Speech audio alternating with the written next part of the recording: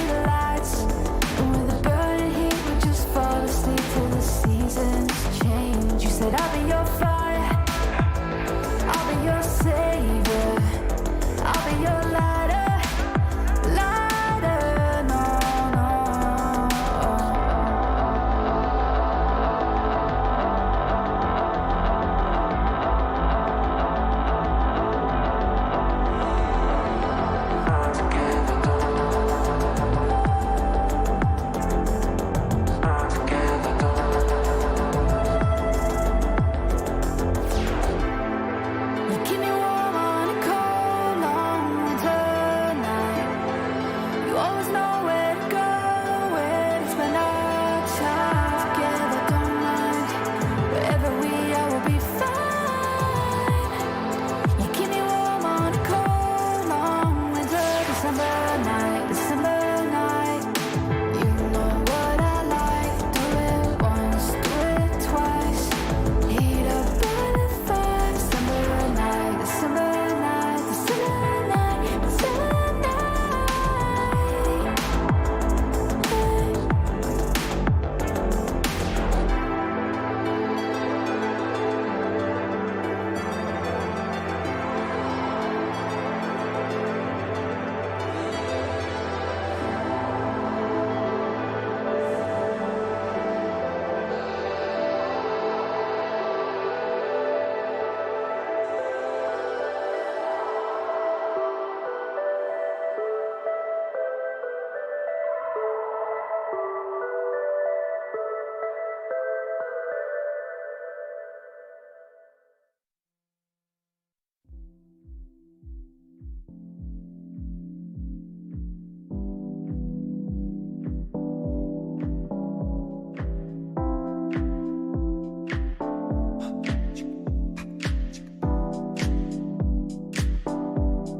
I can't help myself, and I really wanna show you that I wanna get to know you.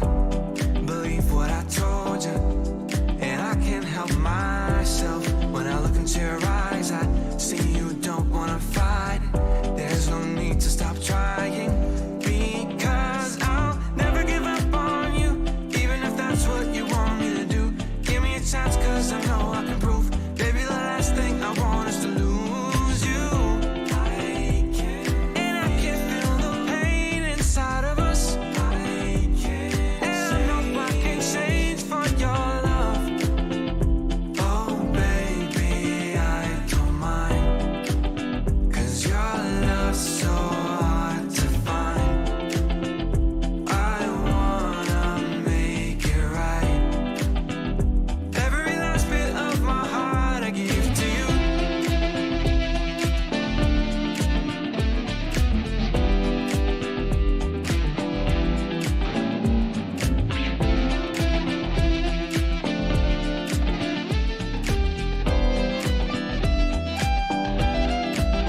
Yeah, we can call it a second chance for love, and I know I need every single moment with you, cause I finally found the one that makes me feel at home. And so I'll never give up on you, even if that's what you want me to do. Give me a chance, cause I know I can prove, baby, the last thing I want is to lose you. And I can feel the pain inside of us, and I know I can change for our love. Oh baby, I don't mind, cause your love's so hard to find. I wanna make it right. Every last bit of my heart I give to you, and I'm sorry that I had to leave you waiting. You deserve more than I ever gave you. You can fall into my arms, yeah, I promise I can change for your love.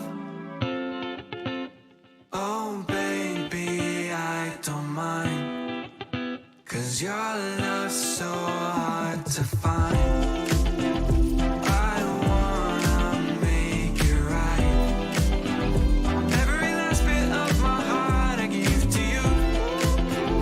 Oh baby, I don't mind, cause your love's so hard to find. Baby, I wanna make it right.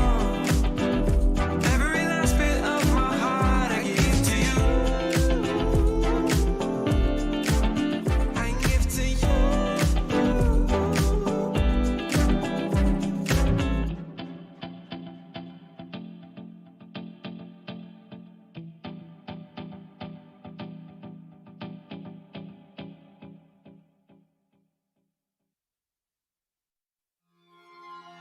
Tell me how you feel tonight.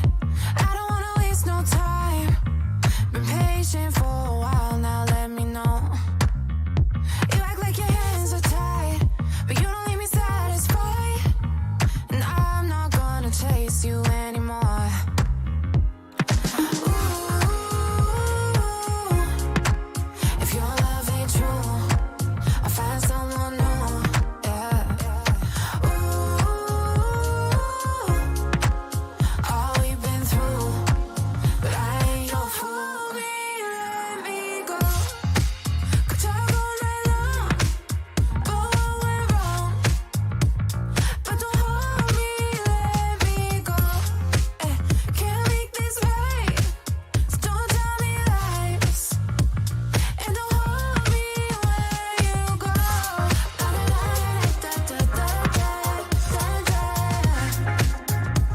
So don't hold me where you go.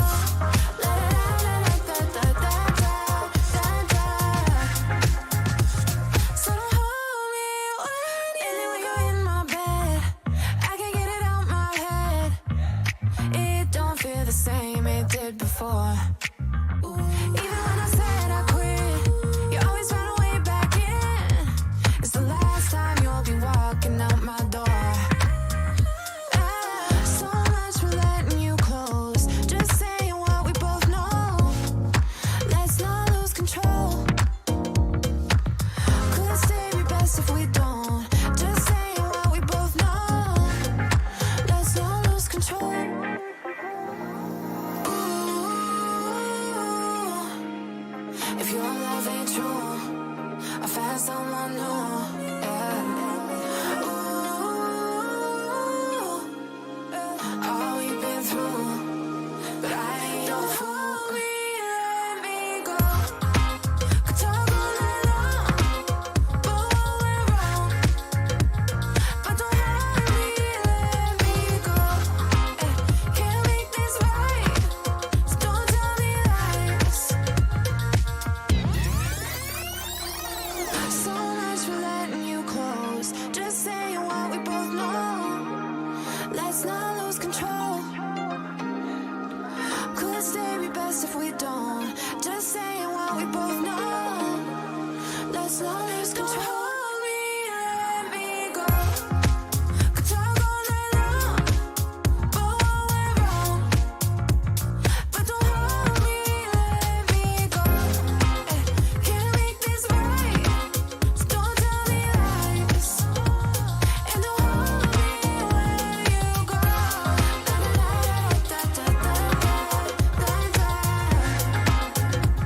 So don't hold me where you go.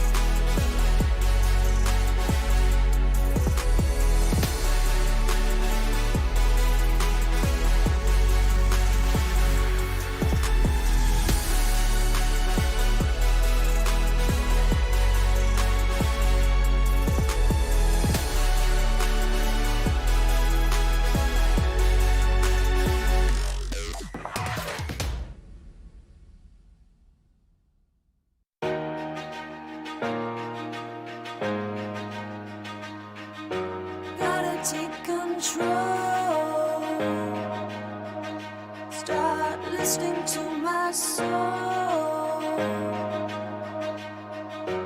overlooking back. Where's the point in that? And it feels good, so good, coming back again, rising up above fear and its pain, letting go of memories, knowing they can't define me, rising up above. Feels good, starting to believe what will be will be. Overlooking back, where's the point in that? And it feels good, so good, coming back again, rising up above fear and its pain, letting go of memories, knowing they can't define me, rising up above. Feels good. It feels good. It feels good. Feels good. It feels so good. And it feels good, so good, coming back again, rising up above fear and its pain, letting go of memories, knowing they can't define me, rising up above. Feels good.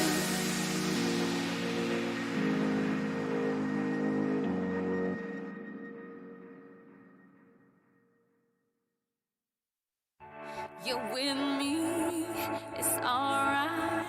Together, all our lives, a new start is inside. We're falling, it feels right. It's okay to hold me. You know where I wanna be. It's okay to hold me.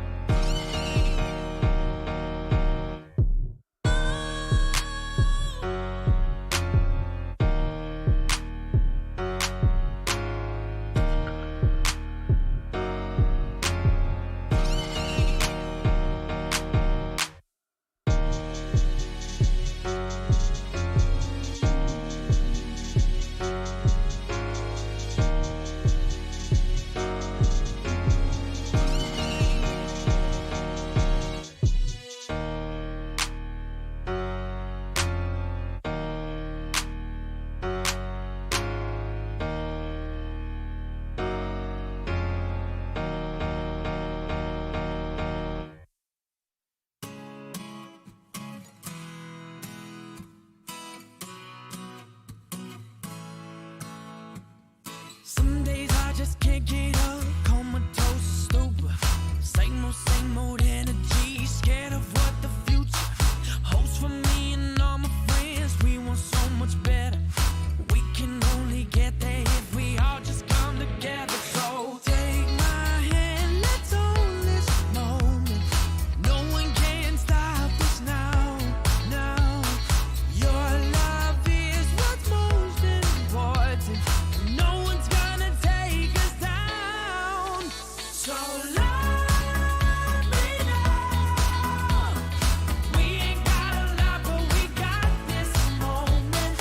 Love me now. We ain't got a lot, but we got each other. Recognition, demolition, I just need your light. Upside down, turn it around. I know you know I'm right. Take this love and give it, world, your heartbeat, heartbeat. We can only get there. It's a two-way street. So take my hand, let's own this moment. No one can stop us now, now. Your love is what's most important. And no one's gonna take us down. So love me now. We ain't got a lot, but we got this moment. Love me now. We ain't got a lot, but we got each other. Love me now. We ain't got a lot, but we got this moment. So love me now. We ain't got a lot, but we got each other.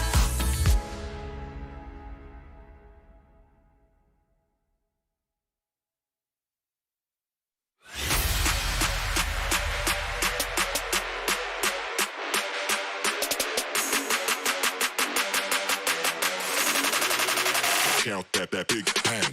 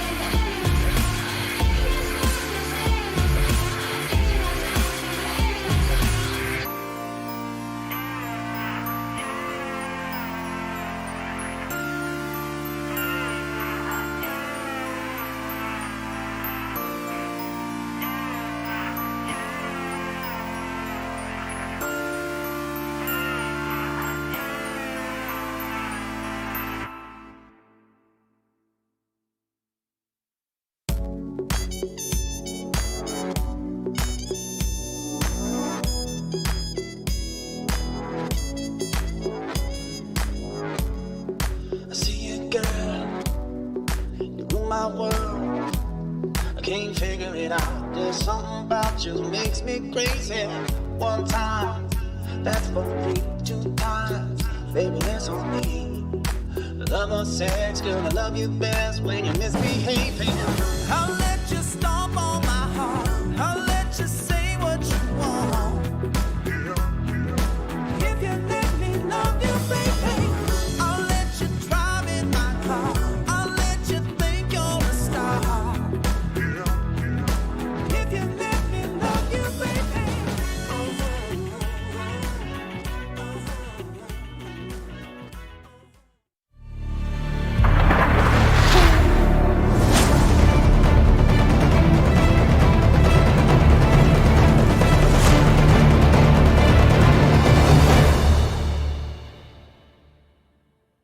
I've never breathed Wild Rift. We have gone through the best of the best. It's now or never. That was massive. This is gonna be hype. This is your moment to shine. It's down to this final play. Bigger than me, you're not bigger than me. Big up on the streets, but I'm bigger on the scene. Yeah, bigger than me, you're not bigger than me.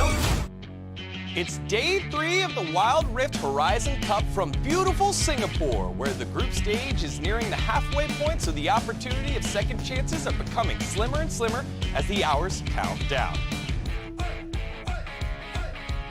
Hi everyone, I'm Daniel Digon Gonzalez, and welcome to the Wild Rift Horizon Cup, where we're bringing the best teams in the world together to crown a champion. And I've got some of the best talent here on the analyst desk breaking down day number 3. I've got Riku and Rocky Zoro. Hey, how's it going, y'all? Rocky Zoro, how you doing, brother? I'm doing fantastic. I'm so excited, Digon. We've had a couple of days of group stage play, and we're getting an opportunity to see the favorites of the tournament, as well as the pinnacle of what Wild Rift gameplay looks like. Absolutely. Riku, how about you? Yeah, I'm all set for day 3. My SEA heart is still beating after watching Team Secret's match yesterday. It's their first win, and I'm ready for more action today. Mine too. All right, now if we pull up the standings, we see that Dakun Gaming leads the pack at 2-0, with Thundertalk Gaming doing the same in Group B. So, as we take a look at these standings and seeing the Chinese teams at the top, I want to know, what's the secret to the Chinese success? Well, one of the things they're doing excellently that's putting them a step above of the rest of the competition is having a very specific plan, almost like a script, if you will, that they follow step by step in how to gain leads and snowball the game. That plan begins with an early side lane dive, pre-4 minutes, usually between levels 3 and 4, and usually in the top lane. Whether they find a kill or just zone away the laner from a stacked wave, it's a net positive play. Later on, the plan continues at 4 minutes, where you'll often see them instead of 5-man grouping on either Herald or Dragon, they'll have a formation that's spread across the whole map to pressure the opposite lane of where the enemy team groups up as 5, playing for the gold and the experience and the minion waves and the tower that they'll deny their opponents and gain themselves, especially if they have a champion with a global ult like TF, like we did see yesterday. The last step right after they break down one side lane tower is they'll immediately reset and head for the opposite lane and try to take that turret down as well. The fast tempo that they show once and once again, in which they execute this very specific plan, is catching a lot of teams off guard. And from that point on, the gold lead is so significant that they're able to actually group up with ease the second time the Dragon and the Herald spawn and win those fights with a huge items advantages. Yeah, and we were talking about, the script you mentioned, Iraqi. Part of that script, I'm looking at Dakun, is the picks as well. Huiba is basically enabling the 1-3-1 and the split push, and always on these carry junglers. We're talking about Graves, Jax, and the Fiora, and all of these late game split pushers. And when we look at that, what you sacrifice is the reliable CC to set up your side lanes, your lanes in general, and that is okay because that is the Dakun dynamic. Instead, the rest of the team will always supply the necessary CC to enable him instead. We're talking about Twisted Fate Gold card, Diana Moonfall, Rakan Grand Entrance, and of course the Leona with all the stuns in the world. Yeah, and I mean, talking more about the 1-3-1 that they do play, like we saw in the yesterday game versus TSM. TSM would group up and find kills around objectives, around the mid lane. They even took down a turret, but they were almost never ahead in gold because the way Dakun split up the map and have their laners always catching up in gold and experience through waves and through side lanes is really impressive. Well, Riku, it's not just China that has been doing it. We got to see Rolster Y for the first time yesterday. And so how is Korea also jumping in to change the way they draft for 5v5s?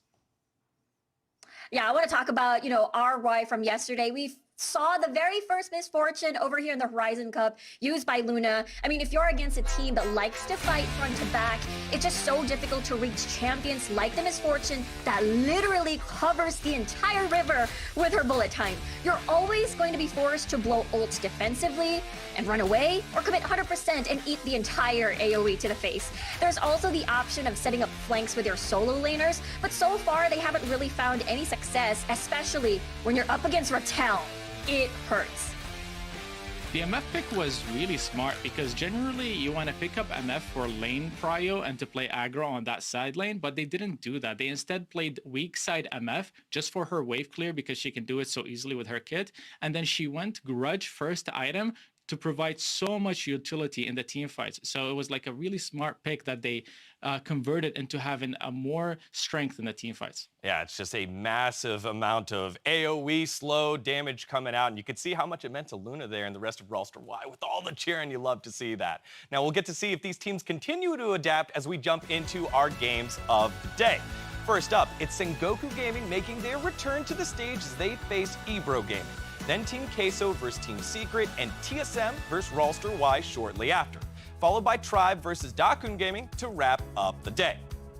Now, it's day 3, and we've seen every team play at least once. So, I want to ask you guys, who are the standouts that you are excited to see individually? And I'll go first and cheat a little bit here by taking away the easy answer. My man Z from ThunderTalk Gaming in the mid lane, formerly a top laner over on the Baron side of the map, not so much anymore. Z has had insane games, and I know we're flying the stats here. I wish we could have also shown the B-roll as well, because the plays he's made on Zed, on Yasuo, has drugged this team from losing situations into winning situations over and over again until they just kind of ran him over in game 3 on the Twisted Fate as well, which is scary for teams, because if you at least can plan against some assassins, it's a little different, but if he's able to transition the lead as well on Twisted Fate, that makes it even scarier.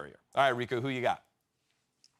Okay, for me, it has to be Tatsuri from Team Secret. I mean, yesterday, #1 Katarina in SCA, by the way, he popped off in their match against EBRO Gaming and was 10-1-3 in the 30-minute mark. But, during days when he's not popping off as an assassin carry, he's also popping off as utility duty, like what we saw in day #1. On his Galio, he was able to initiate 4 to 3 man taunts and also zone out everybody to give room for Trevor to focus more on objectives. And, I think that consistency of that duality for Team Secret really helps that flexibility when it comes to play style and when it comes to the draft. And the best thing is, it works. Hiraki, who you got? And I feel like I have to bring up Rattel because this guy shined so bright yesterday during Rolster Y's performance. He totally was the one to lead his team to victory, unmatched in the lane. Honestly, probably made Uniro look like a goal player, and his presence in team fights also did come through. He always found a great angle somehow around whatever vision laid down to find the key targets in team fights. I'm excited to see more of this rising star. Dad, for me, I gotta bring up Dejiwo, the captain of the Sengoku Gaming from Japan. I think he flourishes so much in tank-engaged supports like the Alistar, like the Rakan. This enables early active roams to help rush, set up kills for Hawk early. He's incredibly reliable, not only when it comes to engaging skirmishes and team fights, but he's also amazing zoning out the enemy backline. Well, you don't need to wait long to see Dejiwo perform as he and the rest of Sengoku Gaming compete in match #1 opposite EBRO Gaming. And I'm hyped not just for the support, but a roster swap in the Baron lane with Mochi coming on in for Kai. And this is huge because they pushed ThunderTalk Gaming, one of the best teams in the tournament, to the brink, and they're still willing to make a change here, Riku. Yeah, I love how you bring that up. I mean, after almost defeating the #1 team, ThunderTalk in Group B, which is, by the way, the most intense series we have had so far, they're making a Baron lane switch from Kai to Mochi, which is definitely going to be interesting because we haven't seen Mochi perform recently. And when we look back at the Japan Cup finals, it has been Kai who has been playing all throughout. Yeah, and Sengoku Gaming have definitely surpassed expectations. I would say them and Rolster Y were the 2 biggest question marks coming into the tournament, and they're answering in really big style. I'm glad you brought up Dejiwo earlier. We've highlighted a lot Hack and Rush, deservingly so. But Dejiwoo is also another player with an insane amount of experience in the mobile pro scene. I competed against him all the way back in 2015 in the Vainglory International Tournament. Especially his Alistar yesterday. It looked really solid, and I'm looking forward to seeing more of this roster. Yeah, and you know, you kind of wonder about international events. You love to see them, you love to have them out here because you get to see what it means to different teams. And Riku, we got to see how much it means to Sengoku with their walkout that came out against Thundertalk here. Yeah, I know. I mean, this is a very colorful team that has a lot of personality. And just as Iraqi mentioned, back to a lot of esports experience. They have a really cool dynamic, especially looking at the bottom lane. We saw the pose of Dejiwoo on one. You've got the firm and serious captain in the support role, Dejiwoo. And contrasting that is the lively and energetic one. There were lots of fun when I saw their interview back at the Japan Grand Final. So make sure to watch out for that interviews later on. All right, well, they face off against EBRO Gaming, who come in looking to bounce back from a rough start. So let's hear how Kite is feeling heading into day number 3.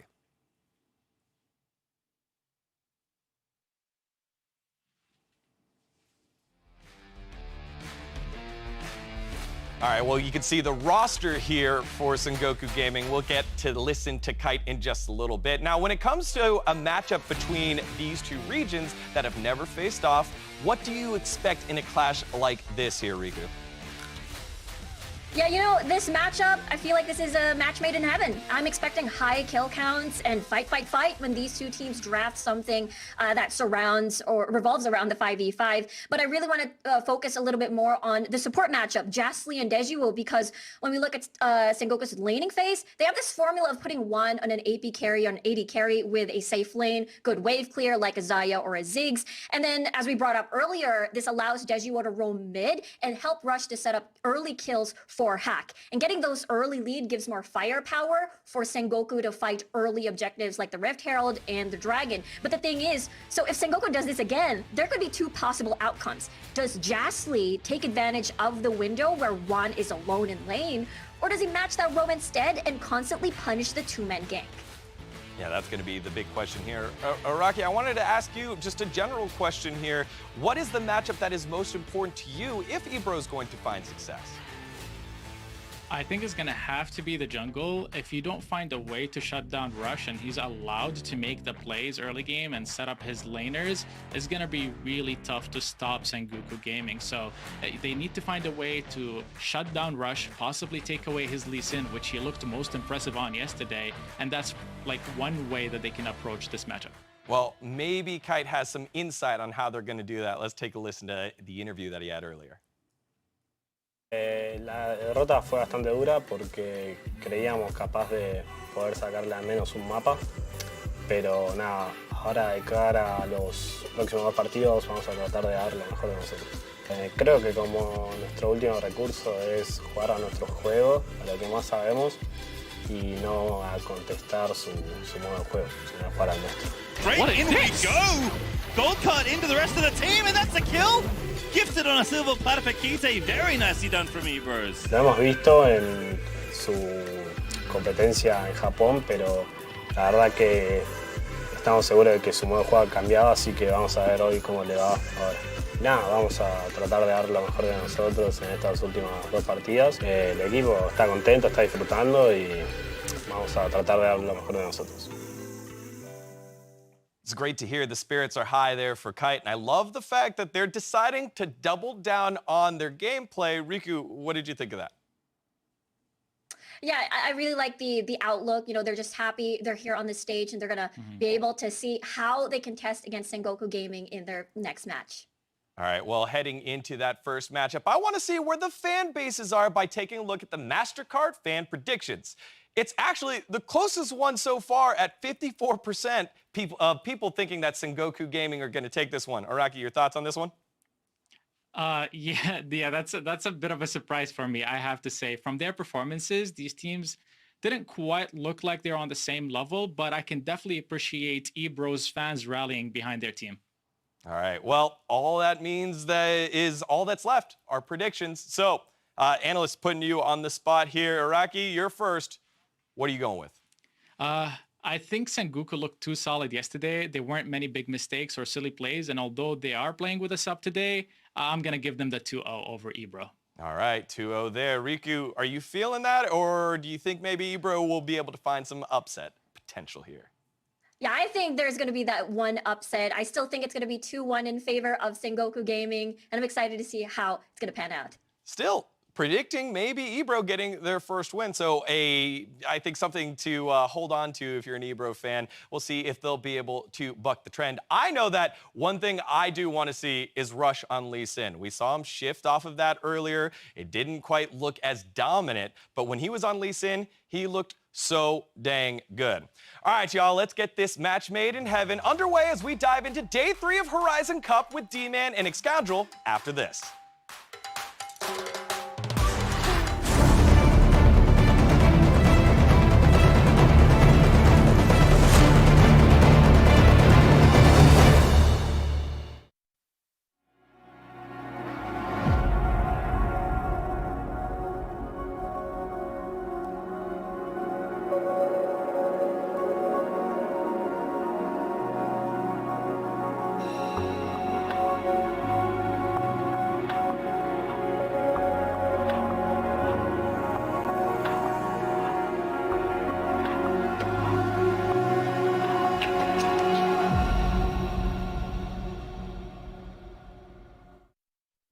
TSM woke up and they chose violence. EKG are just on another level. This is the power of Rolster Y. You need to be able to beat this team if you want to prove you're the best. We were very dominant both of those games. We smashed every lane and then we just destroyed them. Watch out for Team Secret because we're gonna come in huge. Oh, that's not a spot you want to be in. Tamez, of course, on the signature pick, an easy body slam and a slap down there from Trevor. A ganar y vamos a salir con el entrenamiento y el esfuerzo y la dedicación que llevamos tomando todos estos días y todo este año. Entonces, obviamente, pues puede ser un rival difícil, pero creo que vamos a ganarles bastante fácil. Rolster, why? We always have a good time training with them. We are preparing for them and we think we're capable of beating them. And it's first blood for TSM. Very, very impressive start to this game from TSM. TSM과 이제 좀 서로 유니폼 교환도 했고 친하게 지내는 사이라서 이제 좀 기분 좋게 준비할 것 같습니다. 其实我们也没想过那么清楚，但是只要我们正常打的话，我觉得面对什么队伍我们都是可以轻松拿下的。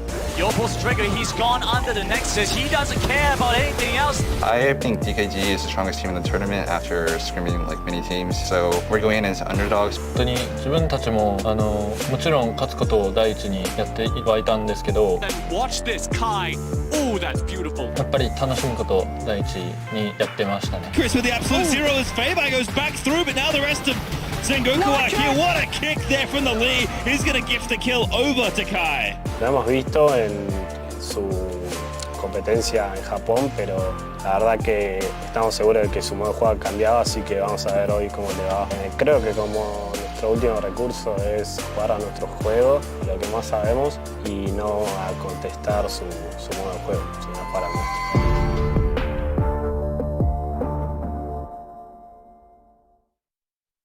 I've never breathed Wild Rift. We have gone through the best of the best. It's now or never.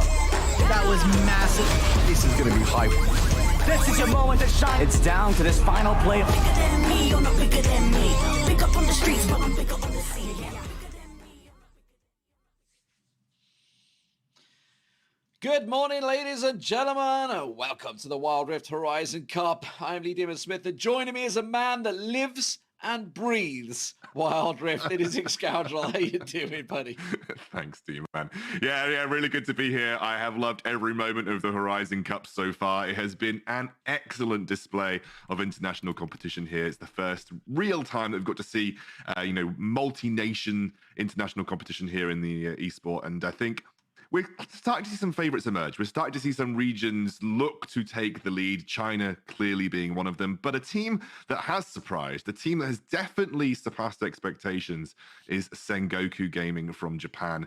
They really made TT work for that win yesterday, and it was honestly a pleasure to see two pretty well-known names in the form of Rush and Hack do so well on the competitive stage. I don't know if you're kind of familiar with YouTube, but Rush and Hack are pretty big YouTubers as well. They've got quite a decent following from their AOV days, and to see them actually flourish in a competitive setting is awesome as well.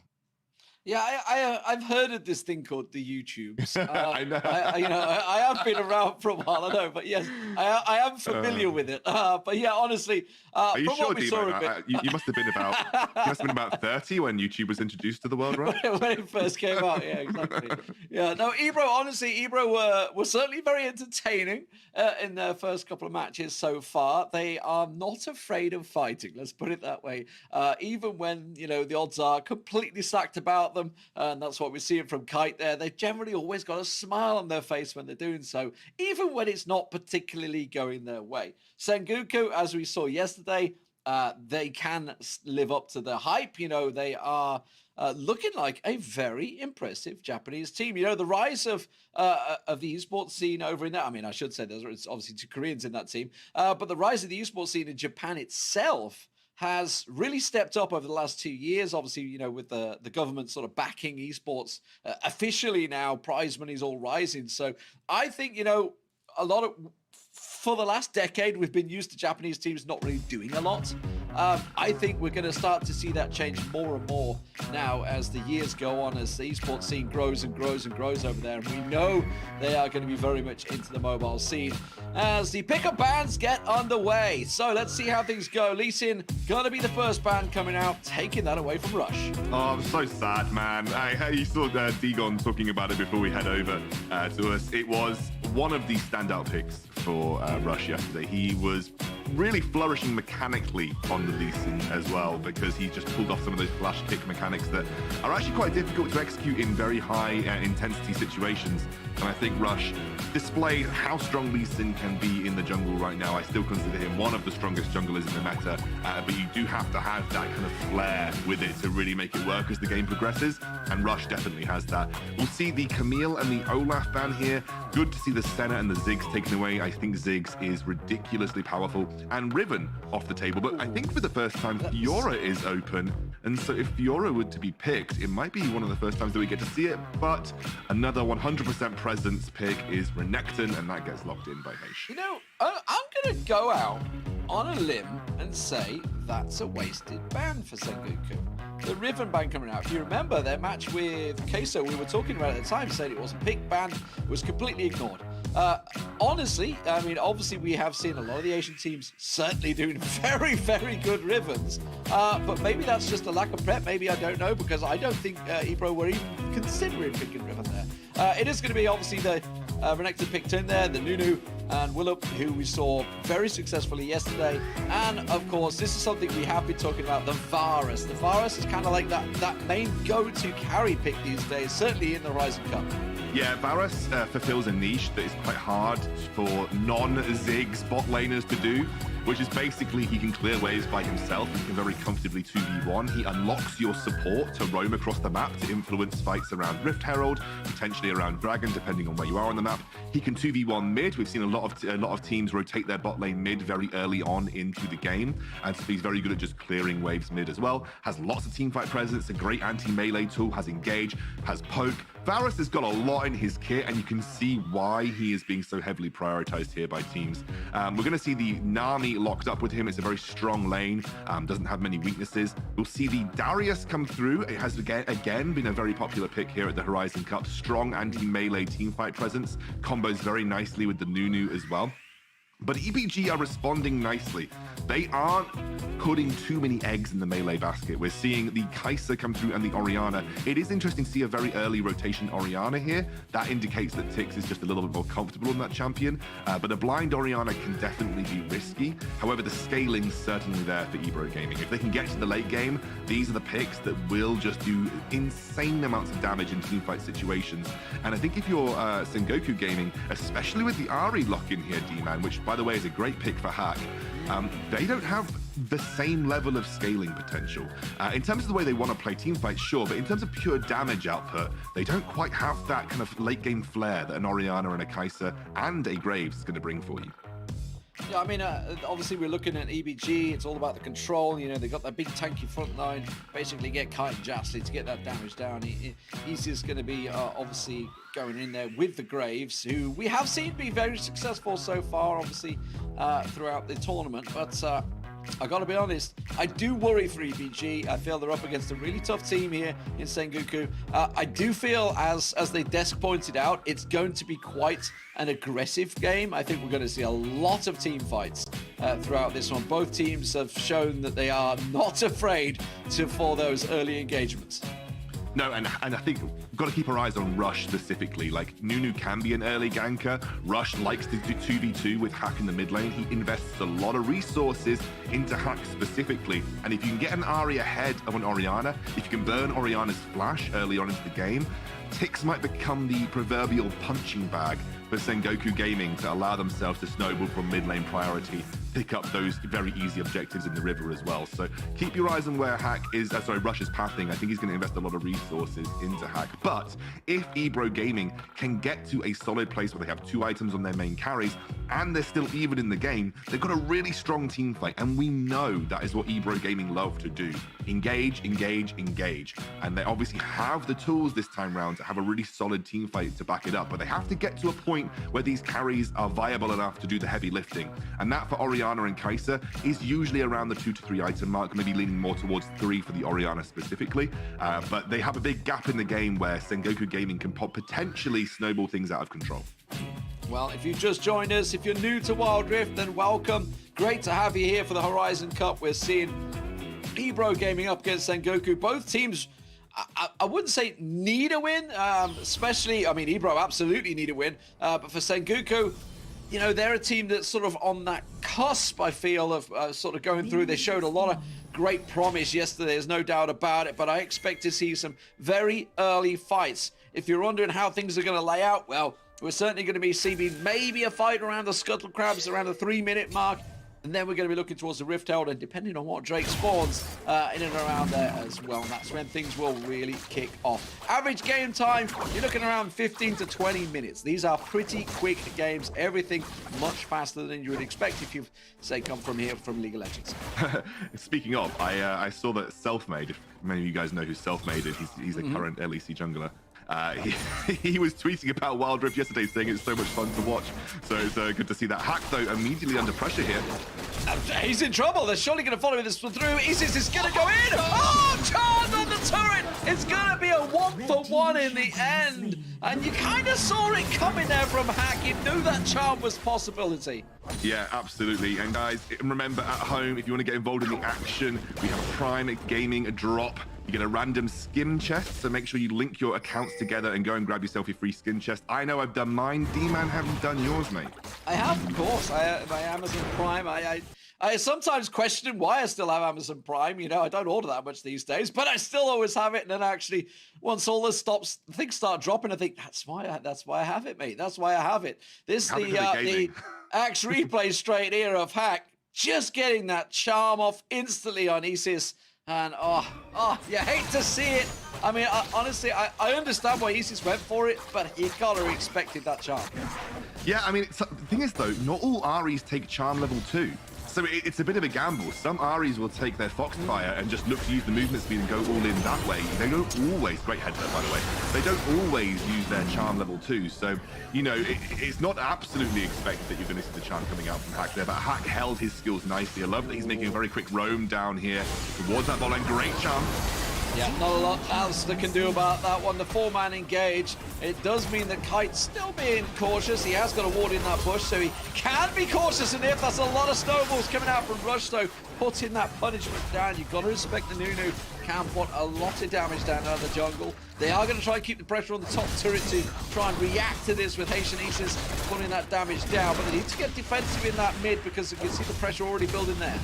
Honestly, this is a really good response from Haitian Isis. Like, they clear out some topside jungle, they get 2 plates on the top side of the map, and even with that dive taking place, the gold is ever so slightly in favor of EBRO. That was the best answer that EBRO could have found, given the amount of resources that Sengoku Gaming committed to that bot side dive.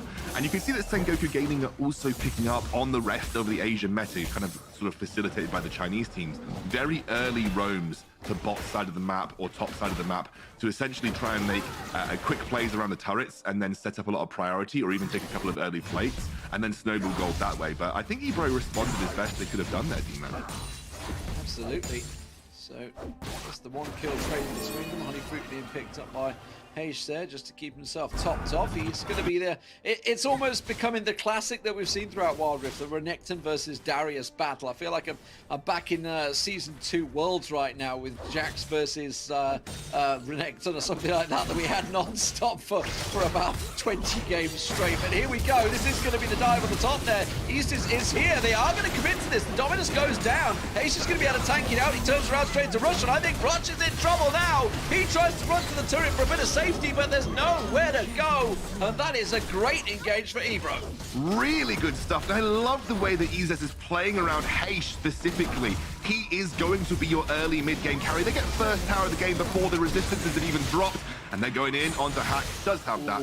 Spirit Rusher should be able to get away, but EBRO Gaming committing to their strong side of the map, which is the Renekton, and it is paying dividends for them. That is a huge early win. 2,000 gold in the bank. Absolutely.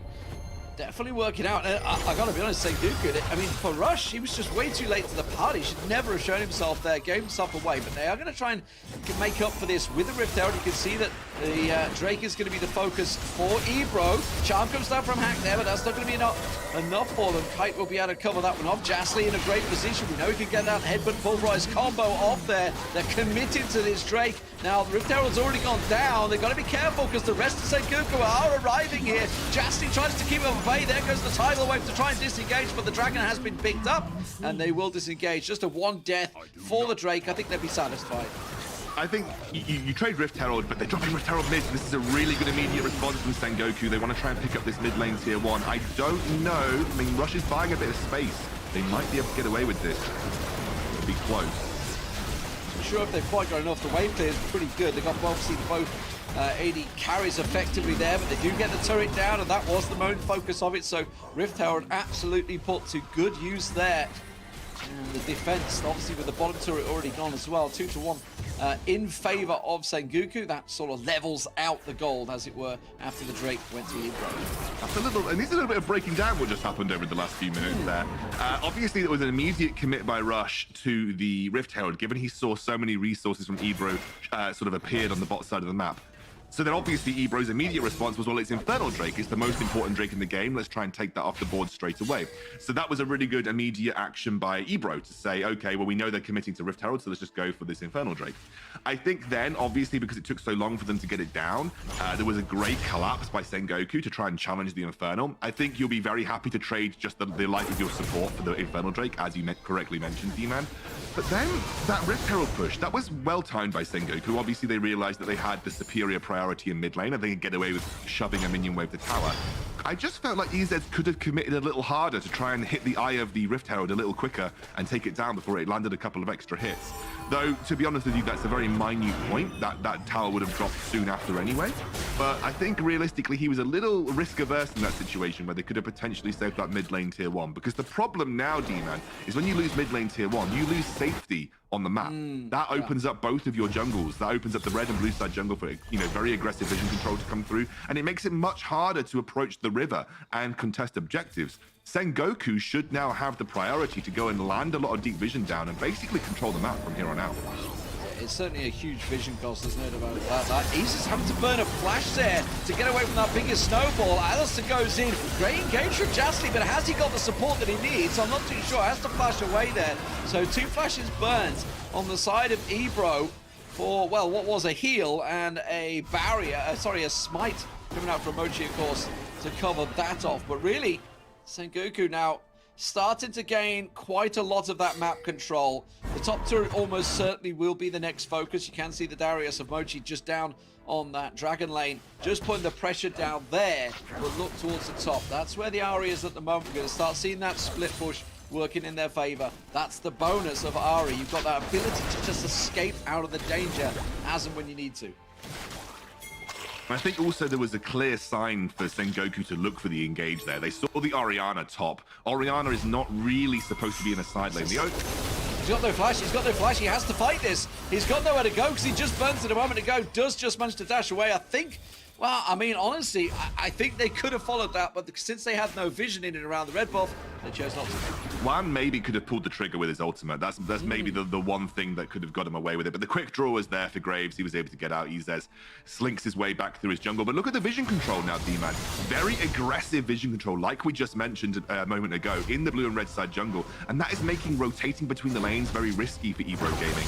They are finding it difficult to rotate cleanly between the top and bot side from mid. And that is allowing much more priority for Sengoku Gaming to set things up around these neutral objectives. As we have got the Dragon and the second Rift Herald spawning at a pretty much simultaneous time, I expect Sengoku Gaming to sort of set up aggressively on this and kind of force EBRO Gaming to walk into them. Although I say that, EBRO have now moved their way into the river.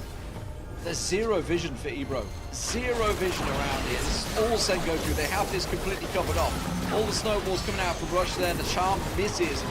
They ended up committing for the blue buff just to try and make sure that goes their way.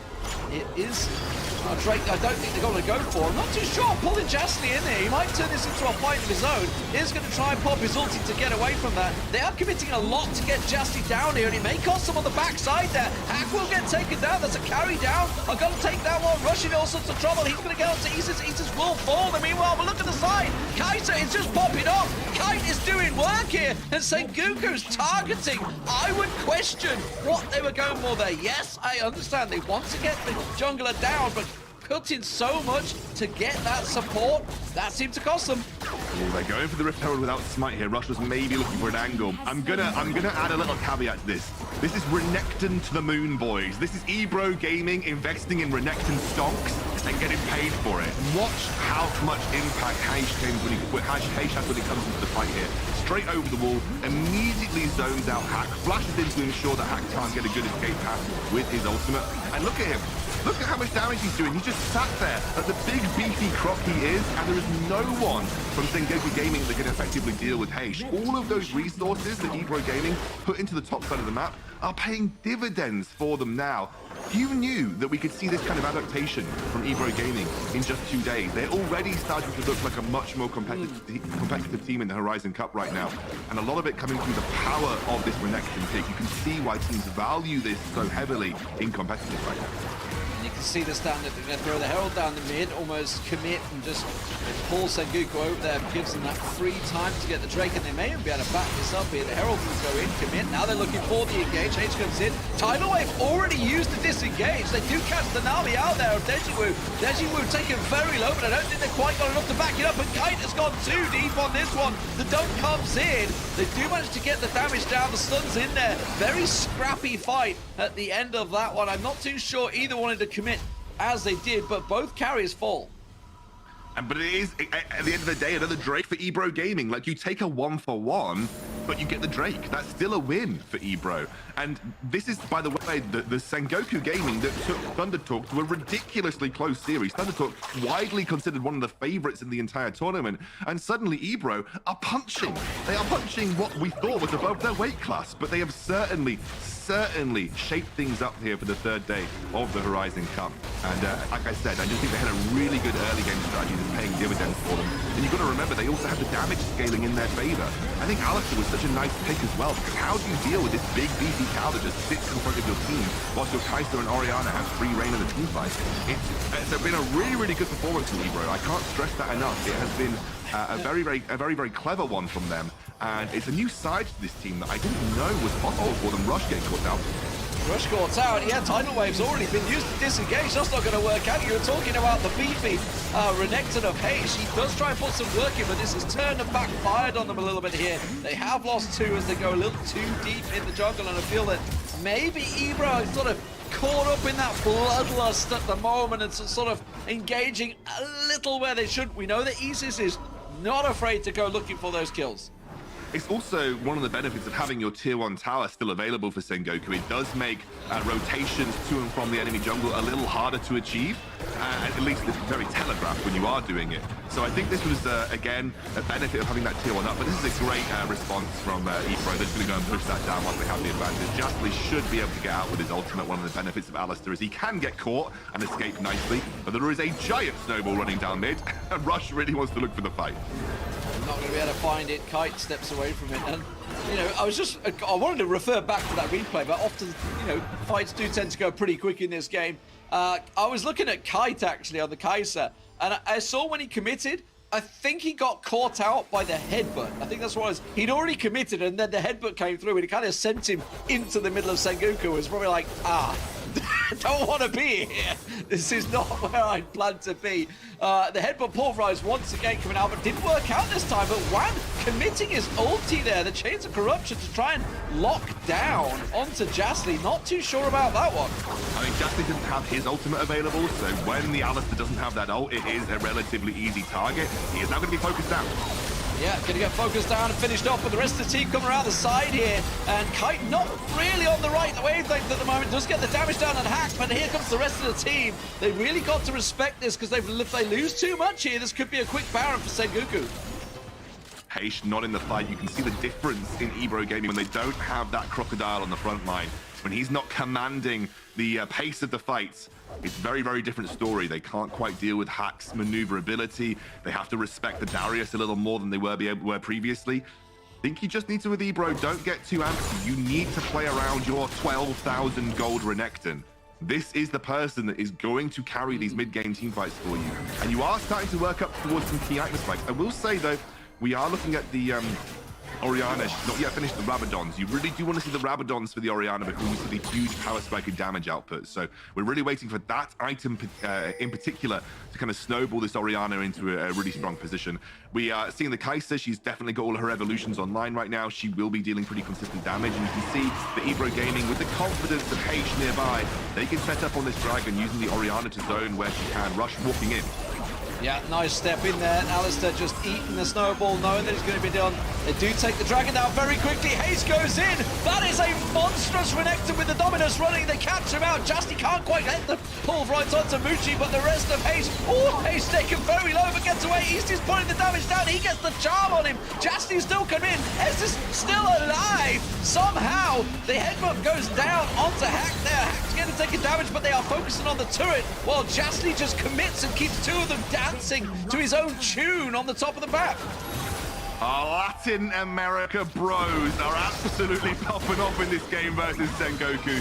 What a great opening game from a team that has looked down and out pretty much versus everyone that they've played against. And they are really giving it to the Japanese team, who definitely looked like they could have been dark horses for the tournament based on their performance yesterday. EBRO Gaming certainly understood their win conditions, though. They knew that they needed time to scale with the Kai'Sa and the Orianna, so we saw that Iza has invested resources heavily into Heish early on, and Heish has carried this mid-game, and now the heavy lifting being done. We're into the Axe replay. We can take a look at exactly how this went down, but it is all about Heish once more. Dives in, flushes straight over, Ruthless Predator to lock down one, and that is now Nami out of the picture. A lot of CC and healing gone, and now you can just see a very easy cleanup. You can see Orianna just untouched because of how much of a distraction that Heish is. Quite able to just maneuver his way around the team fights, being completely you can see the guys completely uninhibited. And when you're able to allow that space for your carries, when your Orianna and Kai'Sa can do that with free reign of positioning and where they are, that is exactly what you want, and that's what Heish is providing for them. Yeah, absolutely. They are. Honestly, I feel like this is this game style that Sengoku is still trying to do. They're still trying to live up to it. Is sort of feeding into EBRO Gaming. Like, they love to stand and bang. They want that fight. They want to get in those team fights, and Sengoku are obliging them. They say, yes, we'll do this. And if you think of how it's worked, say, for example, against Queso earlier on in the tournament on day one, well, they were thinking, no, we want to keep separating. We want that split push, and if you want that fight, we will be ready for it, but we're going to get an objective off the back of it. We're not just going to fight needlessly. Here comes the biggest snowball in the world as it comes through. Justy doing a great job. It's a three-man knock-up pulverized. The tidal wave does come through. The shockwave going to be locking down, and EBRO Gaming are popping off against Sengoku here.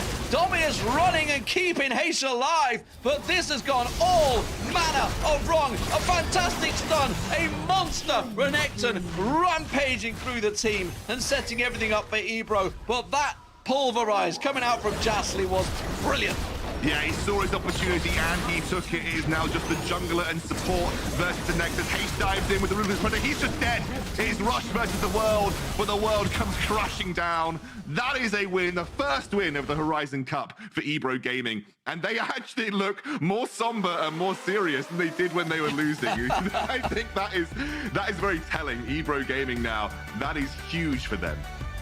And a lifeline for their tournament. They've lost obviously the first 2 games, but yeah, some big plays there, no doubt about it. Hayes with a big pat on the chest, and he absolutely deserved it because his Renekton was phenomenal. It was a beast. You talked about it at the time. When you've got such a well-fed Renekton, you have to utilize it, and they absolutely did. You've got to give credit to the Alistair as well. Some fantastic setups for that fight, but those 2 champions were setting everything up for the easy kills for obviously the Kai'Sa and the Graves. Yeah, and I want to say that it was very DKG-like. What they did was relatively DKG-like. DKG have invested a lot of resources time and time again by rotating to the Baron lane. It feels like teams are learning from the best and adapting it to their own style. It was really, really great to see. Absolutely fantastic stuff, guys. Let's get over to the State Farm Analyst Desk to break down the win for EBRO. Thank you very much, D-Man. And how about that? It's a win for EBRO against Sengoku Gaming, and only one of my big brain analysts here had the pick for a win here. But don't worry, Rocky Zoro had exactly, the early game played out exactly how we thought it would. The thing that did change things up, though, was the draft here, Riku. Fiora left open, both teams had the opportunity to play it, and they bypassed it. Yeah, I want to touch upon Sengoku first. I really like this Darius and Varus pick, mainly because it's very reminiscent of what we constantly see in SEA. You know, you pair Darius with a lot of poke champions like the Ziggs, the Varus, maybe even the Corki from time to time. And because of the poke, it enables the Darius to have more openings to be the finisher. You whittle away in the HP bars, and then you drop down the Noxian Guillotine as that finisher. But the thing is, that's the thing with poke comps, right? Like, you're squishy, you're a Varus, you have no way to escape. When you're up against this composition with EBRO, with an Alistair, with an Orianna, it's so easy to just stop that poke and just immediately push that ult button, headbutt pulverize into the shockwave. And of course, we saw how Kite is able to get all of these aggressive killer instincts. And that is the space that Sengoku needed, and they weren't given. Yeah, Alistair is also such a fantastic pick against the Nunu specifically, which kind of makes me worried for Rush in a way because they banned away his Lee Sin. He went back to the Nunu, which he showed yesterday as well. So now I'm wondering, how deep does his champion pool actually run? I mean, Fiora also got through the draft. No one picked it. No one banned it, which I think generally you can leave Fiora open against teams that haven't shown that they can play it, especially not regionally either.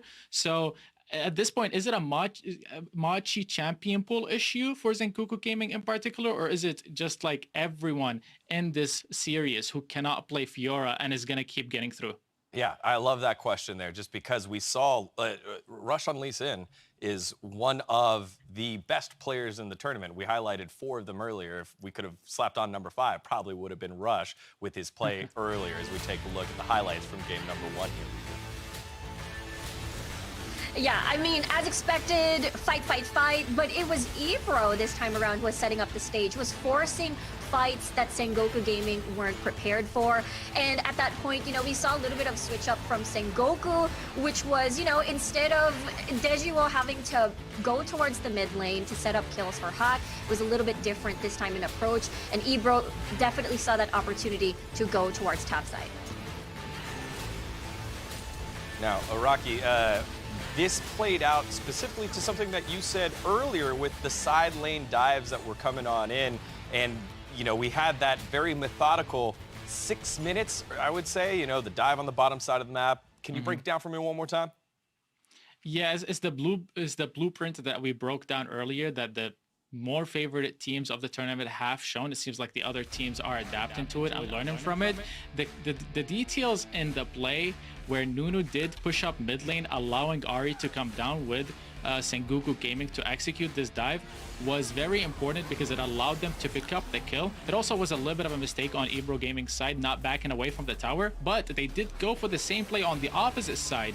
Luckily, Darius moved away, but at the same time, he allowed them to get 2 tower plates that they later went back to and got a tower basically for free as the first tower of the game. So this side lane style in the early game and the aggro playmaking, looking for picks, is something that we're going to continue on seeing, and I'm happy that the, I guess, supposed weaker teams of the tournament are also picking up. Yeah, again, whenever you're able to adapt to what's happening in the meta, you have the best chance of winning, and it's a huge little bit of growth there for EBRO. Now, one way to help growth is changing, and in the Baron side of the map, Sengoku Gaming made their swap. Out is Kai, in comes Mochi. What did you make of his debut here, Riku?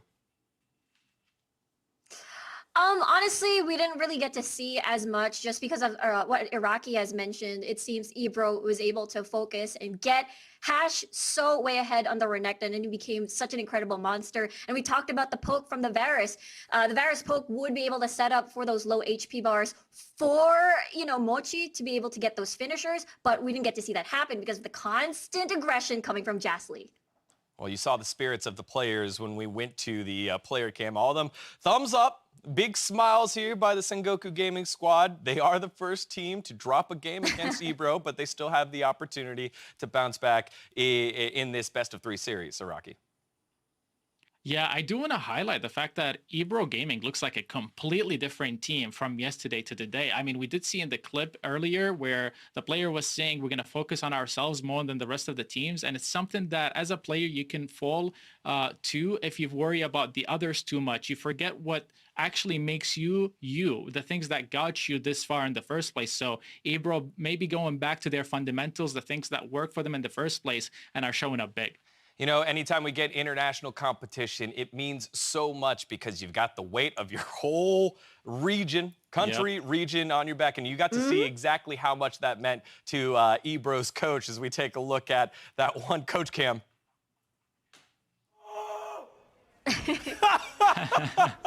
Yell at everyone with the let's go. You know, it goes cross language, let's go, vamos, laban. It's so cool to watch. And again, EBRO's coach kind of popping off there.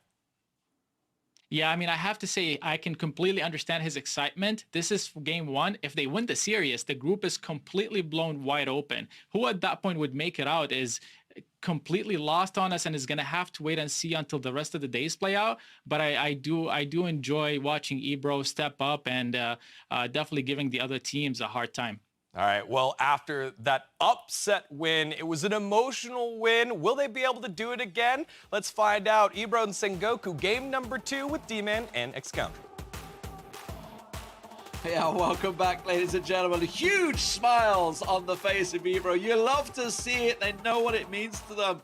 And as Digon just pointed out there, Scoundrel, this could blow the group wide open. We were setting up for Queso's Secret next and saying this is like a do or die game. But if this happens right now, this is just going to absolutely make Group B anyone's game.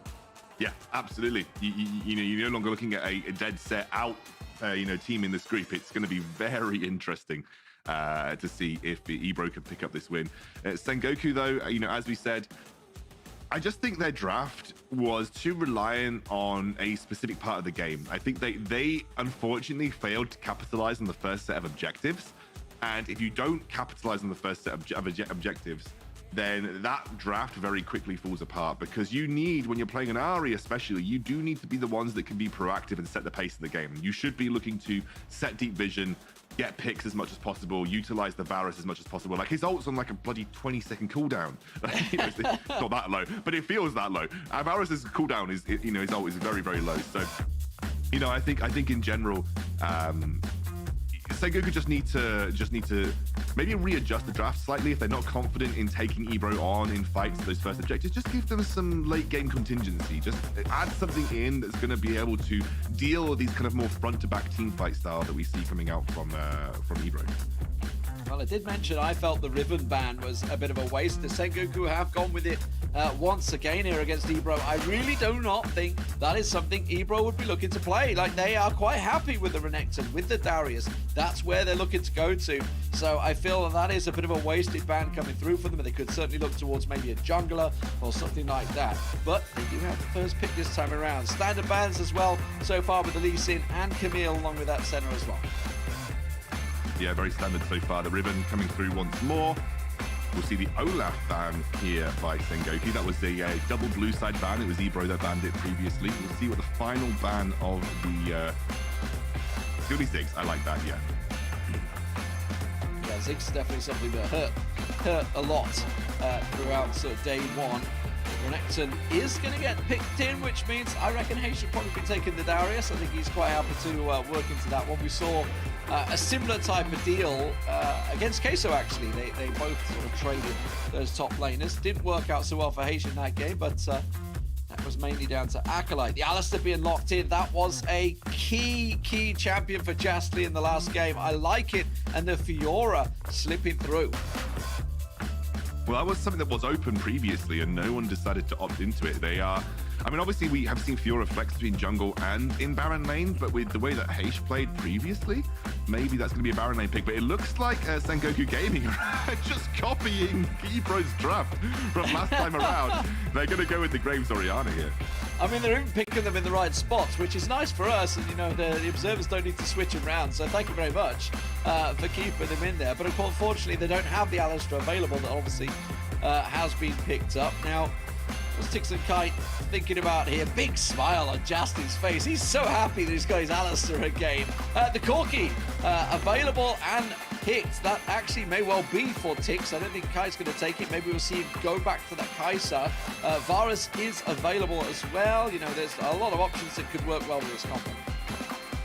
Yeah, and I think Corki is a really great option too, because it gives you, again, some late game punching power.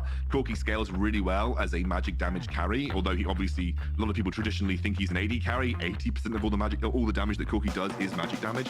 That is another great teamfight tool coming through, though. It is going to be the Wukong locked in. Now, Braun comes in as well as a nice way of dealing with a lot of these kind of like immediate range threat. And we'll see the Lucian Braum, which is like a tried and tested old school combo in the Dragon lane here for the Sengoku Gaming roster. Very, very aggressive. And that, my friends, is an interesting addition to this game. Tix will be playing the Yasuo. So Yasuo Wukong, Yasuo Alistair, both really great ways to set up the Yasuo combo. It's just about finding those angles and finding those engages in the team fight. And of course, in that mid lane, Yasuo can get aggressive on the Orianna. You can put pressure on her in the early laning phase. So expect to see Tix maybe try and push the boat out a little bit there. Yeah, I mean, set up with the Grand Challenge, you can really get locked down quite a lot here. If they can catch on to either Hack or Deju, Wan, sorry, is going to be obviously on the Lucian, this could be worrying times for them. We already saw how well Jastly can work with the Alistair, getting those knockups, and as you mentioned, the Cyclone coming out from the Wukong. There is really that team fight capability is there once again from EBG, but this is a very tanky setup this time from Sengoku. As you mentioned, the big shield comes down, the Renekton, we know how strong he can be with the Dominus. And then, of course, the shockwaves to sort of back it all up. There's no doubt about it. Both these teams are looking for that heavy team fight potential. So keep your eyes peeled when that Rift Herald and Dragon does spawn. They are going to be wanting to engage. But before we get there, we've saw some pretty impressive tower diving in the last matchup. And that's really what I think we're going to be focusing on first. Well, I also want to note that Kai has come back in for Mochi, so Sengoku Gaming have switched their Baron lane out for the original Baron laner they had in the series yesterday, and he'll be playing the Renekton. I think Renekton has become a blue side first pick for a reason. The champion is very strong right now in the current meta, because obviously, even though we do see a bit of a split push meta coming down, there is kind of this area of the game where teams do tend to brawl in the smaller skirmishes or sometimes full-blown team fights, especially around Rift Herald, and that is, you know, post level 5. that's where Renekton really thrives. And so he kind of gets to this platform to accelerate his game very quickly. We'll see, though. It's an interesting matchup, the Renekton versus Fiora. Fiora can definitely have the lay of the land in the laning phase because she can outrange Renekton quite easily with the lunge. And we want to see if H can step up on a carry that's a little bit more mechanical, a little bit more sort of micro-orientated as well. So I'm excited to see this one. I think Baron lane definitely will be a focus. Yeah, absolutely. So EBRO Gaming blowing, I think, all expectations out of the water, taking down Sengoku in game number 1. Can they do it once again and tie up the series? Because that will be a massive shock for Sengoku. They went 3 games yesterday against Thundertalk, and we know they certainly have the capabilities, and they showed that yesterday, but game 1 definitely was a surprise for them, us, everybody out there. But now, going to be an interesting one. We know how the Yasuo works here against the Orianna. It's going to be a little hard to start with, and then things will start to turn in his favor. Definitely has the ability, like level 2 to 3, to put some pressure on Orianna in the lane. Just needs to find the right angle with the minions to dash to. A little bit of support from his jungler wouldn't go amiss too. If you can burn a flash of Orianna early on, she's a shitting duck. Kai does find the very early lead versus Heish in this lane, and so has already started to establish a bit of priority on that top side of the map, which is great for Wukong, depending on which kind of path he wants to clear through. He's going for red into Raptors, and then maybe if he goes up towards Krugs, this is going to be a full red side clear into the top shuttle. That's the Ignite going down. I think that's Heish burnt out here. He's going to get the honey fruit down, and it should survive. Yes, he will. Manages to keep himself alive with the fruits still available, but he is very low here. Just looking for the Dragon Path. I think it's a long way out. He's looking more down towards the bottom side as they go with the vertical jungling. Ooh, that's not going to work. This is very risky from Heish. He was taunting Kai to do something. You know, he used that ripoff to try and buy himself an exit strategy, but had Kai just used slice and dice, Kai just used slice and dice, could have very easily just found a Kelvin Meek and popped Heish down. Lock him down, yeah. Exactly. Have to be very careful here. Ignite burned onto Tix there, actually. So just aggressive stuff, just making sure they do try and keep him down. At the moment, though, this bot lane, I was going to say, Sengoku might need to start respecting this. You can see, obviously, that Isis is nearby, so could easily have come down if they're just stuck around, but they are going to go back and buy, and everybody makes that journey back now. Rush continuing. We were talking about vertical jungling. This is not vertical jungling. They are very much sticking to their own paths. Heish now just building a big wave. Doesn't really have to support his jungler, though. Kai moves back in, little big wave standard combo, but there is the big wave, but there isn't really the support of the jungler to do anything about a dive. Like, especially pre-5, that is an area where you can potentially look to dive for Renekton. But once he gets past level 5, it's a little bit more difficult to make that work because he gets that huge burst of health. The Fury allows him to get massive healing off his Kelvin Meek. You should be a little careful about choosing to do that with Renekton. We're seeing a much more tame game this time round, though. No crazy rotates from the mid lane to try and dive particular towers. Looks like things are going to remain relatively quiet until those first objectives. You can see this is an opportunity where Kai's looking for it. Isis is here, so tries to burn him down, baits him in. The Wukong Cyclone pops off, and Isis will claim himself first blood. Just like a vision to tell him if the Wukong was coming. He only found out about it a little too late there. He is very low, close to going down. I think actually Rush used his ultimate there to try and pop him off, and Heish manages to escape with a sliver of HP. I don't blame Kai for going for that. You know, he had a major level advantage, level 5 to level 4 on Fiora. That is a big deal. And so I think overall, a good play by Isis, though, to be at the right place at the right time. So this is the initial bait. I mean, this was Heish just sort of baiting it out. You can see already, he knew he had the Isis backup, and I think it was almost set up from the first fight, knowing that Heish could bait him in for a fight, because he'd sort of grown the confidence effectively of the player, and there is the collateral damage. Still pretty relaxed gameplay, though. Only that one kill. Looks like Jastly has moved over towards the top side of the map. You know, with Kai having used that ultimate, he is now a little bit more vulnerable. That is a culling, and Kai almost going down here. One very aggressive on this Lucian, actually building up a small gold lead in his favor too, but we are going to see the Rift Herald started up here by Rush. Rush has been power farming his way through the jungle, has got a level advantage on Izez, but hasn't exactly got a gold lead because that first blood did go in favor of him. Here's the Rift Herald battle that we were considering may well happen, but I think they may be a little bit too late for this one. It's going to get taken down and burned down. They're going to instead try and focus onto Kai, who will turned in there. So Rift Herald does fall. Can they get the lockdown? Wukong is not available. He's too far away. He's down at the Dragon, so they're actually trading this. So they're soloing the Dragon while they lose out on the Rift Herald.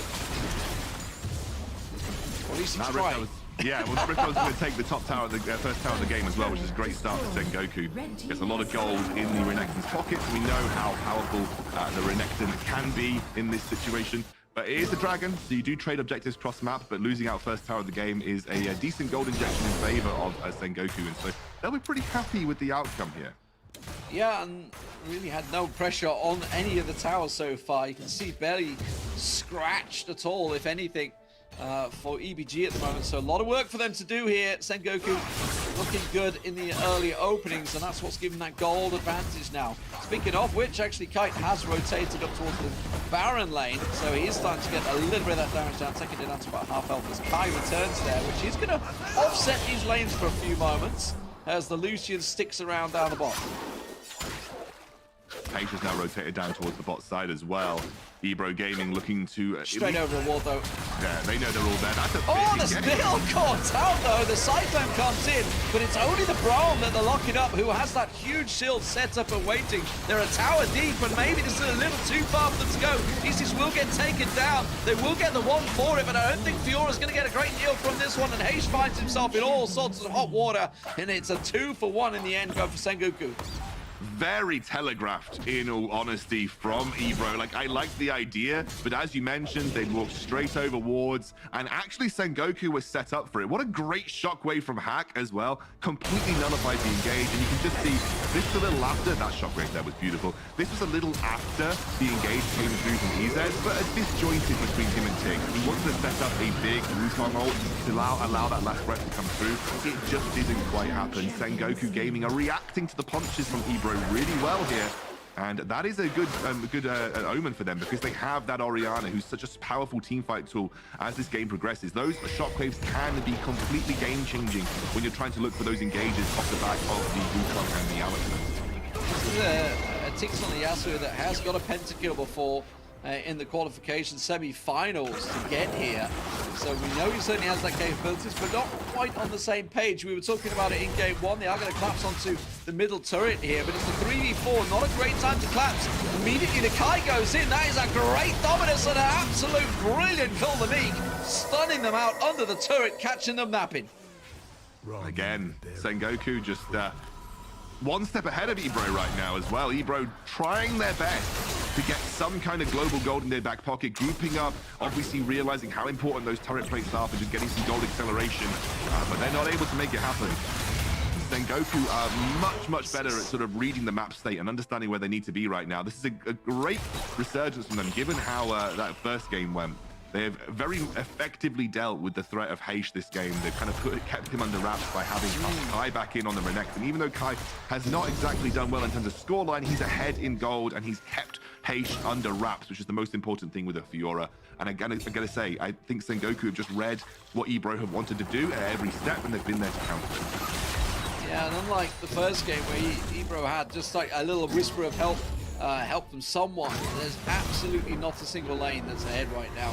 So it is turtle time, but well, we know that EBRO don't do turtling. They will continue to fight. They will go looking for that aggression.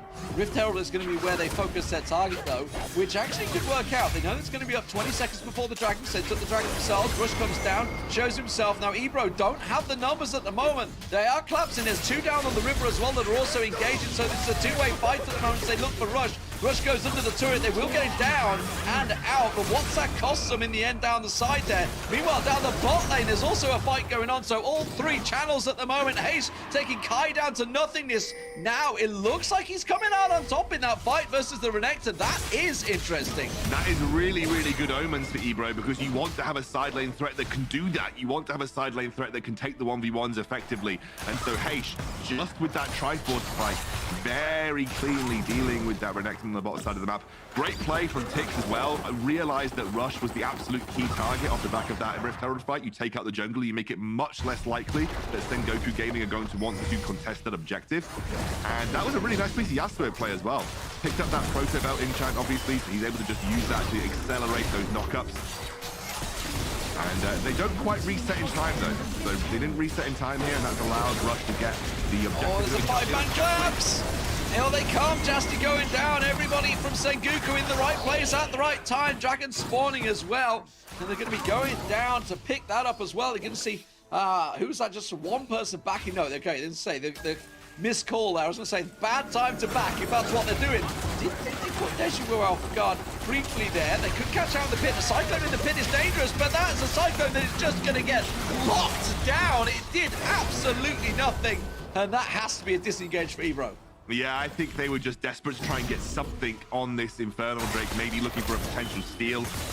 I imagine that's what Izos was doing. He maybe thought the Dragon was going to be lower than it was, and by the time that he committed and saw that it was about half HP, he was like, ah, dear, well, I can't go anywhere now. So I don't think it was as in as it maybe looked on your screen. I definitely think there was an idea to that play. But it looks like they're trying to commit to this mid lane now. Justly, without that ultimate previously, was unfortunately very easy pickings before that fight took place. Great shockwave from Hacklow to clear the wave out, and that will stop EBRO in their tracks. Sengoku Gaming definitely coming back with a vengeance in this game. They don't want to let this series drop. Yeah, I mean, I like the theory that EBRO were bringing to the table a while back, which was to say, okay, we know we've got 20-second advantage on the Rift Herald, we'll pick that up, then we can sweep down the Draken, but just it wasn't backed up by the full team setup, and that sort of cost them. And then once that initial game plan, there didn't seem to be a plan B. There was no fallback option. It was like, oh, this hasn't worked. And then they all kind of stood around mid and it's like, anyone got an idea? That was the worry. It's like a massive transition to what we just saw in game 1 to what we're seeing in game 2. I feel like they may have reverted back to the EBRO we saw against Queso here. Yeah, and I think also just that immediate game plan has been nullified very quickly by Sengoku. It's been difficult for them to kind of like, I think, do what they wanted to do this game, and that has meant that they're just now playing on pure reaction. Oh, he's going in. He's committed to it. That's a good knockup from Jasty, but have they got the damage to back it up? He goes cold and blocks it up, and that's just the worst time for him. The stage is absolutely shocking him out there. The headbutt does come back here, but they are trying to disengage. They will catch Jasty off guard around the side, so it's a 2 for 0 right now, and that stasis absolutely costing them. Oh, Heish committing when he really shouldn't. Has to burn the flash to get away. Again, this is the problem with EBRO. When their strategies go out the window, it just suddenly reverts back to we have to engage every given second. And they do have a couple of item spikes to play around, but nothing major, realistically. Like, your Yasuo is still yet to complete his second item. Fiora did pick up Death Dance, but she's not a champion that excels at team fighting. We're gonna have the Axe replay here. Take a look back at what happened. You can see Izos was maybe looking to set up on Hack, but the flash threw him off. And then they used the last breath on Renekton and had the stasis available to buy him time. That was the issue. I think they were trying to catch Hack out. He got flashed. He flashed away. Made it difficult for Tix to follow up with the last breath. And that then threw their game plan out the window. They had to use the ultimate on Renekton, which is like your least valuable target when you're trying to use the Yasuo ultimate. And unfortunately, at that point, they'd already hard committed, and then it was easy cleanup for the rest of Sengoku Gaming. But I think the problem that you see here is that if you don't get that early game strategy that goes in your favor for EBRO, they then struggle to know how to react and know how to come back. And so then their default or their de facto strategy, the one they always revert back to, is let's just go in and go hard and hope that we win. And that right now is very easy for Sengoku Gaming to counter. They have the shockwave to disengage, the Braum shield prevents a lot of damage as well. You've got great mobility on the Lucian and the Graves too. And then you have that big beefy front line of the Renekton that you have to deal with because he's that much of a damage threat as well as a big beefy tank. So I think EBRO just need to kind of, again, they need the perfect fight. That's what they're looking for. They're looking for that perfect fight to get the last breath in there. But you can't do get that, everything on top. It's just not happening for them. And honestly, Sengoku are playing very well around it. You can't force that though. That's the problem, D-Man. Like you can't just randomly force the perfect fight. You need to set up for it. And the problem is they're skipping the setup phase. They're just saying, well, if I just click my Wukong, if it happens, it happens. Yeah, exactly. hoping they can try. I mean, in fairness, they have reverted well. They've gone to the double split push to 1-3-1. You can see the Fiora on the top lane. That would be the first tower they get down of the game, which is obviously where a lot of that gold has sort of been banked up for Sengoku, because it has been a torrid lane phase so far. They're looking for something on Kai here. You can see that Isis is nearby as well, but they are sort of spotted out, and it was pretty well telegraphed now. Cloud Drake spawning. Sengoku should be picking this one up without any contest. Yeah, there is not a good setup for EBRO. Ocean Drake, yeah, I mean, it's the third dragon in the game that goes down. Does mean we'll get an Elder Mountain in another 4 minutes' time. The Baron is on the map too. Now we have the package. Usually you want to use the package to do something. You know, you have a limited time window to utilize that skill. But the problem is that Baron is not exactly an objective that you can just randomly force. You know, maybe you can bait in Sengoku Gaming to thinking that you're doing the Baron, but with the fact that you've got Heish on the other side of the map, they know that you're not going to be as bold and as brazen to just randomly do it when you're this far behind in gold as well.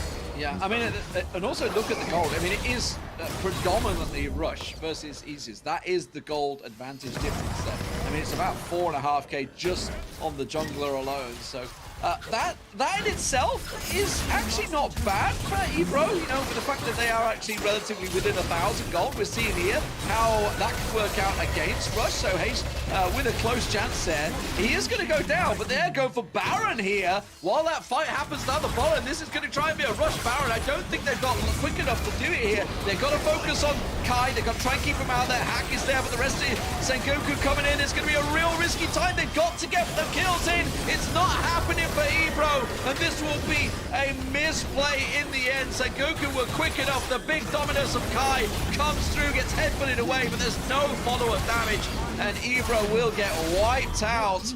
And Tix, well, you got nowhere to run, nowhere to hide, and unfortunately that will be the ace for Sengoku. I think the only response that EBRO Gaming had in that situation was to try and go to the Baron. So many resources committed on the bot side of the map to kill Heish. That was the big telling point for EBRO Gaming. There were 3 people committed from Sengoku. That is a clear indicator to go for Baron. You know, when you see that many people on the bottom side of the map, you're like, well, let's just go for it. That's the only chance that we've got. But their Baron take just isn't quick enough. They didn't have Yasuo on it to begin with. The Corki not yet at 3 items. They could not burn the Baron down as quickly as they would have liked. And that was, gave ample time over to Sengoku Gaming to be able to respond and work their way up and contest them on that objective. I don't blame EBRO Gaming for going for the objective, though. I think realistically, when you have a split pusher and you see so many resources committed to that split pusher, it is, you know, the indication that you want when you go for that Baron. But unfortunately, as we said, they just weren't doing it quick enough. Yeah, it's a lot of gold advantage right now. That's a huge, that's just on Rush versus Isis. That is incredible. Massive stack out for Graves. That is by and far the biggest carry in the game at the moment, and that's a scary, scary thing. We saw it obviously already throughout this tournament, how heavy junglers can impact the game, and they generally are probably the most impactful players so far within the Horizon Cup. Yeah, them and Baron laners have been very, very impactful overall. You can see Rush didn't want to get headbutted there. He used his Predator Belt just to get out, but they have that Baron wave, and look at how quickly Graves takes towers as well when he's got this many items in the Baron Rush supplement. EBRO now unfortunately pinned in their own base, being attacked on 2 fronts. I'm not exactly sure that they can get a good setup here. They are split and having to deal with multiple waves. They're going to try it. I'm sure they'll try. I mean, they just landed the full prize, but unfortunately there's no follow-up for it. The rest of the team not here yet, so EBRO just trying to survive at the moment. They're struggling to take down the turrets. Yeah, not a lot they could do here. Sengoku rampaging through the base and rampaging through EBRO, and it does look like, for us, Scoundrel, we're going to get a game 3, which is something we didn't get on the first day. We saw a couple of quick 2-0s. I was very jealous of Pastry Time and Smacks getting themselves all those triple games, but they're not going to finish it just yet. They're toying with their food. Didn't feel confident enough because they technically lost the team fight. They overextended like crazy. However, that is a Nexus with negligible HP, and they only have 1 more lane to push through with that Elder Dragon on the horizon also. Now, the respawn timers are relatively close. The longest one is Heish on the Fiora. So we might have to see some last-minute ditch attempt by EBRO Gaming to contest this Elder. Realistically, if they lose this Elder, they lose anyway. So they may try and set up for one last hurrah around this objective. Absolutely. I'm hearing the 80s tune of I Need a Hero right now in my head. I'm not too sure we've quite got it. As EBG, they're looking for something, someone, somewhere. But it is a huge disadvantage for them now. And oh, the fact they're not in position to contest this one may well cost them. Justy tries to get close enough. Aegis is there. They did get the ward down. You can see Tix coming around the side. He set himself up something, but that's not the target he wanted. He goes in on Rush. Rush is turning it back around. Meanwhile, the team fight going on here. There's no damage going down from EBG. They are all fleeing for their lives. And Sengoku will rampage through, catch out the Corki, and straight onto the Nexus. Tix was just like, I'm not getting involved. I'm just clearing waves in the side lane. It's going to be a game for Sengoku. They're taking it to game 3, and they came back really well versus EBRO. They nullified Heish on the top side of the map. They denied the Renekton, one of the big power points for EBRO in their first game. And I think overall, you just saw what happened to EBRO when their strategy gets dealt with. When they are unable to enact the strategy that they had in their head, they default back to their sort of factory setting, which is just go in and go hard and hope that our team fights win. And Sengoku Gaming was so well set up for that. They had a really good game plan. They read where EBRO wanted to be on the map at all times, and they countered it, and they made sure they were there and essentially fighting them the way that EBRO like to fight. They were just better at team fighting this time round. Yeah, and if you were to look at it right from the beginning, at no point did they look like they had control of that game. You know, from the initial stages, didn't get close to the towers, just wasn't working out for them. We'll see whether they can get a bit of setup in the picks and bans. Let's get over to the State Farm analyst desk to break down that second game. Thank you very much, D-Man. And Sengoku Gaming fight back here against EBRO, and it starts again with the draft. We had the swap on the top side of the map, the Baron laner getting switched back to the original one that we had. So Kai in, Mochi out, and Fiora goes through in that first pick. We're like, oh no, do neither side play Fiora? But this time it gets picked up by EBRO. And so let's start there, Riku. Yeah, at first, you know, I want to touch upon the Yasuo composition because this is something, the Wukong and the Alistar, it's a different iteration. It's definitely more easier to execute just because of the Cyclone and the Headbutt Pulverize. And it's also great against double marksman compositions because the Wind Wall will force the enemy AD carries to either stop attacking or reposition just to penetrate through that defenses. But yeah, it's also great against the culling and as well as collateral damage. But, you know, we didn't get to exactly see that sort of execution happen. Yeah, and to bring it back to your Renekton point, I mean, I don't really completely mind them first picking the Renekton over the Fiora, because if Sengoku Gaming wanted to wager that Hache can't really play it to the high level that it needs to be to become a threat in the side lane, it's completely fine to leave it open. And we did see it turn out that way. Renekton was shutting down the Fiora, especially in the early game, winning the 1v1. It was a little bit unlucky that he got ganked, but throughout the game, threat or Fiora never really became a threat. And that was a big deficit to EBRO's composition. Yeah, and with that snowballing lead there for Sengoku, they then got into big item spikes here, Riku. Yeah, I want to talk about the itemization because it's very interesting. There are going to be many different versions of what first items that they want to pick up, but there is a good common ground between everything. Graves Bloodthirster, Lucian Bork, Hawk Seraph's Embrace as well, and all of these are going to be focusing on sustain, because they know that after ults are blown from EBRO's side, after baiting it out, they can go for the re-engage. Renekton Slice and Dice, Graves Quick Draw, Lucian Dash, Orianna Movement Speed, everything is there. And the fact that, again, we saw Juan and as well as Rush by Protobelt. Love this 1v1, by the way. Really well played by Huck over here. Again, we talked about out-sustaining them. Once ults are baited out, it's time to re-engage. Yeah, and I love that little bit of a recall there by Hack saying like, hey, you got that first game on us, but now we're going to play our game. Here's a recall in front of your face, and you're still going to die. All right, so again, going back to the old roster here, this is the way that you got to go moving forward here, Rocky, right? Yeah, definitely. I mean, subbing back Kai, clearly showing the difference. I talked a little bit about how he shut down the Fiora, but another thing is like if Fiora isn't a side lane threat, Renekton becomes a much better pick in the team fights, has a lot more presence, is a tankier front line, has a bit of CC. It's overall so much better. So it kind of does beg the question of why did Sengoku Gaming underestimate EBG a little bit to the point that they're subbing in players? Feels a little arrogant, and I hope it doesn't come back to bite them in this next game if they're able to close out. Riku?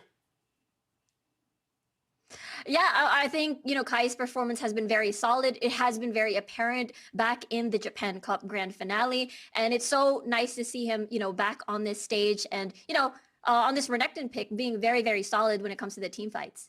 All right, well, Sengoku's Rift Herald usage brings us to Cisco Every Second Counts. Araki, take it away. Yeah, it's fantastic how well Sengoku play with the Rift Herald. If they get it, and it shows why it should be prioritized as an objective over the Dragon. Both games, if you pay attention to their movements, they head straight to the closest, most susceptible tower to knock it down and gain the gold without wasting any time. First game was the mid tower. Second game, it was that in the top lane. I mean, compare this to the way we saw even the Chinese teams use the Rift Herald, where they just drop it randomly and only get 2 turret plates instead of the whole thing. One philosophy is clearly better than the other, and Sengoku Gaming is setting the stage or setting the path for how to use Rift Herald. Yeah, well, that was our Cisco Every Second Counts. Making it count, getting the extra gold on those plates. And so now, I got to ask here, what's going to be the defining moment here, Riku? I kind of want to know, what does EBRO need to do? And we'll start there. What does EBRO need to do? Okay, for EBRO, they basically have to replicate what they did in game number 1, where they're the ones who is able to set the stage, set the pace, and control the early to mid game. And because they will get that early lead, if they do manage to replicate that, then, basically early objectives, they'll be a bit more confident in taking these fights, because what we saw from Sengoku Gaming in game number 2 is that, again, what Iraqi mentioned, they focused on top side, opened up the map very early, and get that early gold for the Renekton. Also, EBRO's drafts are pretty smart. Just to put it very simply, they always have a DAP versatility across their composition, and the combos that they usually also pair up, like last game we saw the Yasuo Wukong, it didn't work out quite like how they hoped to, but their drafts are definitely their strong points, and I want to see more of that. Just follow up on the execution better, and could definitely close out the series. Well, Araki, I know you like good drafts. I know you like good series, and sometimes maybe you don't know it. You got some good dance moves too during the series. We saw you grooving a little bit there while watching the game. Oh no! Those are pretty good. I love it. Oh man, I was worried. Because I knew the camera was still on. I was like, okay, I'm just gonna try to get hyped up a little bit for the show to start. I was like, I hope they don't show this later.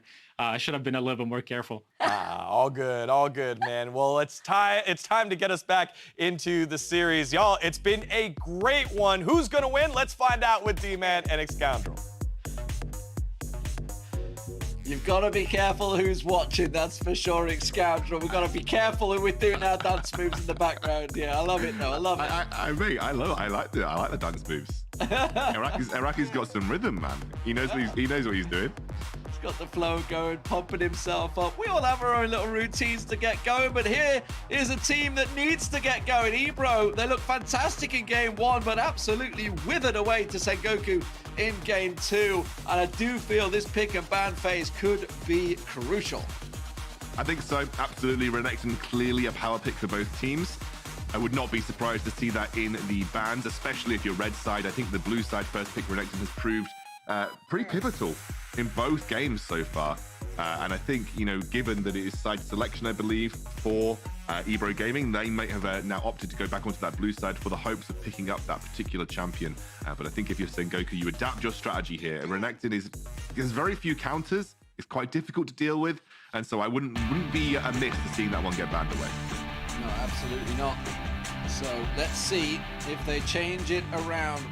They went for the Fiora, didn't really pay off for Haste. It is going to be the standard Lee Sin ban. Expect to come for probably a Ziggs ban in there, a Senna ban coming out from Sengoku, yeah, what a surprise. Probably the Riven ban once again. It doesn't look like they're going to be adapting those ban strategies. And in fairness, if I was to think of how the champions have been played, I don't think anything's really called for it just yet. I agree with you 100% there. I just really now I'm focusing in on this final ban for Sengoku Gaming. Please be a Renekton. Otherwise, it's absolutely a first pick. Come on, you can do this. I mean, I was surprised we didn't get the Darius into it, in fairness. They did go with the Fiora into it and try and get that working. But yeah, I was very surprised. It's going to be the Riven again. And I've said it twice already. I don't feel that Riven ban is worth it. I think they could have probably taken the Riven themselves, because I don't think EBRO have any intention to play Riven. No, at least Riven is a riskier pick than Renekton, and I think offers a little less team utility. You can see the Alistar, they clap in. They knew that was coming. Oh, sorry, they take the Alistar. So they're taking the Alistar away from Jastly. Yeah, sorry, my brain just twigged that one. Yeah, so the Orianna denial and the Alistar denial here. So that removes some of that beefy front line. We will see the Graves. It's a pretty solid combo with the Renekton. But now Jastly has got to rethink about what he may want. There aren't many other supports that fulfill that niche other than the Braum. And with the Lucian getting locked in here, that does indicate to me that EBRO Gaming might be thinking about the Braum as an option on this next rotation. Clearly don't need to take it now because you know who the support from the enemy is going to be. So they're going to pick up the Lucian instead. It always interests me when we get into these matches, especially in best of 3, best of 5s, that teams do often sort of get locked into this sort of same champion pool mentality, rather than thinking, okay, we know they're going to roughly pick this, what could we counter? But of course, obviously the danger is if you try and counter it, they could have something else up their sleeve. But at the moment, it does seem that actually they're going almost with what EBG played in their first setup themselves, with the Kai'Sa, Alistar, Orianna, and the Darius coming in once again. This time for Kaya, of course. They did swap out the player, see what he can do in the Darius versus Renekton. I think Darius is one of the better answers.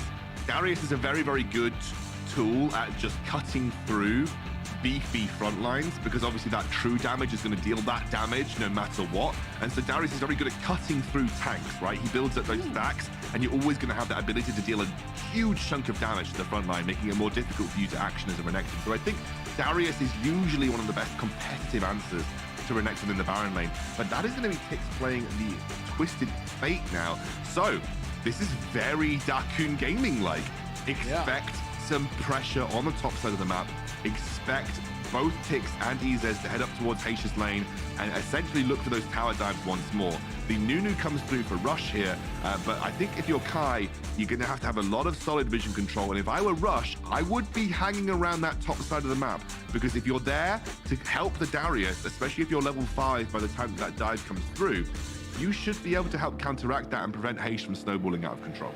Yeah, very interesting to see. Obviously, the Nunu being final pick this time. It was insta first pick last time out for Sengoku. So clearly they put a lot of value within that champion. Can be a very strong, no doubt about it. To excuse the pun, it can absolutely help snowball a game in your favor. But Isis with the Graves, we saw how strong that was in Rush's hands just a moment ago.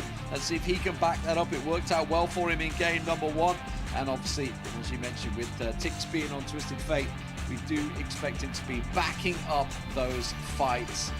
We saw how close some of those fights were actually with Heish in that top lane. We know him and Kai are going to go at it. We'll see whether he gets the support from Tix this time around, because Tix on Yasuo, I didn't really support the fights too often. He just kind of ran away. Yeah. The problem was there was a big desync between Izez and Tix in the previous game, right? Like, Izez would go in and obviously try to set up the engage, but Tix was like nowhere near, so couldn't get the immediate last breath follow-up. Just a little bit of a miscommunication between the way. And again, I just think that EBRO Gaming needs to keep a level head. If their early game strategy doesn't go to plan, just rethink, revisit, think about what you can do from a sensible perspective, rather than just throwing yourself into team fights over and over again like they were previously. Well, there we go, ladies and gentlemen. Something, this could really decide how this group is going to go for Sengoku. They need a win. Obviously, they lost to Thunder Talk yesterday, 2-1 in a very close game, which is why coming into this matchup, they were by and far massive favorites to go against EBRO Gaming, but EBRO shocking just about everyone, including themselves, just judging by their body language afterwards, is that they came out on top and actually currently tied 1 apiece. They themselves have 2 losses so far to Team Secret and to Team Queso on day 1. So this is really a must-win game for EBRO. For Sengoku, pretty much the same, because if they lose this one, well, with the top 3 sort of going through in the groups, we don't really know where this one could go. We do have Queso versus Secret to follow this matchup, but right now, we will see who can come out on top. This is a very important game for EBRO as well, because if they don't get a win here, it is looking very unlikely that they make it out of the group. So this is almost like a must-win series for EBRO Gaming to keep their hopes alive of making it to the later stages of the Horizon Cup. They definitely came out with a huge swing versus Sengoku in that first game. They just need to channel that same energy here. They've definitely got the type of composition that can do it. They've got a strong bot lane that should have a lot of clarity. The Lucian Braum is, like as I said, a tried and tested combo that has worked for many years, even in the PC League version. And they have a strong top side as well, where if you invest the resources early, again, Heish can be that frontliner that is very difficult to deal with. So they do have a good setup right now to find success in this game. It does revolve around having that good mid-game with Heish and Kite being strong contenders on their 2 item spikes. But I just want to see them. They are, look at it, like clockwork, mate, like clockwork. They're heading up towards the top side of the map. Yeah, now, Kai just went towards the Gromp, actually. I was assuming he was going to be warding or something, but I don't really know what he was kind of looking at back there. He went almost round to the tri-bush. I was keeping my eye on the minimap to see where he was going, and then sort of came back around, whether he was trying to set something up or find the jungle pathing. I think was probably the most likely, having a little peek to try and see if he can help out here. But he is going to get pulled upon here. Kai in, well, not too much trouble. Does have the support of Hack and forces Isis to go back. Isis will now head into his own blue side jungle. Unfortunately, they were just a little slow on the rotate there. I understand what they were trying to do. Heish was engaging the Darius in a brawl, hoping to then draw the gold card from Tix to then finalize that kill and get himself off to a first blood early start. But you can just see that the top side of the map are trying to work in sync to invest those resources. You can see, he says, ping engage, go, go, go, find the engage here, and Izez jumps in. Apprehend goes through on the Decimate. Kai sat waiting to see, but honestly, this is working well for K right now. This is worrisome for Heish, I would say, on the Renekton. Yeah, he's not in a great spot right now. We'll hit level 5, though. However, you never really want to engage Darius post level 5, especially when you're not sitting on a healthy amount of HP in your own right. So Kai has navigated this early laning phase really well, and that bodes well for Sengoku Gaming in general. Remember, Darius is a relatively good answer into Renekton. It's not the best. I don't think there are many great answers into Renekton, but Darius is a relatively good answer because you can cut him down in these teamfight situations, and you can allow your team to deal with him more readily. Kai now utilizing every element of this lane pressure to try and zone Heish away from as many minions as possible. Heish will now pick up the honey fruit though, so we'll get himself back into a fighting fit shape. Glad chat noticed it as well. I saw it. I saw that headbutt pulverized mess up there. We've all been there. But here comes the Twisted Fate to try and help out. Get up to Kai. Kai is the focus, and he will be the first blood. They can back this up as well. They do get the stun card down on Rush, and that's a great catch from Tix there. But Heish is going to be taken low and caught out. This time, Dejiwoo does come to the rescue. Really good rotation from Dejiwoo to rotate towards that top side of the map and have the impact in that fight. It was a good first blood for Heish, of course, but the rotation of the support made the difference, and they allowed Hack to pick that up without expending any of his summoner spells either. You've got to remember here, Hack is very, very vulnerable if he doesn't have those summoner spells available. We'll take a look back. Kai gets locked down with the gold card, but unfortunately that was a very aggressive position for Tix to be in. Heish flashes forward to ensure that he picks up the kill. Nice slice and dice to get out of the damage from Rush. I think Rush timed the exit of that ultimate really nicely. And then Heish, a headbutt, just gives the vision. It was really stupid, but it gave the vision necessary to allow Hack to get the auto attack, which was quick thinking there from the Sengoku. Good response, though.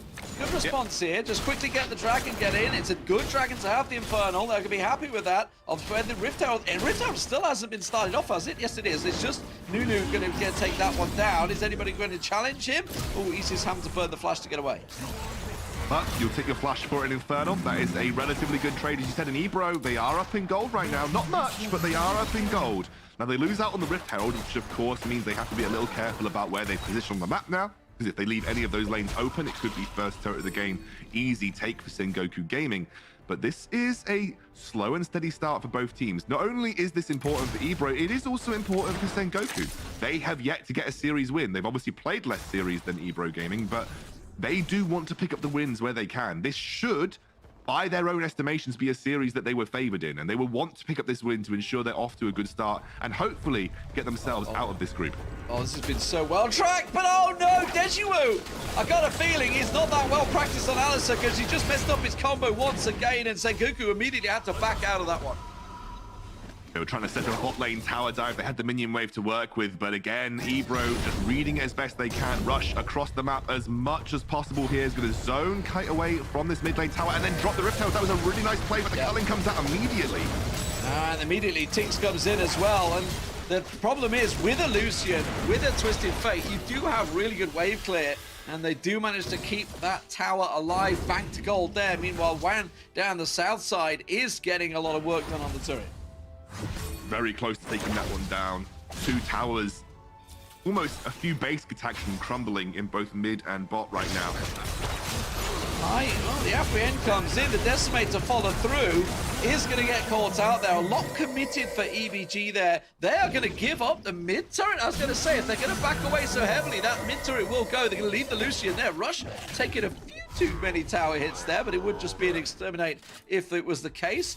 And actually, the fact that they've all backed away and left this tower completely open at the top.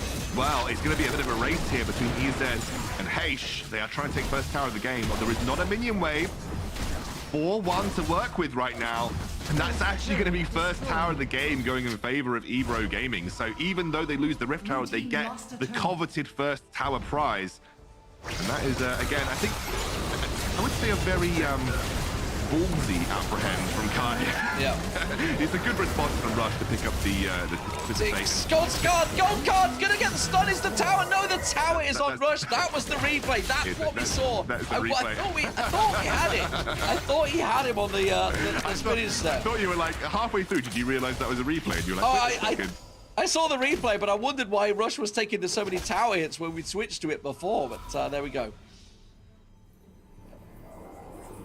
Here we go then. We are now looking at a relatively even game. It's only 500 gold separating these two teams. Of course, next objectives might be key. I wonder where EBRO Gaming, what they want to do. They do have a team fight comp that can work at this stage in the game. Obviously, you always have to be a little careful of the Orianna, but it's not like with a Renekton you can't team fight. Like, you definitely can. He is going to be that big catalyst for you. He's got a decent gold lead on Kai as well. I really think they need to be playing around Heish as much as possible here to do what they did in the first game and snowball these smaller skirmishes and team fights in their favor. They can't afford to leave Twisted Fate alone on that bottom lane. Oh, Kai, did he dash the wrong direction there?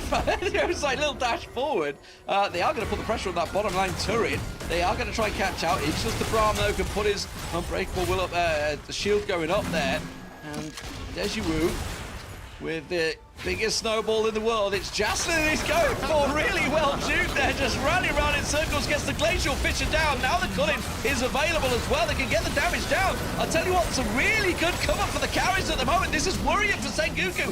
Look at Kite getting the damage down, trying to push in there. The Twisted Fate just giving them all the vision that they need. Looking around the map, here comes the Darius. He's the Dog Master coming behind, but he's going to get stunned out. And this has gone very, very wrong for Sengoku. But I tell you what, they're going to get away with just a single death, which is way, way less than I expected. No, it was a 1-for-1 overall, but Wan is hovering round the side of this dragon. Heish should provide enough of a respite, but it will just be an immediate response by Sengoku to go for the top Rift Herald once more. And they're going to get mid lane prio. There are low HP bars right now for EBRO Gaming. They have to be very careful about how they choose to defend this mid lane tower. You see the red card locked in from Tix, just trying to pull that wave away. You see the Unbreakable coming through. That mid lane tower could have gone down for free if they weren't careful, but as I say, Sengoku responded nicely here. They reset and set up for the other objective on the map, which is that Rift Herald now. They could drop it mid for an easy mid lane. That's an engage.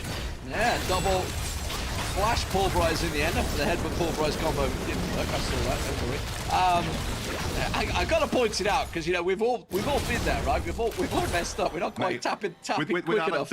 With Alistair's, it gets in your head. It really does. It actually gets in your head. Does, if you fail one combo, it's like, oh no, I'm going to fail all the combos now. And then you keep failing combos and it gets worse and worse and worse. Trust me, I've been there. Especially when you're out of practice with Alistair. It feels like it should be easy. But when you're out of practice with Alistair, it actually genuinely has an impact. I find when I haven't played Alistair for a while, I get really bad at landing the combos. I mean, obviously we're on land environment as well. It can sometimes feel a bit different, there's no doubt. But yeah, I gotta keep my look. These are pro players. If they miss a combo, for us bronzes and golds and silvers of the world, you know, anyone that's out there that's sort of struggling down in Emerald or something like that, and you know, there's a chance for you guys. Speak for yourself, lately. I'm not wrong. Oh no, mate, you've been carried your way up to Grandmaster, no doubt. Mr. Support. Who's carried you? Did the Hells carry you up there? I'm not too sure. No, Hells into my games. No, joking. No, Hells is great. No, anyway, let's get back to our hand, the game in hand, and they go for a tower dive. Yeah, they're going straight for the tower dive, but the problem is with the Twisted Fate, all the vision is there, and they can see it coming. That was a beautiful apprehend, though, but he does manage to get the damage down. Oh, he wants the dunk, he so does, but he just can't get close enough.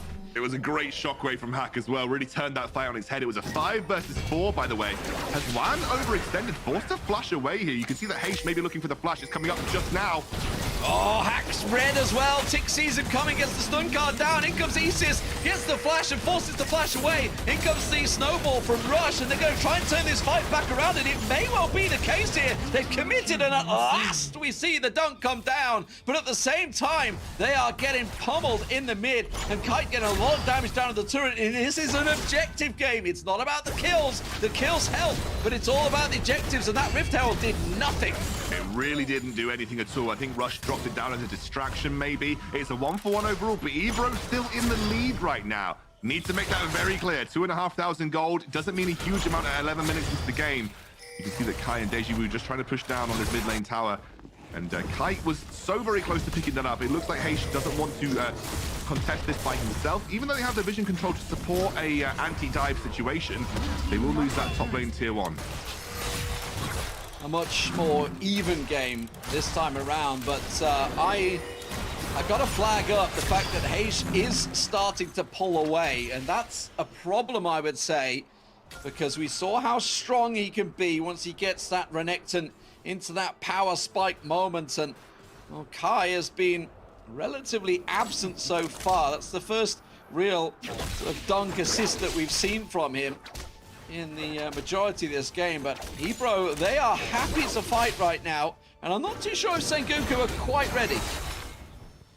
Well, have a look at the item spikes. Orianna has picked up her Rabadon's death cap. That is a huge spike. However, she doesn't have anything defensive. Neither does the Kai'Sa. There is no stasis there, so they are still sitting ducks for a Renekton stun. So you have to keep your eyes on where Heish chooses to apply pressure in these team fights. The Kai'Sa does have the Infinity Edge. It's a weird build for the Kai'Sa. Oh, good catch. Yeah, Deji Wu does manage to catch a really nice lock-up there, but the Glacial Fisher does only catch out the Alistair, so not what they were looking for there.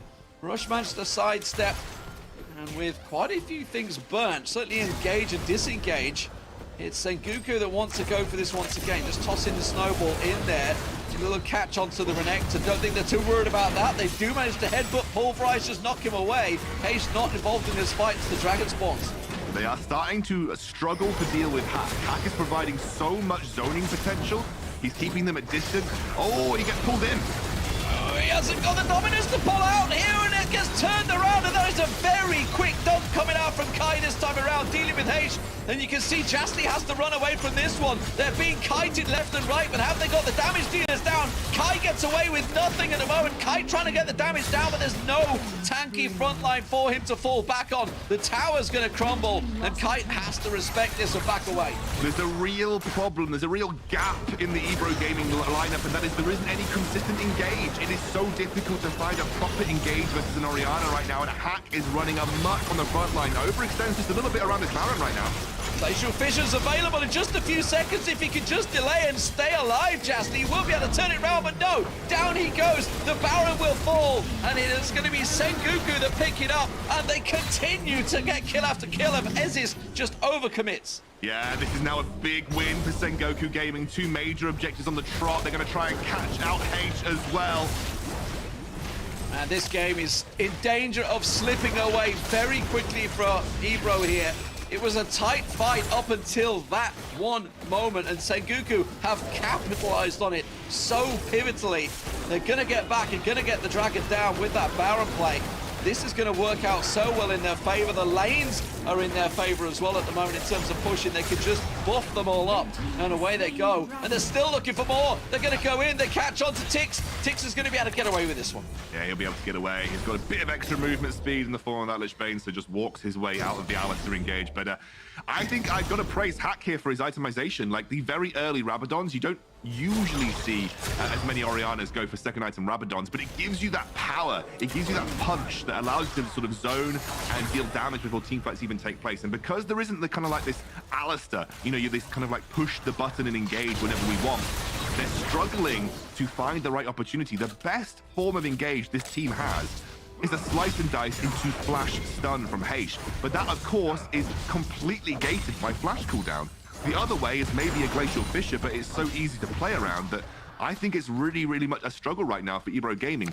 The next best strike they've got is the Rapid Fire Cannon on the Twisted Fate. That does give them a slightly extended range to their engage, but again, it is only single targets, and you're very likely only going to be catching out Rush, Kai, or Deja Vu, who are tanky enough to sustain that kind of engage.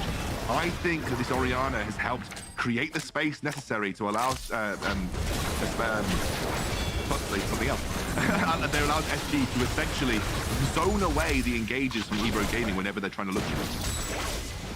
EBRO doing a great defensive job at the moment. Just the single tower falling though, the tier 2's going, and they are going to hold on to the inhibitor turrets. It looks like the Baron does run out for Sengoku. So in terms of gold, yes, it is what, a 6,000 gold differential, but the team fight capability is still there from EBRO Gaming. The problem is when they pull the trigger. Often it will be a little too quick and too soon. We know that Isis is certainly one to look for that fight. The snowball doesn't connect. They are chasing down Kai at the moment, but again, talking about committal, they're not all in the right place at the right time. Ace on the back line. That is good work from him, but the rest of his team are unfortunately in trouble, and that puts Ace way out of position, and it is dunk after dunk after dunk for Kai, and he is loving life with the Quadra. Sengoku will take game 3 and take the win 2-1. Brilliant performance from them. They absolutely came back in style over these last 2 games, and they will take the Nexus. Deservedly the winners here. I think they absolutely were the better team from the outset, but EBRO showed us something that we hadn't seen from them. Both Game 1 and Game 3 had been fantastic in terms of their early to mid game, but I think Sengoku had their number this time round with the Orianna pick. It was just creating so much space, and I think EBRO, without that immediate form of engage, without things like the Jarvan and the Alistair, they struggle to be proactive in the way they want to play the game, and that's something that I think was one of their major strengths, D-Man. Their proactivity and their ability to just be aggressive and force engagement when they wanted was absolutely fantastic. But honestly, Sengoku, you deserve this. You played so well yesterday. It's great to get a win on the board. I think the entire team had a great series. Hack, especially in that last game on the Orianna, played an excellent game. Yeah, and in all honesty, I think everybody would have predicted Sengoku for the win. I don't think anyone would have predicted it being as close as it was. Even up until that single team fight where it finally swung in Sengoku's favor, it really could have gone either way. If it was already down to the engage and it was just sort of a misengage in the end there. Quick cheeky selfie for Sengoku. Very happy. A very lively team, I think it's safe to say. Very happy team. We've seen the play with the smiles in the face. And I think for the first time, we've seen EBRO actually looking a little down. As they've normally been carrying, still with a smile on their face. You know, they turned on. They knew they were ranked underdogs, sort of in this tournament, coming into this group as well. It's a tough group for them. But I think they're going to be happy with their performance if they were to reflect back on it overall and just see the smallest of changes that could have won them the fight. Fantastic game overall, Excadrill. We've got another to go, so let's take ourselves a little breather and get over to the analyst desk. Thank you very much, D-Man. And Sengoku loosely translates to the warring states. And that series had war all over it, fights after fights. Sengoku Gaming get the win 2-1 here, Rocky. Yeah, they do. And blue side draft has been so massive in this series between these two particular teams because it seems like the top laners do share a lot of the same picks. No Fiora for either. Renekton is a big one for both. They're both good on it. And it made the blue side in draft really important because you can pick the Renekton early on and secure it. I know EBRO Gaming didn't win this game, but it still pulled through really big in the early game. And possibly a weakness that the other teams can exploit with Sengoku Gaming is the top lane champion pool. I think Sengoku will need to identify that and prepare a different answer to the Renekton besides the Darius, unless they find a different way to put a little bit more resources on that side of the map and not allow the Darius to fall far behind. Yeah, and for me, I gotta commend Sengoku's crazy team fight and positioning. You know, Hak had no deaths, Dejuo had no deaths at the end of this match. And, you know, there's a certain point around the third dragon fight where, you know, Tix attempted a gold card flank using that Destiny. And, you know, the whole team just immediately switched targets. So everyone is on the same page from Sengoku. Everyone pivots right away. And it's just such a good look for Sengoku when it comes to the 5v5s. Yeah, and I just wanted to give a quick shout out again to EBRO. Ache coming up huge multiple times, but this moment right here at the Dragon Pit where he gets pulled in before the team's ready, and he was the one that had the most gold most of the time. That's why you saw Tix get caught over here and chased down here by Hawk. That unfortunate moment then led to the picks here, moving to the Baron, and then the I think I can mentality of possibly stopping Sengoku was the downfall for EBRO, but they were able to put a good showing together, get their first win. But it's Sengoku Gaming that get themselves the selfie there at the end, joining the other teams getting the wins. Now, guys, it's been a heck of a series, and that was just the first one. And of course, you got to see a lot of celebrations there. We got to see some cool dance moves there. Look at those. Woo! Right here. It's almost like it rivals our own dance god on the broadcast. Oh, not again. Guys, what are you doing to me? I love it. Who's the better dancer here, Riku? Oh my god. I don't know. I have to give it to Juan. I mean, those moves are just really, really great. I'm never I think dancing that's on what he's camera doing. again. I'm never dancing in front of camera while it's open. I got you, man. Yeah. I just like the grooving, you know? Just a little two-step is all that you need. Hey, Team Queso and Team Secret, take the stage in Singapore in just a few, and someone may need to get Secret's James a broom because he's calling for clean sweeps for the rest of their group stage matches. Let's take a listen. The energy right now when it comes to our team is very positive because like we got our first win and it's a lot of booster when it comes to our confidence. It's a big win because especially when it comes to the tournament system wherein you need to win the series to get 1 point, and that 1 point is very huge to get us into the playoffs. We were having fun, but at the same time I was controlling the team atmosphere because we don't want to get very hyped up and then throw our lead. So yeah, we just controlled the momentum. They are a team that just kind of keeps getting better. I think we have what it takes to win the group because we are confident that we can sweep our next 3 matches. We are very confident because we worked so hard for this event, and I think that we will make it to the playoffs. To the rest of the Wild Rift fans out there, watch out for Team Secret because we're gonna come in huge.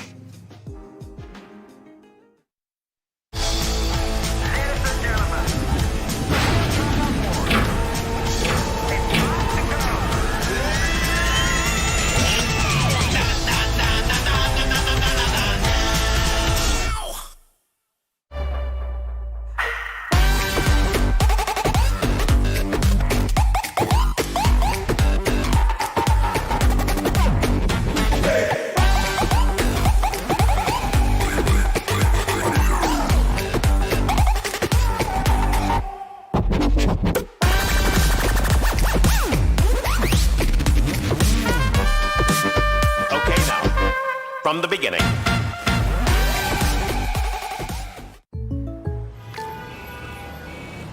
What's going on? Jake from State Farm, the perp just confessed. I think. I don't know. What?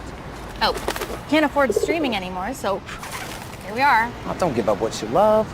State Farm has options to personalize your policy so you get a rate that fits your budget. Oh, that's great. The subtitles would be nice. For surprisingly great rates that fit any budget, like a good neighbor, State Farm is there. Call or click to get a quote today.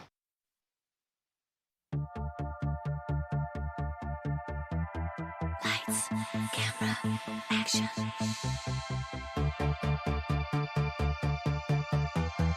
Lights, camera, action.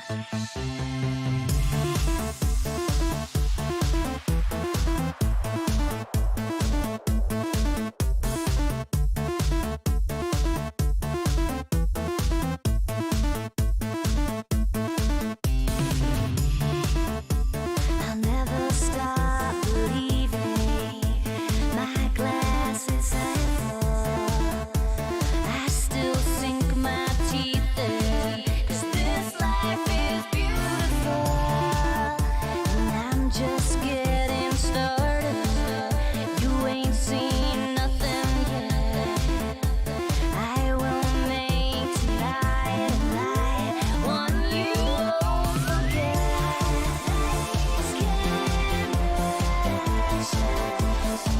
You only got one shot. Fatal attraction. I wanna be on top.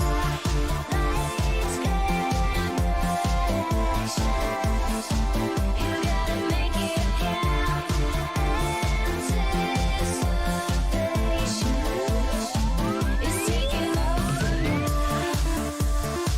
You know I'm on a mission with a twinkle in my eye. I'm gonna have you wishing that you were in my life. With cherry on my lips and glitter on my eyes. I'm never gonna stop until I see the sunrise. All right, following Sengoku Gaming's first victory here on the stage, we are hearing from Juan.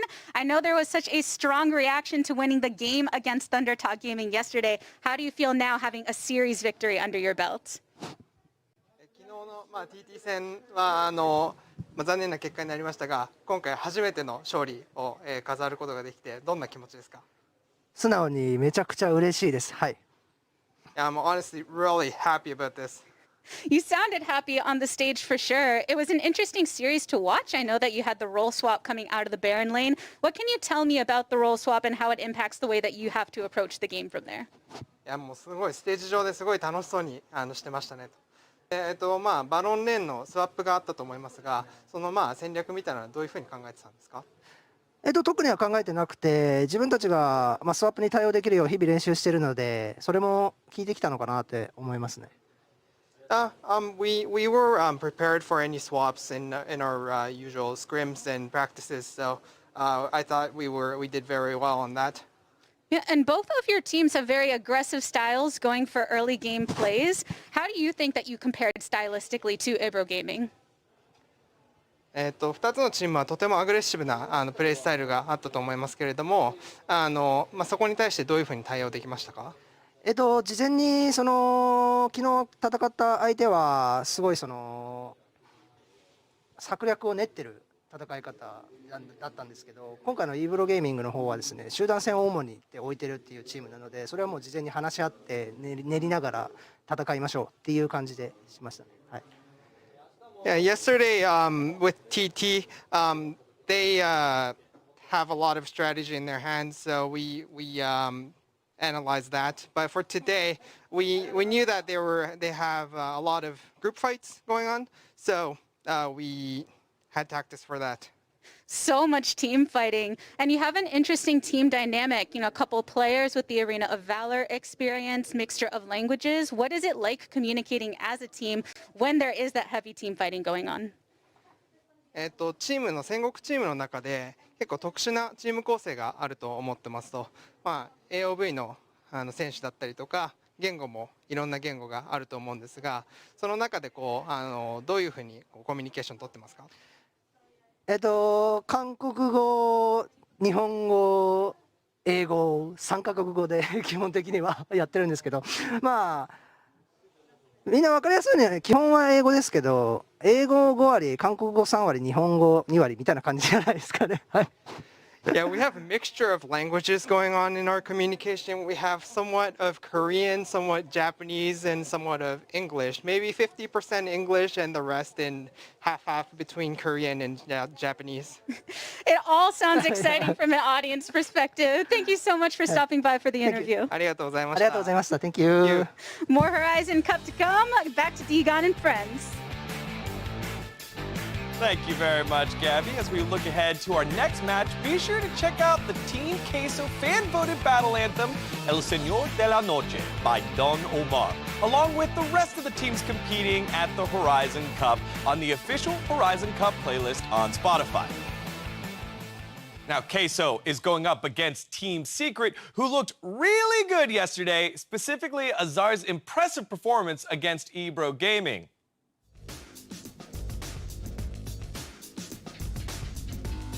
Yeah, this is it has been an incredible showing from Team Secret. I think they looked very solid. It felt like, you know, they didn't really need the assistance of Trevor anymore to set up their lanes. They were winning every single lane, mid, bottom, top, everything, and it looked very solid. Yeah, he looked good, and he wasn't the only superhero on that one. He got a lot of help there from Tatsuri in the mid lane, but you gotta wonder now, he's facing a big test as he takes on Acolyte in the top side of the map, Araki. Yeah, he is facing a much stronger top laner now, and didn't look very consistent in the previous series. He had pop-off games, but he was a little bit coin flippy. Sometimes he did well, sometimes he didn't. Against Acolyte, you're gonna have to have consistency. So I am wondering a little bit if Team Secret are gonna put him on weak side and try to play around bot lane more. Yeah, well, with such an emphasis on Baron laners, plus what each team favors beyond that solo lane, I imagine this matchup will have unique things to look out for in the draft here. Yeah, honestly, I feel like, you know, this is going to be an Azar versus Acolyte, just as Iraqi has mentioned. I mean, when we look at Azar and Acolyte, I think Darius will be a contested pick. I mean, when we look at Azar during the Summer Super Cup, Azar had a 100% win rate before the quarterfinals up against Cerberus, but he hasn't exactly picked up the champion since then during the C championships. So he has been currently defaulting to a lot of the Fiora. And on the other side of the spectrum, Acolyte had a standout performance on the Darius. He was massive. He's able to deal with 1v2 situations and contribute to a lot of the team fights with kills. Well, one of the champions that are going to be contested here is in the Dragon lane, Varus, Araki. Yeah, I think when speaking about important picks for the series, I'm keeping my eyes on Varus. 3 of Team Secret's 4 wins in day 1 and 2 have been with Varus. I feel it's a bit undervalued by other teams and instead should be pick or ban champion pretty much every draft. Regardless, Team Secret are showing they're confident with the pick and are more than capable of playing around it well. I expect the champion to be a big factor in this series, and Queso will need to have an answer if they don't ban it. I will add though, Varus is really popular in the EU meta, and if there's any team that should know how to play against Varus, it should be Queso. All right, and you know, there's another pick, one that really popped off of that last one, Riku. Yeah, something that Queso has to definitely watch out for is, you know, Tatsuri, the #1 SCA Katarina. He had a crazy Kata game yesterday. He was even able to make his own kills without the assistance of his team. And a big chunk of that is that, you know, no one can really punish him with reliable CC. So he was free reign, he just goes for it and spins to win. So while Team Queso doesn't have to exactly build or ban against it, when Team Secret is on red side, they'll just have to keep their guard up in their draft.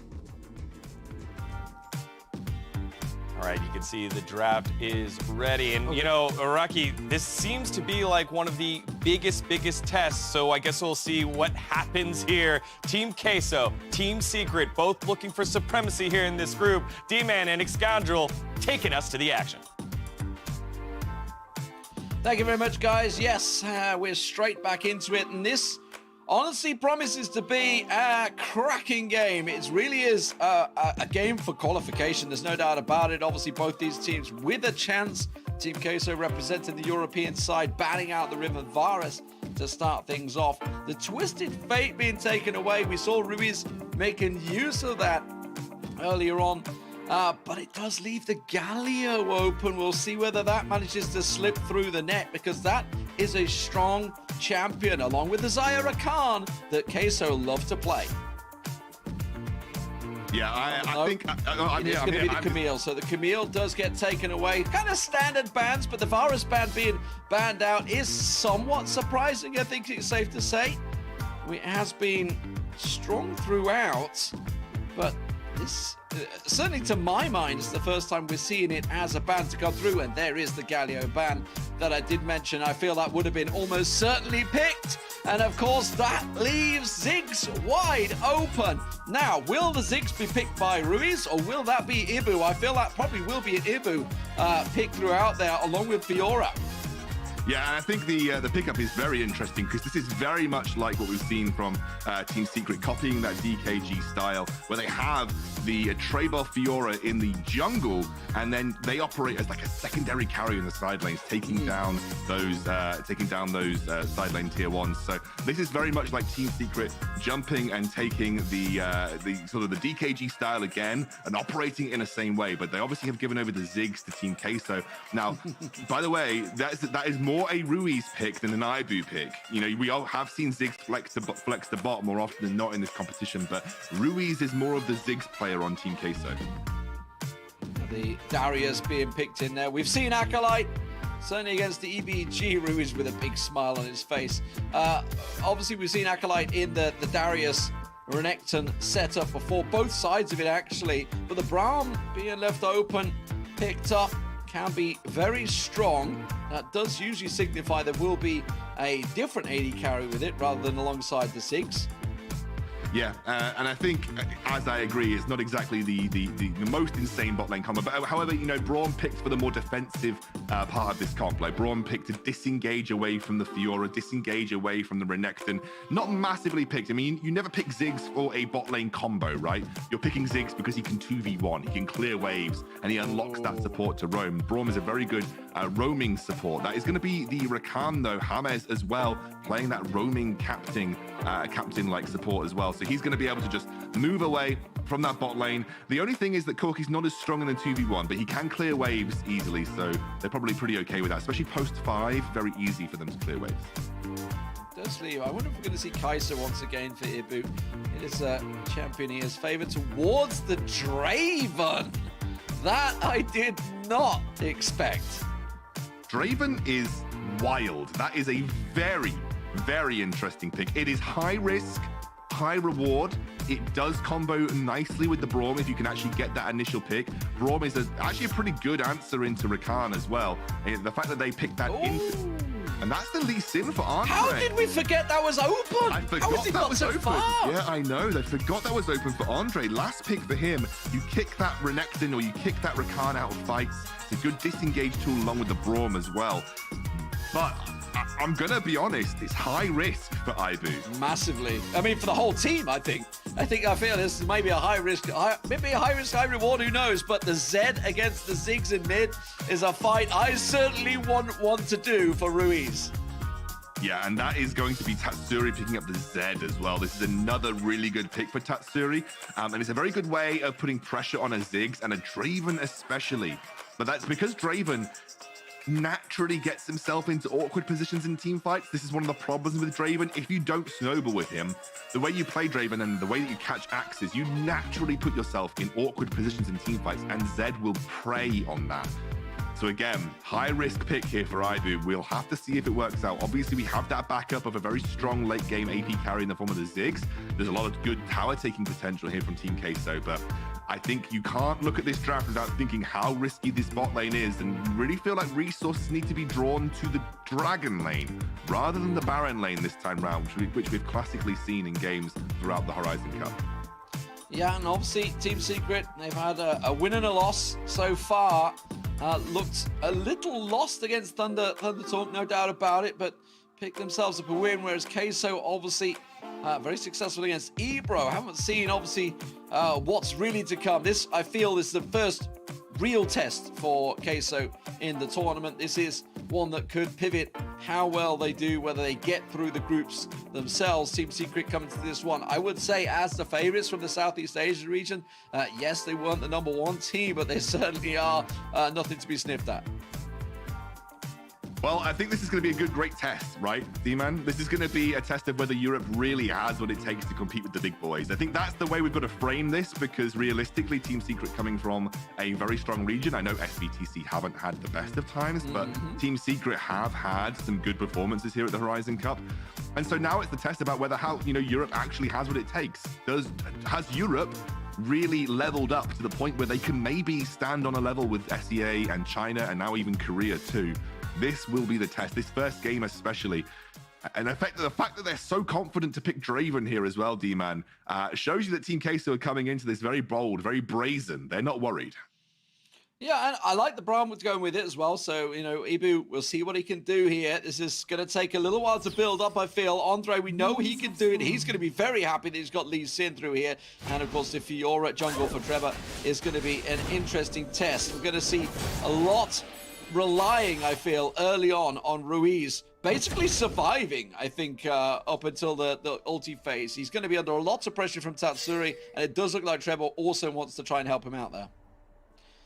Just trying to get a bit of pressure on the mid. This is something that we see a lot from Fiora junglers, by the way. They start off on the Razor Beaks and then rotate up towards the red and maybe go for a full red side clear. Oh, that is not a good look if you're a Draven player. Did he just get caught in a grand entrance?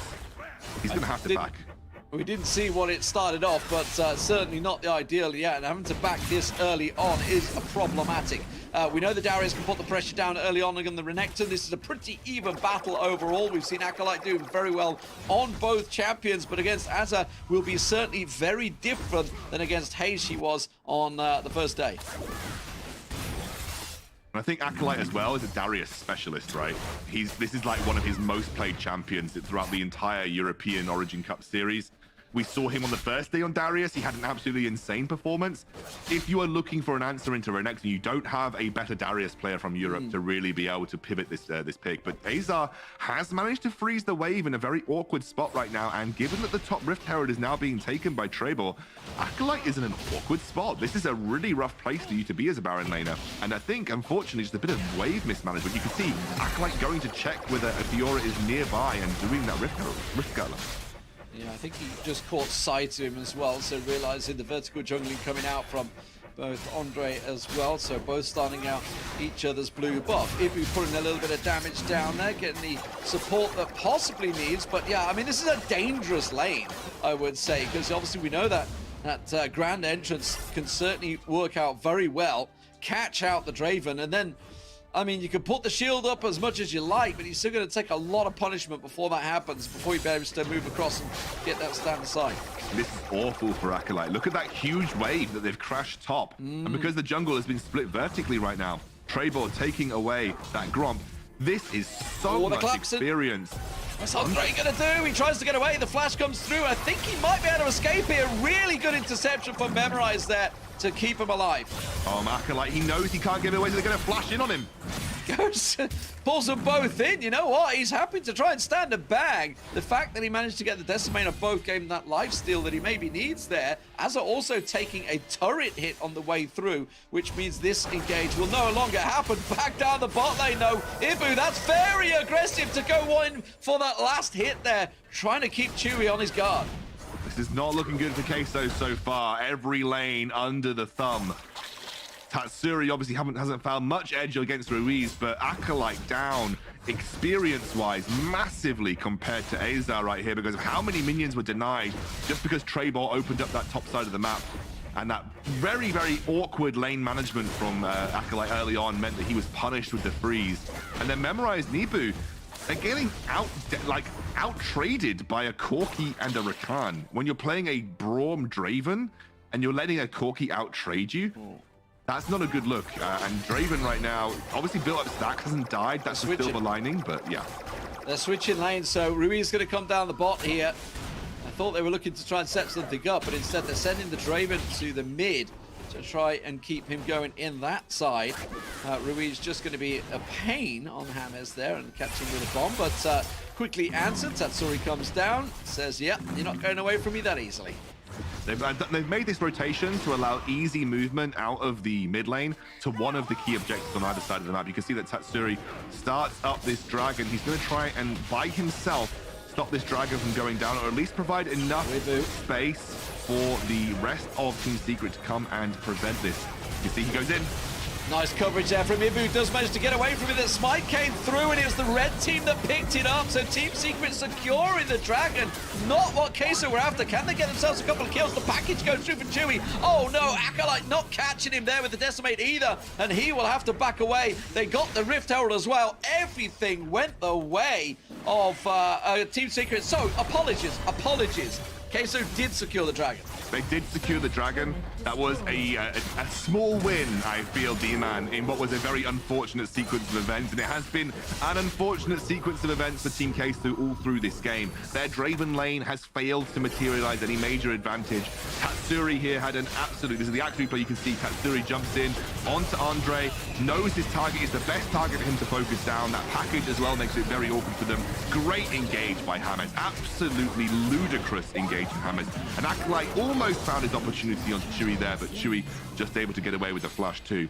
Team Queso being outpaced both on a micro and a macro level right now, and unfortunately they are not living up to the might of this Southeast Asian team.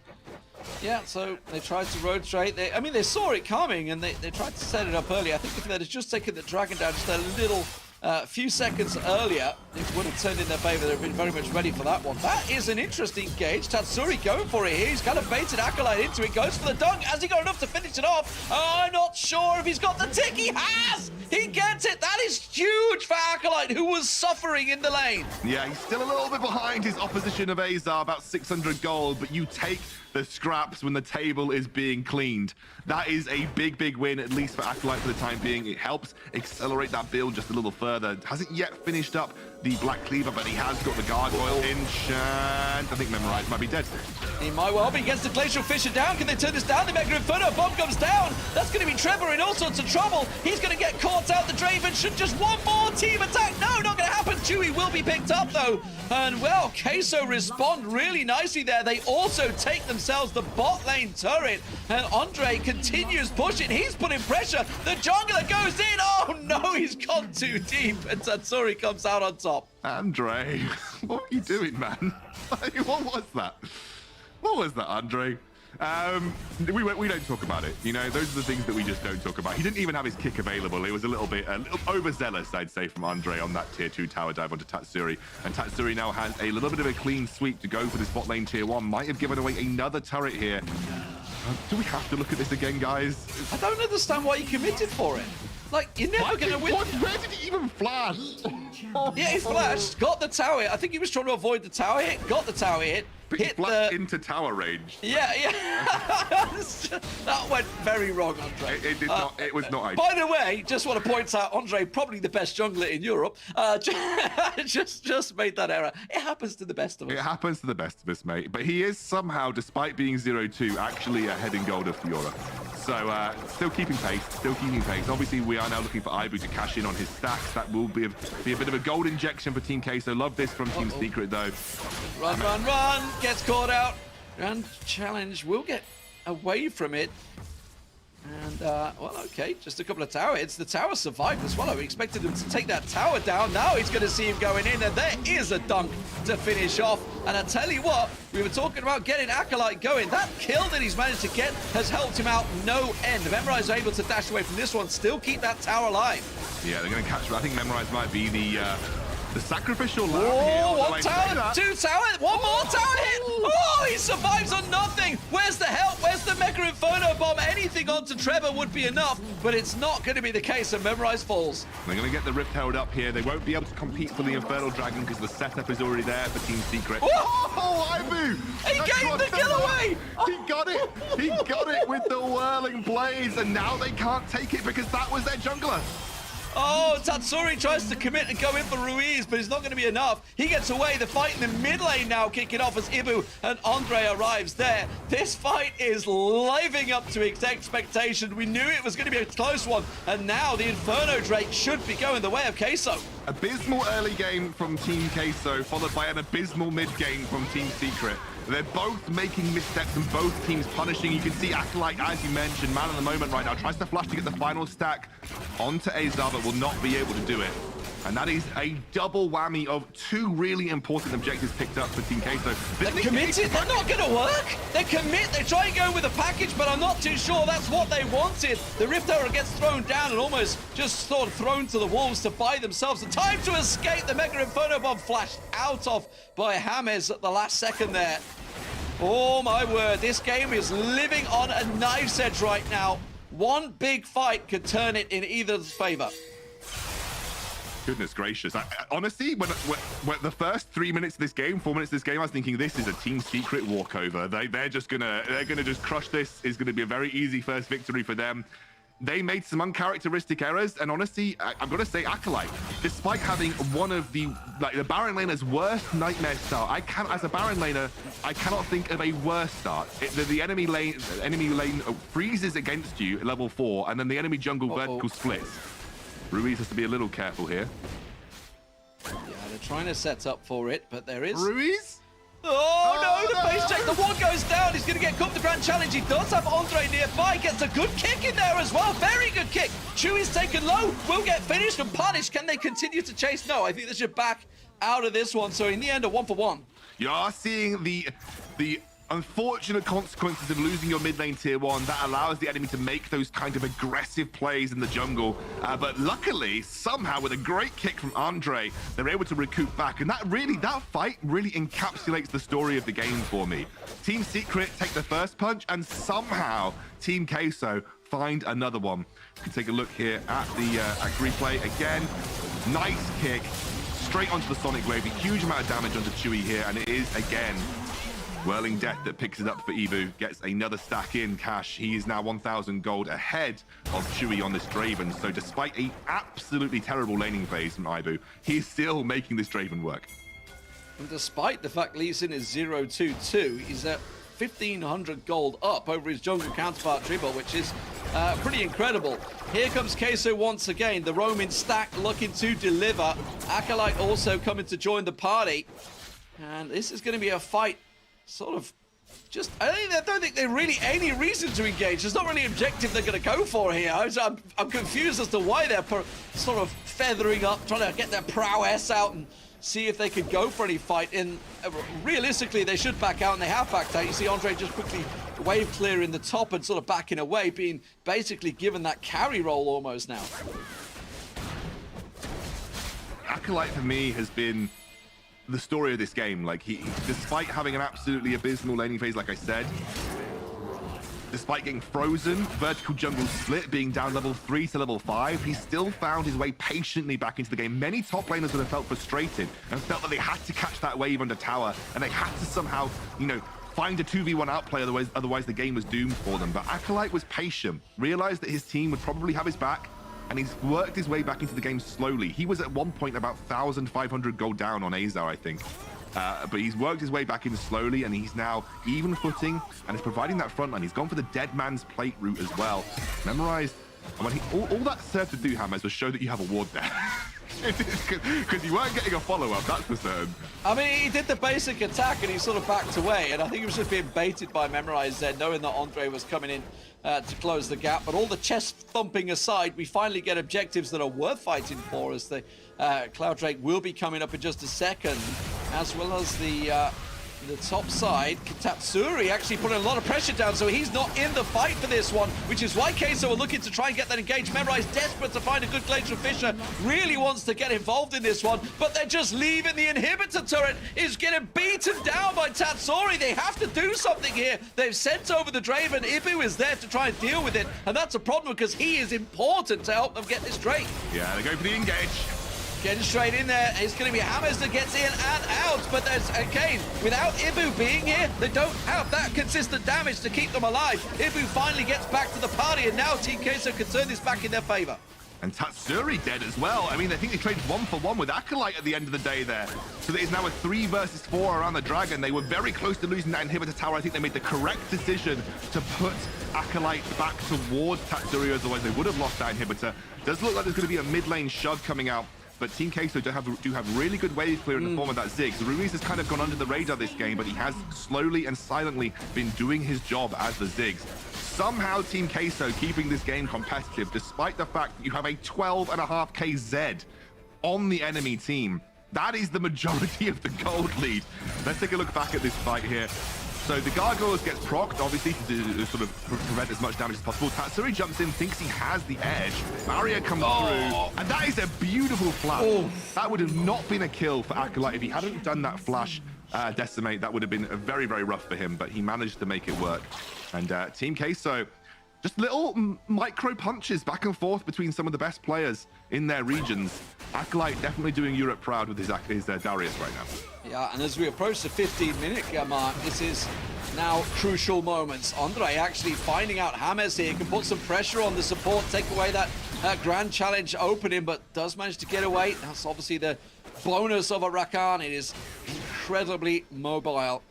That ward not being swept out, so that's given a lot of coverage for Team Secret here to go looking for the engage, and that's what they go for. It's Ruiz they've caught out. The Ziggs is just going to get decimated. That's not what they needed, Team Secret. Now, Queso have got to be careful. They don't overcommit to this because it could mean a Baron very quickly for Secret. Yeah, Secret definitely gearing up for that right now. They're going to clear out those wards. They are going to send down Tatsuri once more to the bottom side of the map here. He is that side lane split push threat. You can just see how many teams are now pushing towards that kind of split push presence of a single player or sometimes two players for the 1-3-1 to kind of be that threat in the side lanes. And Tatsuri is that player right now on his Z. Despite the scoreline not being particularly impressive, he has had it really... Oh, we're going in again. Top lane. Oh, well, they're going in again, but Andre was actually looking to walk in. Tatsuri! That wasn't even close. Andre realizes he may well have triggered something he didn't want. He has got the GA up as well, so he can keep himself alive, but this is a problem now with that big top laner down. James goes in, yet another great engage. Grand exchange worked out there, waiting for the Glacial Fisher from Memorize, but they don't have Acolyte. It's more of a delay tactic right now, and you can see this time Ruiz has had to go down bot just to keep them towers alive. He had to, because otherwise Tatsuri was again taking more gold in favor of Team Secret. It is a 3k gold lead right now. Team Secret have now righted the ship a little bit. I think they were struggling in the team fights versus Team Queso. You've got to remember that Team Queso were categorically known as Team Fight Kingdom in Europe. That was the best part of their game, the way they function in these late game team fights. And Team Secret have been losing out a little bit in those smaller skirmishes and team fights right now. They are using Tatsuri's influence in the side lane to buy them this game. They're getting them all that gold, threatening those inhibitor towers, and you can see that as their game plan now. They're not interested in the full team fights. And I think Team Queso, without Andre, they have got an issue when it comes to forcing these engages, but they're going to start at the Baron. Oh, I'm not sure I agree with this one. They have zero vision down here at all, whereas Team Secret see everything. James goes in, does get a great knock-up on there. The stasis comes in for EBRO. What can he do about it? He's decimated, he's gone, absolutely destroyed. Asa getting focused on, but look what comes around the backside. Tatsuri has arrived, and that is danger, danger, danger. Team Queso, as Tatsuri looks to clean up, nowhere there for them to go, and that will be a 3-for-1, and almost certainly the Baron for Secret. Tatsuri comes in, he cleans up the dregs of the team fight, but James was the real hero there. Another brilliant engage from him on this Rakan. Ibu caught out once more. Baron taken, and you can't help but feel with just how strong Tatsuri is. No one can match him in the 1v1. This will be the nail in the coffin for Team K. So look at James again.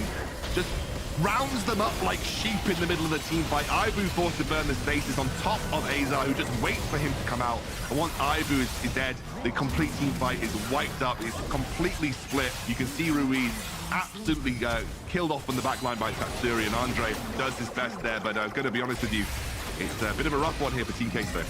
Yeah, absolutely. We know it was a risky comp to come through to start with. Acolyte trying to help out and do what he can, but now Tatsuri is just an unstoppable machine as he runs on through the team. And it is another 4-for-0. Team Secret are going to romp themselves down mid and bot. They needed a much stronger engage, I think, Team K, so they relied on the Baron to make Team Secret come towards them, but Team Secret were happy to start at the 4v5 with that Renekton, and this is surely going to be the first game in the bag here for Team Secret. Yeah, no doubt about it. Risky, no escape, nothing they can do, and this will be Team Secret dominating game number 1 in the end. We said around about 10, 12 minutes in, it was on a knife's edge, and it really was. It could have gone either way, but just a couple of indecisions, and Team Secret really, really punished. The second Tatsuri got going, once you saw him take down Acolyte 1v1 without blinking an eye, you knew the game was done. Yeah, especially that was a Gargoyles enchant Darius as well. You knew that was a rough spot to be in. I'm going to be honest, the Draven didn't really feel like it worked for me. That was a risk that Team Queso took in their first draft, and I don't really think it paid off for them.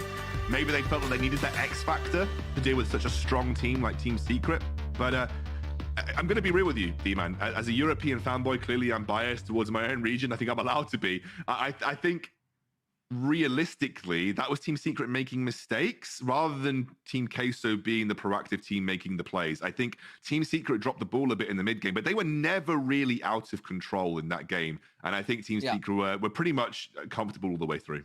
When you think of how strong it was at the start of the game for them as well, how tough it was for Acolyte, he did manage to work his way back in there. And I think he almost got gifted that kill by Tatsuri at one point, which gave them a glimmer of hope, but it was all just a glimmer. Let's get over to Digon and the gang back over on the analyst desk.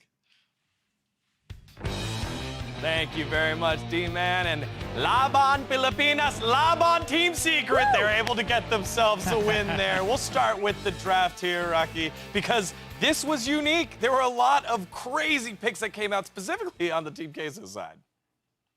Yeah, I mean, right before the series started, we posed the question of whether Team Secret were going to keep confidence in Azar or if they were going to try to play away from him. They definitely stuck to their guns. They gave him the Renekton Fiora path toward top lane and gave him a huge lead in the early game. And what's really cool is that they did pick up Corki and Rakan, who are two of the best weak side bot laners, because it's so hard to create a wave to dive them under tower. And it's just a really impressive game plan going in.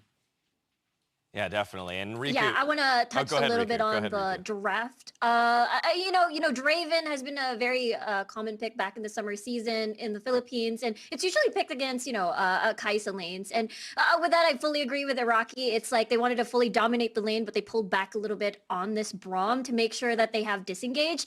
And yeah, it's exactly what we just saw. They weren't able to capitalize on the Draven, but still they managed to make it work, at least for some of the skirmishes in the early game fights. They did. Think about how long it went Draven did before, he died. He was able to cash on in. Iraqi, final point? Now, I was just going to say, with the Draven, it was a little bit surprising to not see them go all in on the pick and pair him up with something like the Leona, the Alistar, or even the Janna that can allow him to play way more aggressive. That way they can gain leads and actually snowball him, because if you don't snowball the Draven and you get to 2 items equal between Draven and Corki, you're just going to get outscaled. Well, one of the reasons why they got outscaled was the play from Tatsuri in the mid lane on the Zed, finding ways to be relevant here, Riku.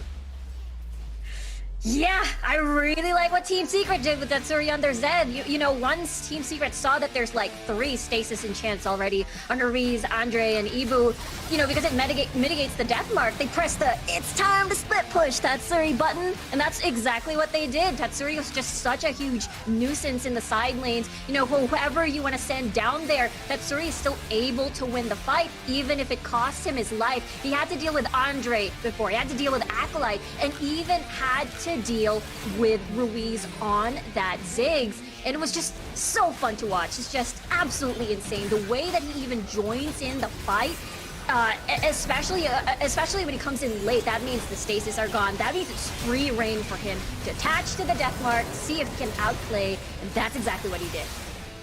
Yeah, and he definitely did that right here. You can see the focus on Ruiz, almost gets away and then tries to get all 3 here, throws the shuriken, tries to get the auto, and make sure he gets multiple flashes throughout. And one thing that you pointed out while we were talking here in the back, Araki, was the strategy beyond the early game here by Team Secret.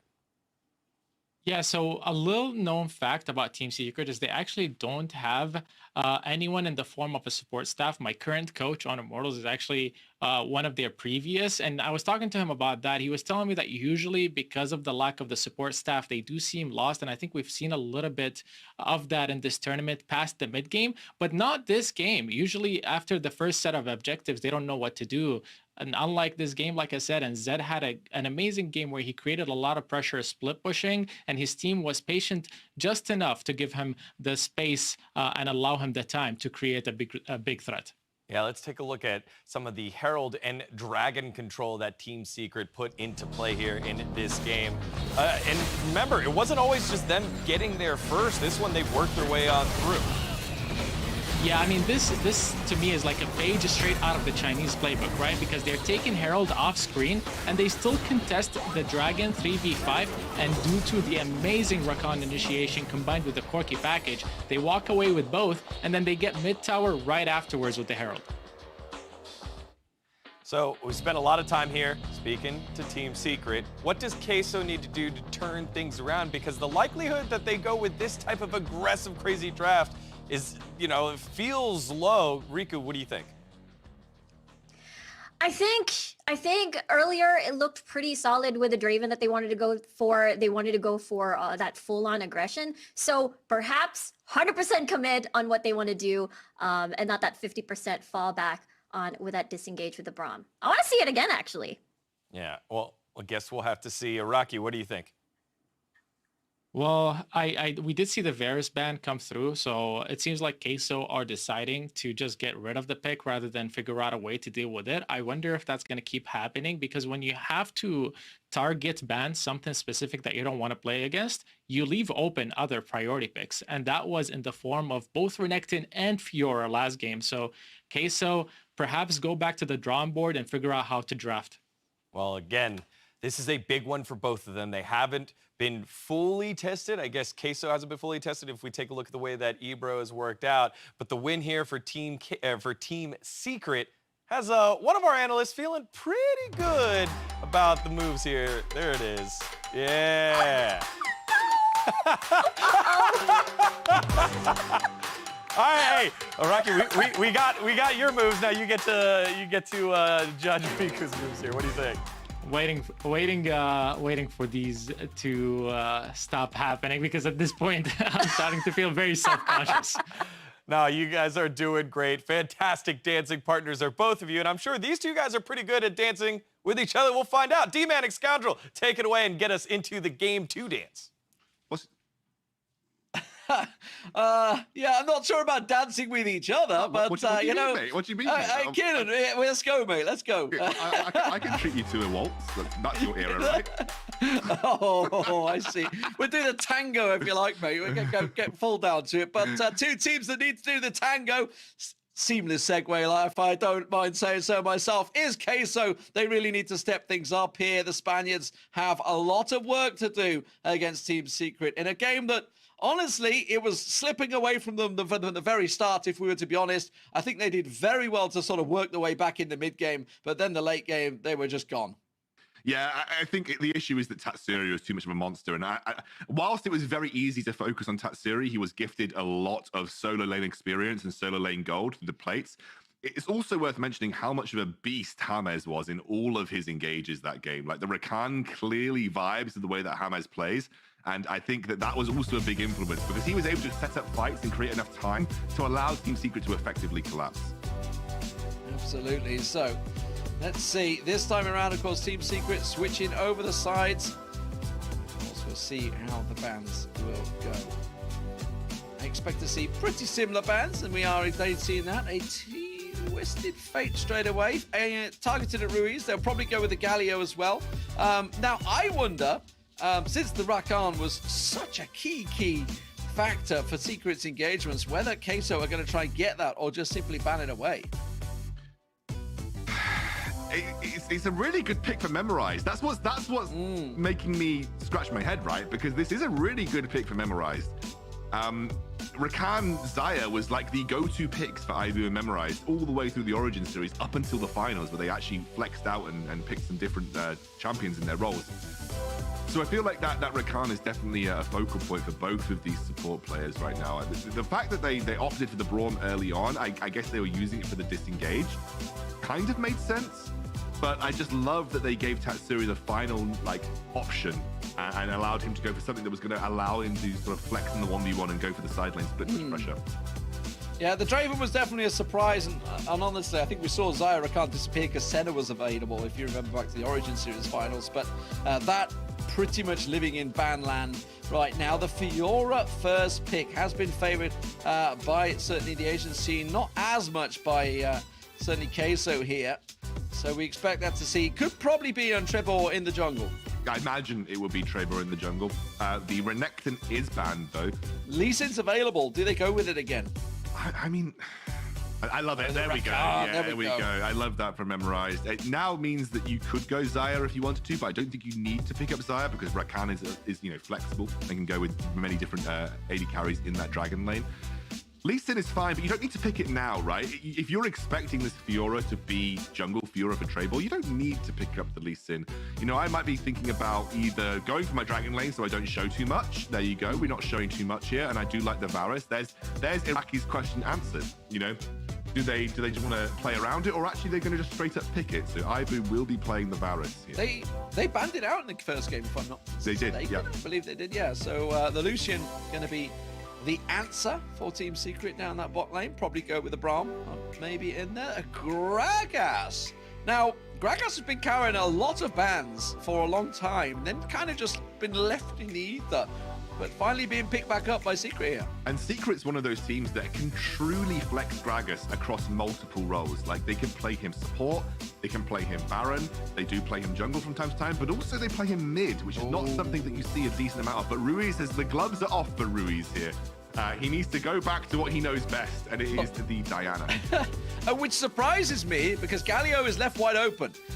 It does surprise me that maybe he didn't go with that. I mean, there's three champions that Ruiz will go to: Diana, Galio, or Ziggs in this case, but or Twisted Fate, actually. Right? So four maybe, yeah. Or Ari, right? Yeah, I guess Ari. Yeah, used to be banned against them quite a lot in the European scene, I guess. Yeah. Andre's going to I'll let him off. That's fine. Yeah. He's got some more.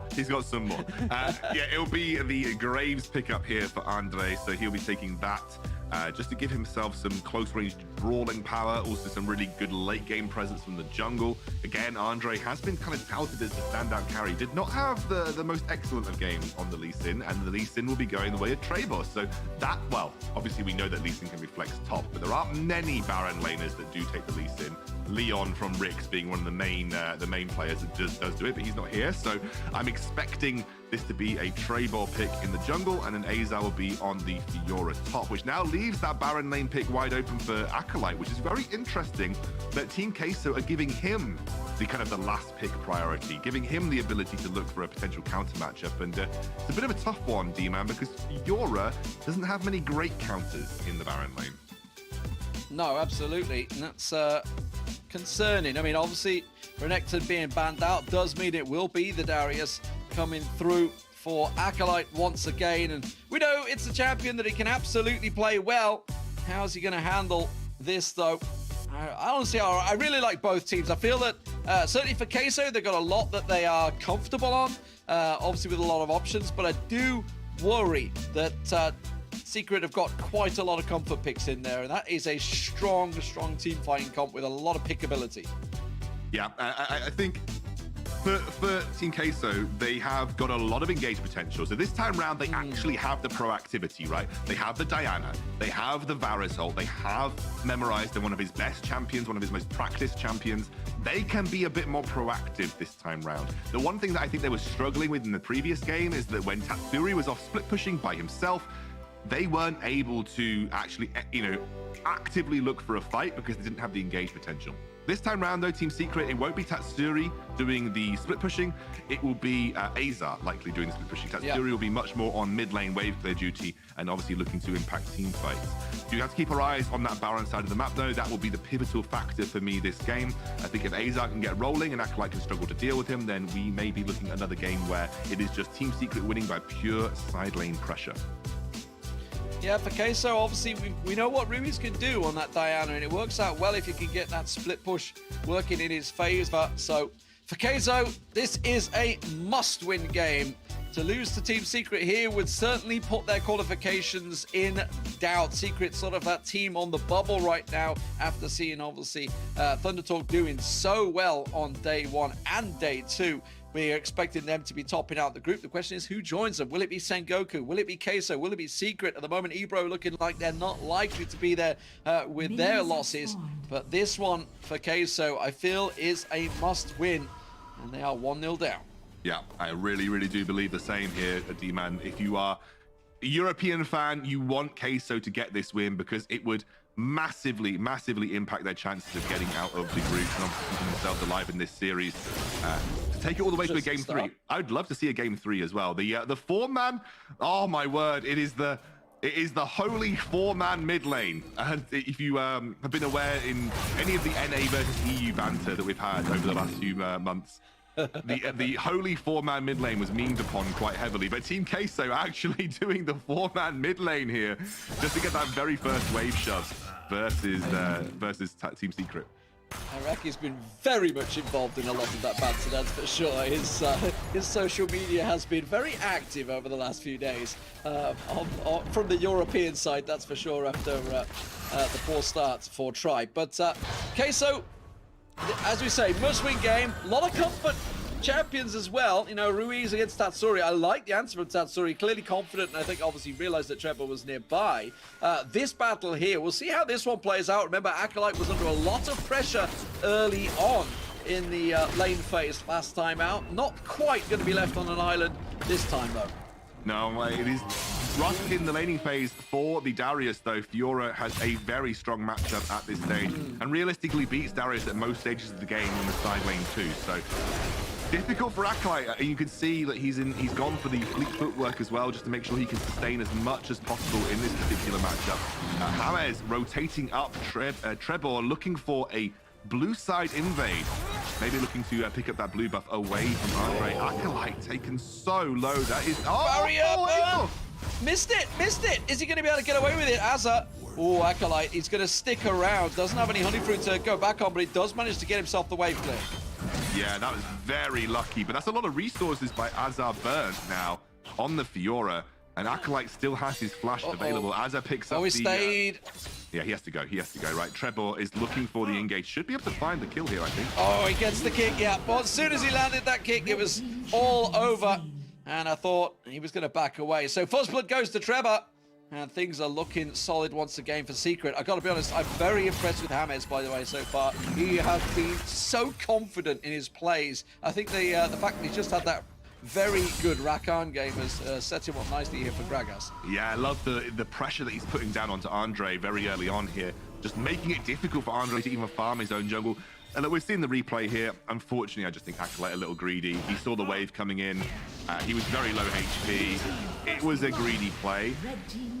This is why the draft just feels a bit awkward to me. They knew that it was very likely going to be Fiora once they saw the Lee Sin, so they had the pick. Darius doesn't have the best matchups, but then again, I feel a little sorry for Team Queso in that respect, that there aren't many good answers to Fiora in the Baron lane, and a lot of them had been taken away. The Renekton was gone. Camille's terrible as well. There really aren't that many great current Baron lane matchups, you know, for Acolyte that would actually be useful in this team comp. I think Darius probably was the best of the bad bunch, but as you can see, you know, a confident Fiora player like Azar is going to just dominate you in this matchup. But generally, when you do have one of those bad matchups, you just say, okay, well, we're just going to back it up with the jungler and sort of power our way through this. Speaking of powering their way through it, they are setting up for the Dragon at the moment. Acolyte trying to get as much farm as he humanly can to try and level out once again with Azza. We do see Queso stacking out. It is going to be the Rift Herald that they ordinarily would focus quite heavily on if they were on the blue side. But here on the red side, Drake tends to be their focus target. It looks like they want to set up for that. I can see that Ruiz is still down there at the moment, and it will be started out. I mean, it's an important one. It's the Infernal. They absolutely want it, and it looks like it's going to be a simple trade. I think they need to commit a lot of resources to take this down quickly, though. This is one of the problems that we saw from them previously. That, you know, again, Team Secret was too late. They're not committing enough resources to take this quickly. I think they're going to get away with it, but you could see Team Queso were posturing, or Team Secret were posturing to try and do something about it. Andre getting Azza in his face there. Andre and Ruiz, that is a dangerous combo, so Secret needs to respect this one, but obviously they did pick up the Rift Herald and making use of it to take down that top turret early. And they have enough resources, Team Secret, on the bottom side of the map with Hamas and Azar, that they won't lose that bot lane tower in response. So it is here we go. Committal. Hamas taken low, but not finished off. Ruiz goes, but he doesn't really have the mana to back this up. He's gone in. Azza's going to turn it around, gets one, should be able to get a second. He can go clean up here. Azza with a massive play. Ibu in all sorts of trouble. The ward's not going to help out, and Azza gets himself the triple. That is a horror story for Europe. Oh my goodness, Azar, absolutely huge outplay there on the Fiora. Let's have a look at the Axe replay of this one. You can see he goes in onto James. James gets the damage reduction with his second ability and then buys enough time for Azar to pop the Grand Challenge. He riposts the ultimate from Ibu, flashes straight onto an overcommit from Andre, and then when you have a Fiora versus a Varus in the 1v1, we all know who wins that.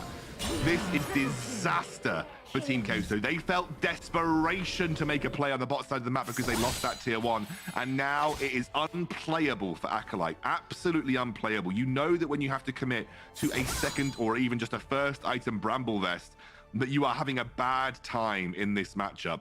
Azar is going to be able to put so much side lane pressure down, and this is going to be another repeat story, but instead of Tatsuri being the absolute devil, it is going to be Azar being...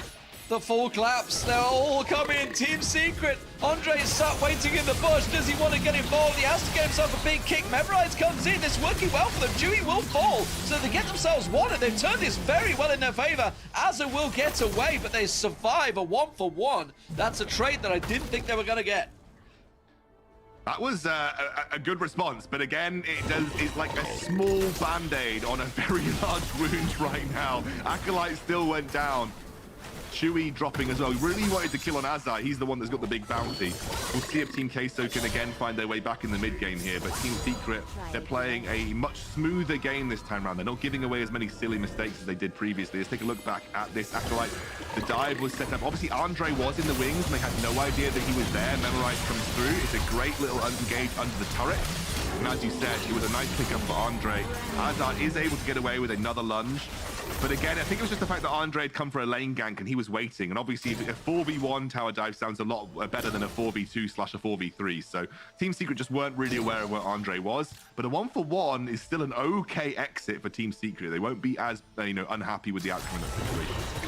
Absolutely. They still need a lot more to come from this. The gold slowly slipping in the favor of Secret, who just need this single game to make it a quick 2-0 in the series. Acolyte, oh man, he is on an edge right now. He's what, over 2,500 gold down in this, a full item down in this. He just needs to be living on the turret right now, and even that is a scary thing. Again, you can see the collapse is coming, but Memorized is there to try and help out once again. They get that ward down, it gives them the information that they require, and of course with the Drake popping in just 28 seconds, it's down for Secret to try and start setting themselves out here, start to flex their dominance effectively from this early lane phase and take control. And Team Queso just know they have to fight around some of these next objectives. They still have a strong team fight. Oh, that is a big engage from Memorized, but I'm not sure I like again. it. Yeah, it's Hammers are focusing again, and we know how tanky Gragas is, even as a support, but it buys time to possibly flex onto this dragon here. And you can see they're just trying to zone out at the moment. Memorize taking incredibly low. He can't now get involved, and I think they're going to have to give that Drake up and maybe take the Rift Herald as the best they can get. It's the second objective. That's what they're trying to do, but you see Team Secret are well aware of that fact, and they're not going to let them get away with it for free. Tatsuri is packing a massive punch on that Orianna right now. Treyball walks straight over. They want both. They're not going to let Team Secret or Team Queso get away with just a sneaky little objective under their nose, and they're going to go and take that for free. Rui's doing his best here, but I think right now Team Queso struggling to stay competitive. Yeah, Acolyte had to go and get that top wave, so he's not close. He's still making his way down here. This Drake is going to fall pretty darn quickly. They've all walked straight over a ward, so the vision is not a problem right now. It's all on Memorize. Can he get that big engage? Look at Andre. He's almost down already. They do come in. Now they're going to go for the committal. Can they get the dragon down? No. That goes the way of Team Secret. Now who's going to get the kills? That's the question. Azza around the backside, getting the full challenge down. Memorize falls around, but Acolyte trying to do what he can. But Azza once again absolutely ruining him. Oh, the stasis bait! Has he got it? Can he turn it around? No, can't land the move fall. Will be able to get away. Acolyte, has he got a dunk left available? Tries to get the pull back in! Azza should only will fall here. Yes, he will eventually. Oh, no! He still managed to get the kill in! Oh, I can't believe that just happened! And Team Secret just taking what they want. Oh my gosh, this is just a classic case of a Baron laner that is just so incredibly fed. Watch him go. Keep your eyes on Azar here. You can see there's a massive commit to the Dragon, but as I see, the backline is completely open. Ibu isolated, great riposte right there. Ground challenge comes down, the healing is there as well, and now it is just cleanup duty. He stays in that healing for as long as possible, dives out of the moonfall, and then takes the Ruiz under the tower, that sequence of events that you just saw on your screen. That was absolutely crazy right there. And look at his mana, he's got what, enough for one ability maybe. Yeah, that's it. He picks up the honey fruit. Oh, his honey fruit was in it. Yeah, he picks up the honey fruit right there. Just look at him. It's unbelievable. That is such a great play. Azar has been a beast this series. And I've got to be a bit worried for Team Queso right now. They look like they're definitely trying things. Memorized again. Not on the. You're just seeing the difference. Oh no! Well, James finds it.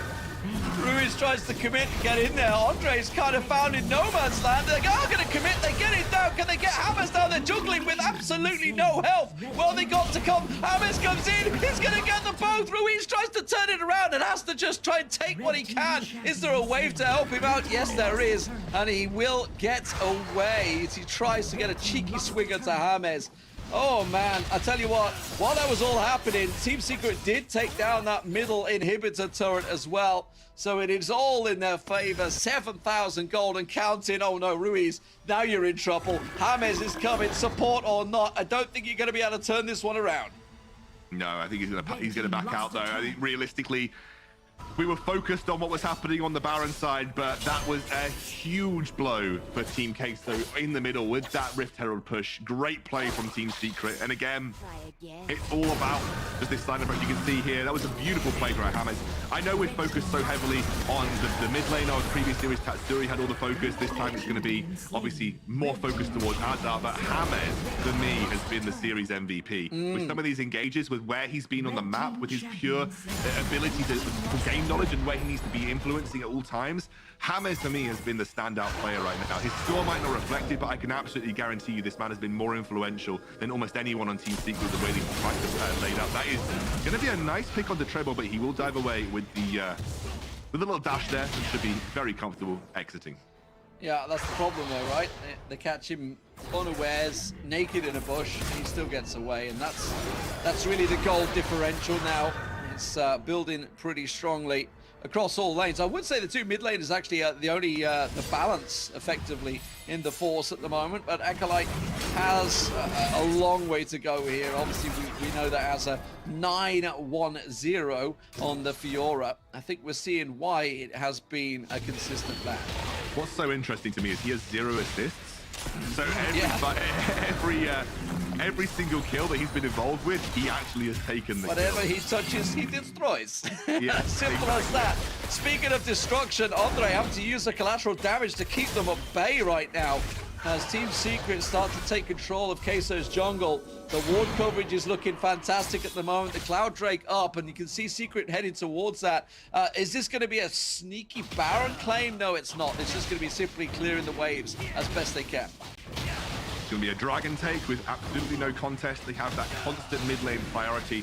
I know that people often talk about mid lane inhibitor tower being one of the least valuable ones in terms of, where it creates pressure on the map. But what I would say is having permanent mid lane priority gives you complete free access to the river. So you are going to be setting up for objectives much better than anyone else. And it also gives you the time to be the one first to the objective too. So mid lane inhibitor has its uses for sure, and you're obviously never going to sniff at it, are you? But clearly this is a huge win right now because we have the Baron coming up and the Elder Dragon coming up, and those are objectives that Team Secret are now going to be able to set up for comfortably every single time. I thought James was about to steal the blue buff away there. Andre tries to get involved. Chewy, the target, would be a decent target to get a hold of there. Memorize sort of getting close enough, but again, it's almost like they're chasing the game effectively. Lack of ward coverage. They do have a single one in the Baron pit, which Trevor's going to now clear out, and it does give a real worry for Queso now. They have to sort of openly, blindly check this. You can see Memorized. Oh, the fact that he's on half health already means he can't go for the engage, and that's going to put a real problem for Queso now, because he's the only real shining light that they have to try and set things up, as EBRO once again tries to find himself a shot. looks rough now for Queso because their only way back in at this point is to memorize to get James. I'm going to say it like this: to get James like engages, and I think even now that is going to be one of the nails in the coffin right now because you now have to deal with both the Baron that's being threatened, but the Fury obviously they can't. Yeah, they can't push this. They can't push this. They got to realize they're going to get collapsed around the side. They're trying to take the action. They do manage to get Tatsuri down. That is a good engage. They go gold in the mid there, and they're going to try and get it down. James taken low. Don't get baited into go for James once again. Treble the target. Chewy will get picked off. Can they get themselves another? But now they've got to worry about the danger factor. They could well lose an inhibitor turret while they go for this fight. Oh, he caught memorized. Oh, that might set both up. It will be. Trevor gets 1, 2, can get the 3. Oh, it's absolutely disaster. As Queso just thought they had it, they hung around too long, and Trevor's GA gifts himself a triple. I think now Andre did his best there, but they lose an inhibitor tower and they gain only a couple of kills in their favor. Still global gold spiraling in favor of Team Secret and Team Queso. Andre 5-3-1. We kind of painted him as, oh, he dashes out of the way of the sonic wave there. Still goes down though. Still goes down, nothing they could do. Acolyte unable to catch him, and Trevor walks away. Swagger, as it were. And as you say, 10,000 gold differential and a Baron coming up here. Nothing that Queso can do about this one. Okay, they're going to start the Baron. This is a good play because they have so much advantage on the map with that, especially that Baron as well as the Dragon Lane permanently pushing for them with the inhibitor tower down. And I think now it's just one lane left with Azar being so strong, no one can match him. They have to commit multiple men just to try and take him down. And I think even this in the 2v1 might be risky. He's backing here. Yeah, not falling for the bait there. Acolyte was trying to draw him out there, but memorized. I still think even with just memorized and Acolyte, even with the knockup, I don't think they could have took him down. I gotta be honest, he's so far ahead. Almost 7,000 gold over Acolyte at the moment, and you know, he's fully committed, got the full item build. Yeah, I don't think anybody can stop him in the side lane right now. It has been, again, just another display of how split pushing can work so effectively for teams just based on the current meta as well. And I love that we're seeing Team Secret adapt so heavily to this style of play too. They've played excellently. They've been a real shining light for the Southeast Asian region. You know, given the fact that SBTC, who won that overall region, have struggling to make an impact in their group. Team Secret certainly have not. He's found another opportunity to go and act like Oh my word, I don't think he can do a great deal about this one. There's no inhibitor turrets to help him out. Ruiz is going to fall as well. I don't think there's a great deal he can do about it. They commit everything to Azza, but Azza has an answer. An answer for everything. Gets himself the triple, will finally fall, but that doesn't matter. The damage has been done. It will be the game for Team Secret, and they will take the series 2-0 as Queso fall and European hopes start to dwindle. Excellent game by Team Secret. They definitely look like the real deal. I think Europe had a little bit to go in terms of catching up to them, but that was a brilliant game from Azar. But I just want to highlight James again. I think the way he plays the map, some of his engages, the way he selects to be at any given time, he for me was an absolute beast this entire series. Obviously your two solo laners from Team Secret had an absolutely stellar performance. Tatsuri in the first game, Azar in the second. And it's great as well to see split pushing be a really effective strategy now. I think you go back 4 or 5 months, it was something that was difficult to make work in Wild Rift, but Team Secret, they are flexing. Just like DKG, they are making use of their strong solo laners and using that to full effect. Team Queso will definitely have to go back to the drawing board a little bit here before they come back to their next game. They do need to start picking up wins if they want to exit this group, but Team Secret looking strong contenders to make it through our further knockout stages of the quarterfinals. Yeah, I think Azza finishing, what, 13-2 at the end there? Oh my word, incredible stuff. And I think looking at games in the future, I think we're going to be seeing Fiorabans against Team Secret, sort of written down by every analyst and coach within the Horizon Cup to say that needs to go away. I mean, if you were to look towards their game, obviously with Thunder Talk, that was incredibly close, didn't quite work out for them, but oh my word, what a game overall. Team Secret showing their dominance over Team Queso. And Queso, honestly, they look a bit shell-shocked. If you just saw their body language a moment ago, we know they're an emotional team. They have to pick themselves up now because they have a couple of tough games ahead of them. That was really a must-win game. Now they're going to have to look towards Sengoku and Thunder Talk and think we have to figure out how we're going to beat these guys. Yeah, absolutely. 100% agree. It was a great series by Team Secret, and they should be very proud. Southeast Asia definitely looking strong. Fantastic stuff. That's it for us today. Let's get over to the guys, though, because there's plenty more action to come. D-Man and Nick Scoundrel, you just finished your 5-game tango. Thank you very much. Great job on the day, fellas. Back here with Iraqi and Riku, and we want to get right into our Oppo player of the series. It's the man that popped off in Game 2, Azar, going huge here, Iraqi.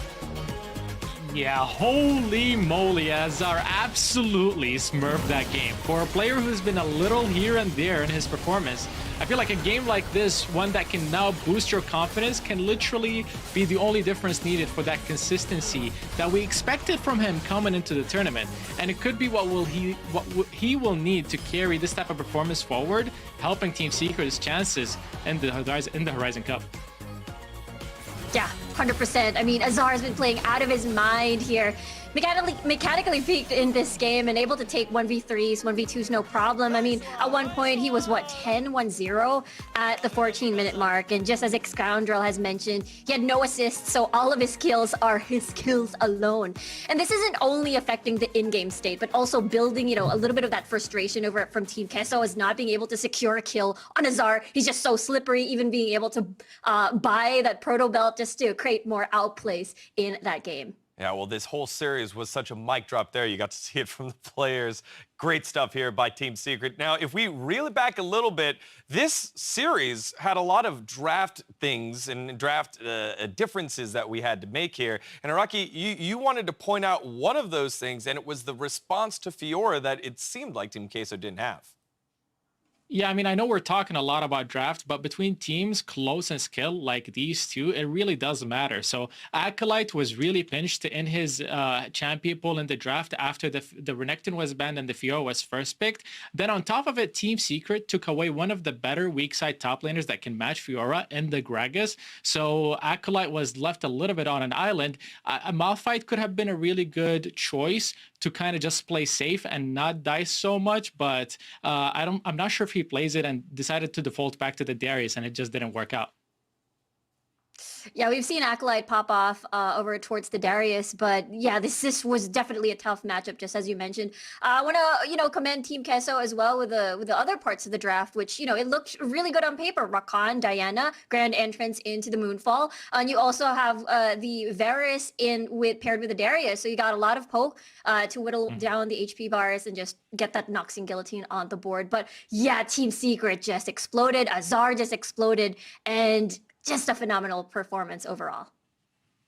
I do think Team Secret were really 5-head with their drafts in this game. I mean, even the Rakan pick, once you've established that it's a really big pariah for your own support, the enemy team has to figure out a way to deal with it, and Queso decided to take it away. But then Team Secret have the answer, which is Gragas. In lane, Gragas denies Rakan to play aggro at all because he can just position well and then body slam.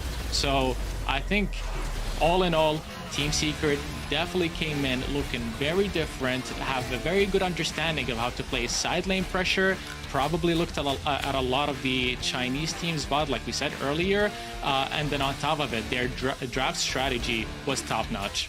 Yeah, and if we zoom out a little bit on this Team Secret squad, you've had multiple players have games to remember. Trevor on the Lee Sin earlier, Tatsuri on the Katarina, and then Azar here going huge. James on multiple different supports now. So this Team Secret squad, no matter how the rest of the tourney ends up, they can be proud of how they've played so far in multiple different facets. Now, if we go ahead and take a look at one last thing before we close things out here. Team Queso, how do they rebound? Real quick, Iraqi Zoro. So I still think they're fine. They are doing well within the group, but they just need to focus ahead because their chances of coming out as the 3rd seed at the least is looking pretty well. So I think they need to figure out some more picks for Acolyte in particular. They don't want to run into the situation where he gets pinched in the champion pool again, because he is a big win condition for them. And if they do that, I do think, yeah, they can definitely perform.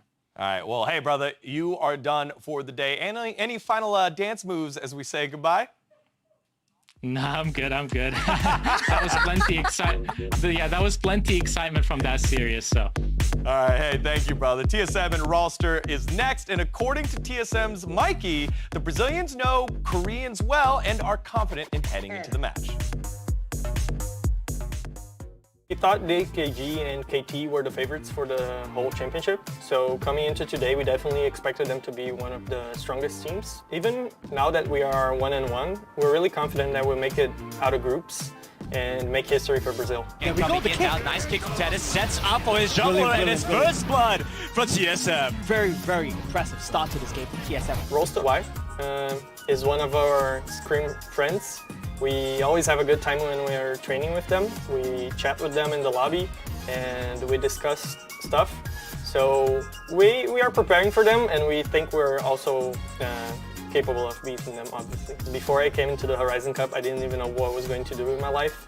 I was hating college, and all I wanted to do was find something else to do. And then Wild Rift just dropped in the App Store, and I was like, yeah, this is it.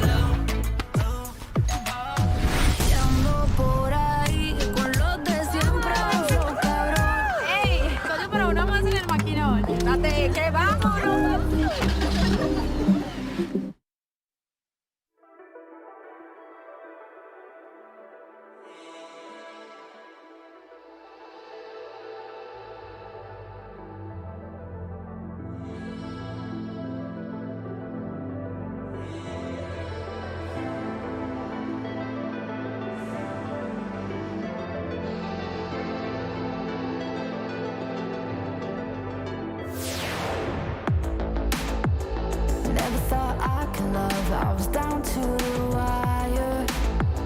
You took me on by surprise, there was summer inside. Now I can think of a time that I wasn't sober. We're on a high life and the seasons don't mind. You keep me warm on a cold, long winter night. You always know where to go, where to spend our time together. Don't mind, wherever we are, we'll be fine. You keep me warm on a cold, long winter December night, December night. You know what I like, do it once, do it twice. Heat up by the fire, December night, December night, December night, December night.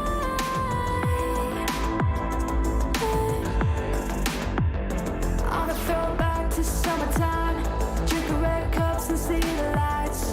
And with a burning heat, we just fall asleep till the seasons change. You said I'll be your fire, I'll be your savior, I'll be your lighter, lighter, no, no.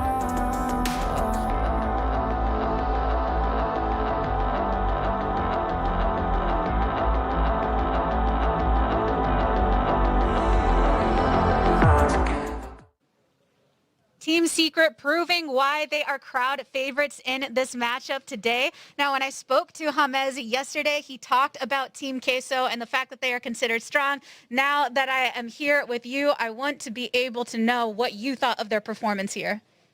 About their performance, I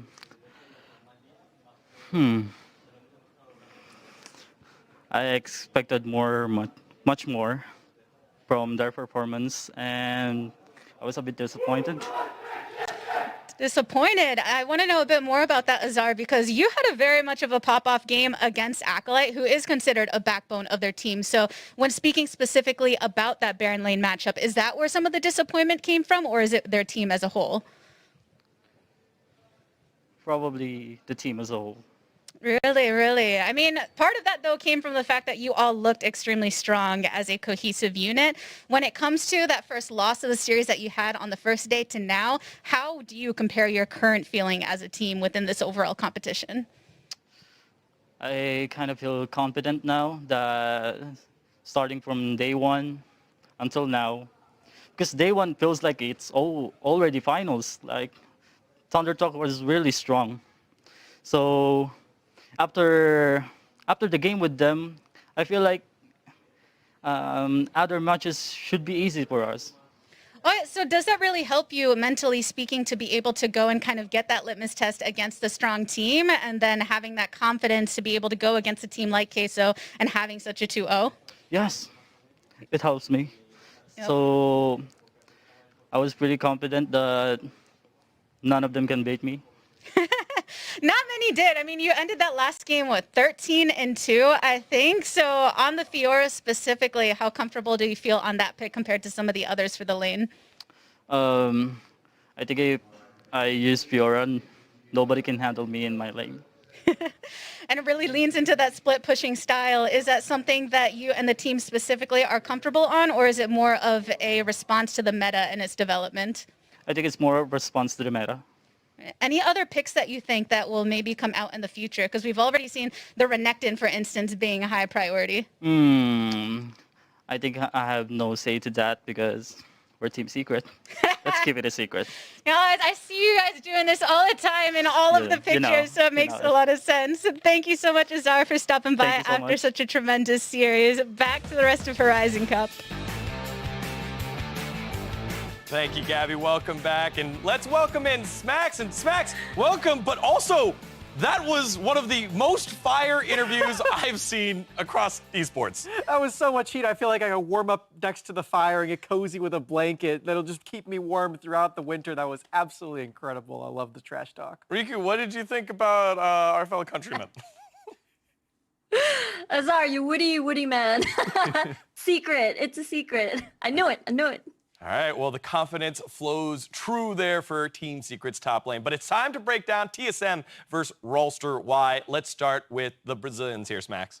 I'm really excited about TSM. I came into this tournament expecting them to have a bit of a struggle in their group, honestly. But with the way that they came out the gate swinging, they beat Tribe, which, you know, the hometown heroes for me. I'm a NA caster at heart. I was excited about Tribe, but couldn't quite manage it. They did get reverse swept by TSM. And because of that, this team looks really, really strong. They've got a lot of amazing pieces that are coming together. Yeah, so if TSM are about hitting, if not slightly exceeding expectations, where are you both landing here on Rolster wide? And we'll start with you first, Riku. Okay, for me, I have to look at, RY here. Ratal, he sets up the sickest of flanks. So if you're going up against RY, vision will be incredibly crucial, especially around Dragon Fights and Rift Herald, especially since TSM also loves to skirmish. So they got to make sure that their backline is safe, especially that they play around Mikey and Petroni popping off. Smax? I'm pretty excited on the other side of Rolster, on the other side of their team here for Luna, the new player on the block who just recently got into this team and played his first competitive matches in this tournament. He came in with the crazy powerful Misfortune games and then also the Corki packages, which were so phenomenal. Completely out of this world. I loved the performance from him. Yeah, well, remember, he was the emotional powder keg for the squad. Let's see if he's able to light it up here for Rolster in this matchup. It's time to get on into the game. Toss it on over to Rafa and Alk Battery. Thank you so much, D-Gon. And I've got to say, welcome to the second half of day 3 of our groups for the Horizon Cup. Wild Rift Esports has been kicking off. It's been a blast. I'm joined here by my boy Alk Battery, a.k.a. Dimitri Toledo. We've been grinding this since 2018, baby. And you know what? We're casting TSM games. So if we go back to 2018, if we told that to our younger selves, I mean, this is a hell of a journey for us, man. Exactly. And I mean, there's some other like connections, right? We're talking about the LATAM region as a whole and TSM, who have had a bit of a rocky roller coaster throughout the Horizon Cup, finding their win against Tribe, and then eventually kind of having a really competitive series up against Dakun. So I'm really excited to see what they can do here now in their game 3. Now, they've got a tough opponent here, Dimitri, because they are going up against the Koreans, the powerhouses in Rolster Y, and my goodness. I know when we were doing our prep going into this tournament, we didn't expect them to be that powerful, but their debut performance in day 2, that was filthy. Yes. Rattel, absolutely a monster. Rattel has been honestly really impressive. And again, KT Rolster coming into this, Rolster Y, we thought, okay, maybe the WCK wasn't going to have as much competition going into this. But I mean, so far, they were undefeated in their own region. They went 7-0 throughout the regular season and then going into playoffs. And now we're here where hearing from the players talking about them, Korea is really dominant right now. All of the Eastern teams have been looking on fire.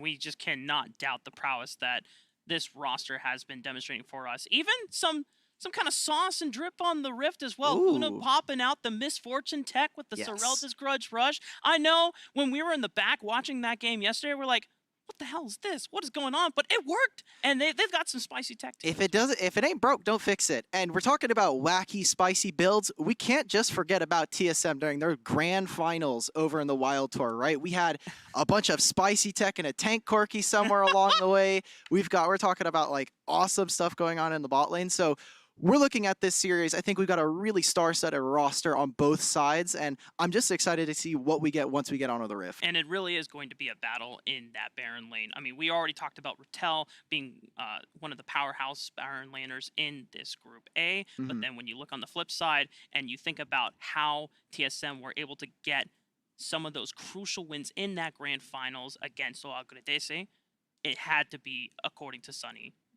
Sunny was honestly really instrumental in how we saw TSM as a whole find a bunch of victories. And now here in Horizon Cup, I think we've seen similar things in their game against Tribe. I thought Sunny had a fantastic game against Chuck, who constantly we saw different kinds of strategies. I mean, we're looking at even the bot lane for a moment here. Petroni and Carlito had some of the best performances I think we've seen from a bot lane duo so far, just from a LATAM region.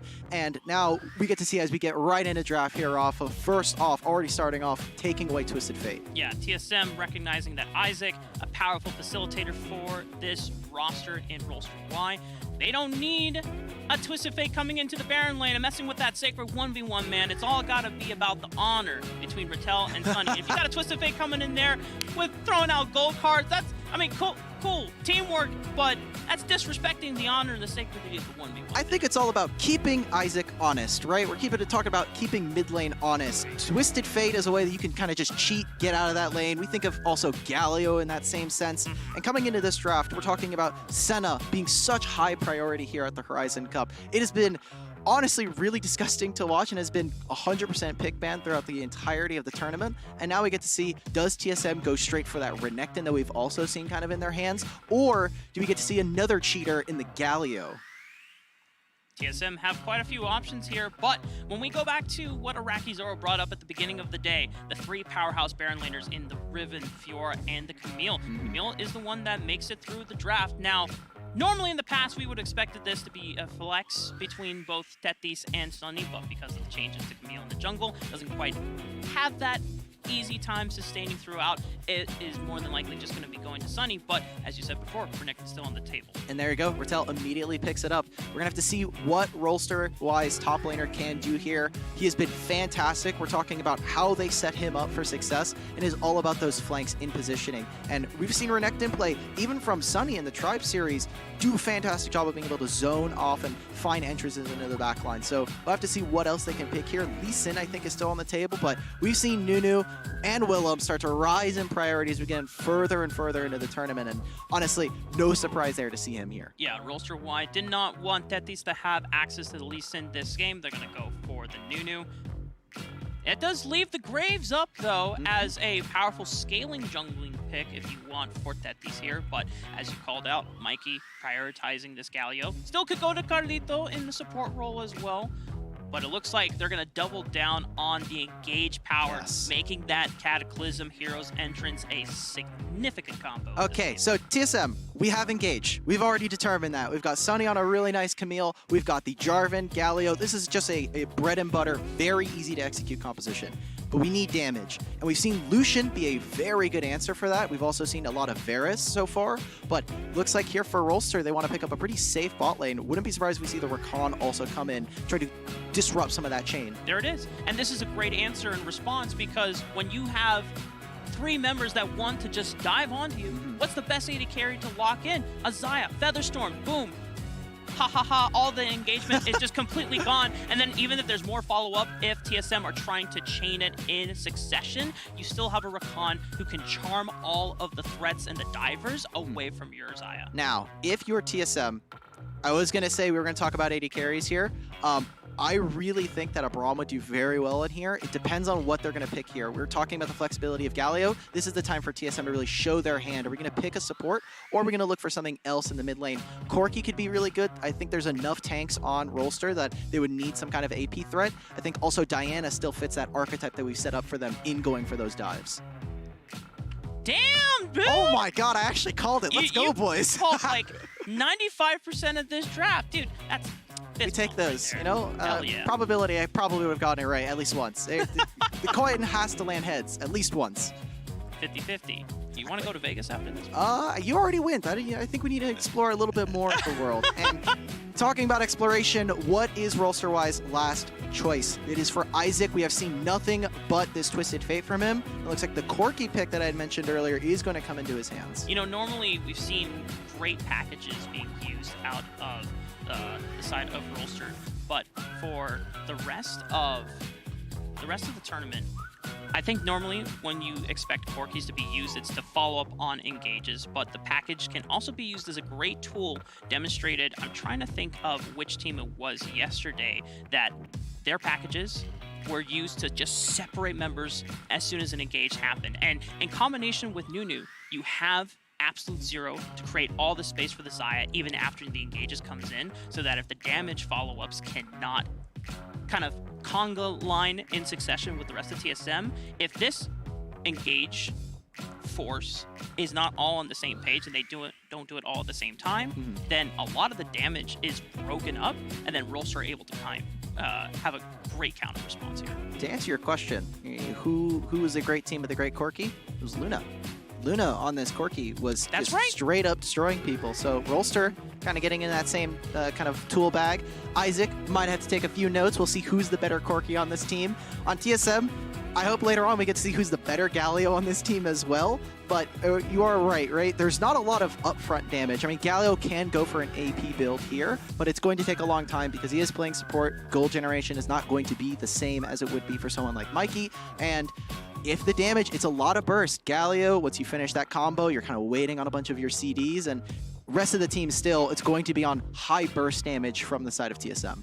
Going into game one, ladies and gentlemen, Rolster already having put themselves in a great spot, 1-0 overall in series score with the Group A, whereas TSM, they're 1-1. Getting a win here against Rolster Y would cement themselves highly probable to get out of this group going into playoffs, whereas Rolster, if they get this win, then they are strongly going to be one of the top 2 seeds getting out. Yeah, you have to take a look at the rest of this group, right? We have already Dakun Gaming sitting at 2-0, and for Rolster and TSM, they're both sitting at 1 win. Another loss, like you said, probably adds the possibility of a 2nd and 3rd place seed for either of these teams, and you really want to get ahead of the pack. Since they've already beaten Tribe, you're also looking at the rest. You're going to have to go up against an SBTC who is on the trend downwards, and eventually they're going to have to go up against against I think it is Dakun. So that'll be a little bit of some trepidation there.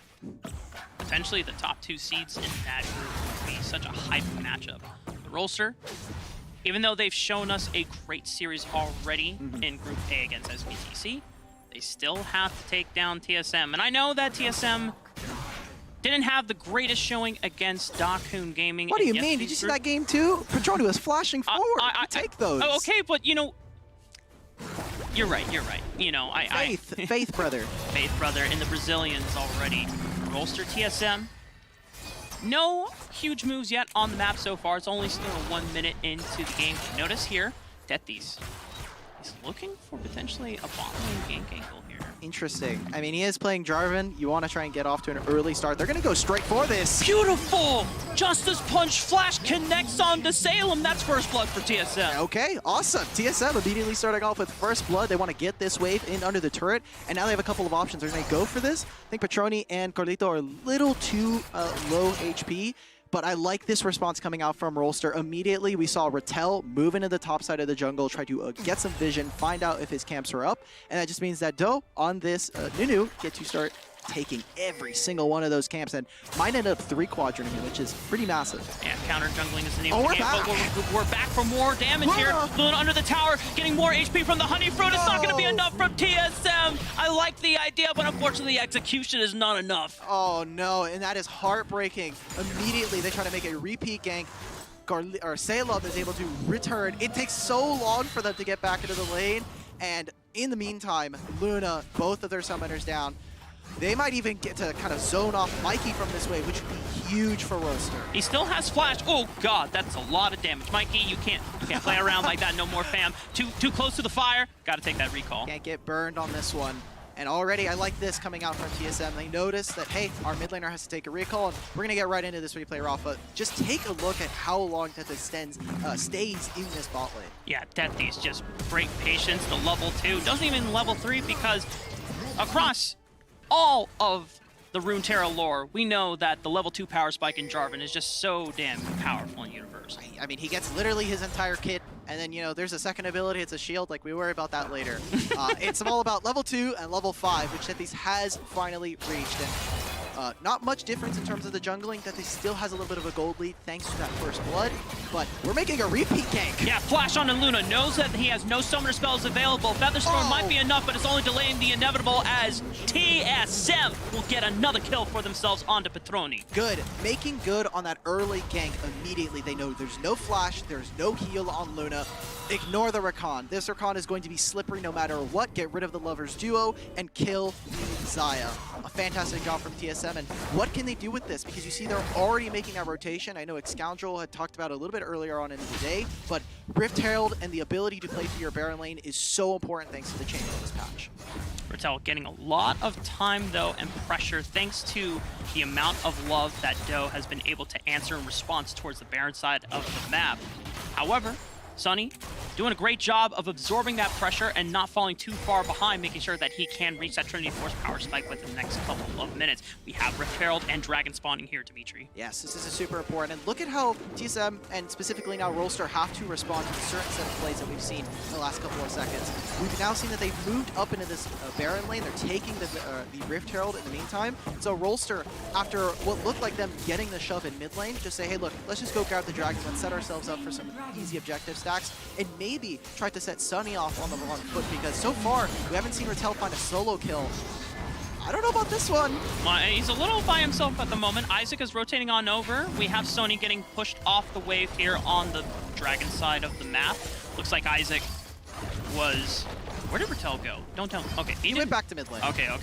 They kind of escorted him back. He's like, don't worry, buddy, I got you. You're safe here. And Rolster, because they had been able to delay TSM on that Baron side of the map, they're the ones that get first break. I love the lane allocations that we've been seeing. I know this, I think, happened in the first series today, but we've been seeing a lot of AD carries pairing up with junglers to, you know, slowly but safely attack with the turret. So a tier 1 does go in favor of Rolster first, so a little bit extra gold there. But now we're going to get to see what looks like a more even game. If you remember yesterday's game, I might have to hold this as this is a really interesting flank from the side of TSM. They didn't have vision of this, and I don't know if they still have vision, but Rattel has to notice something is off. He's diving under the turret.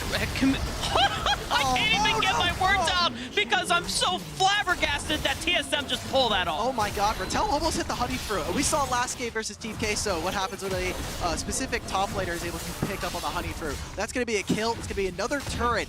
And something that we didn't get to see yesterday in their game against SBTC, Rolster OI with Rattel, who's at a deficit here.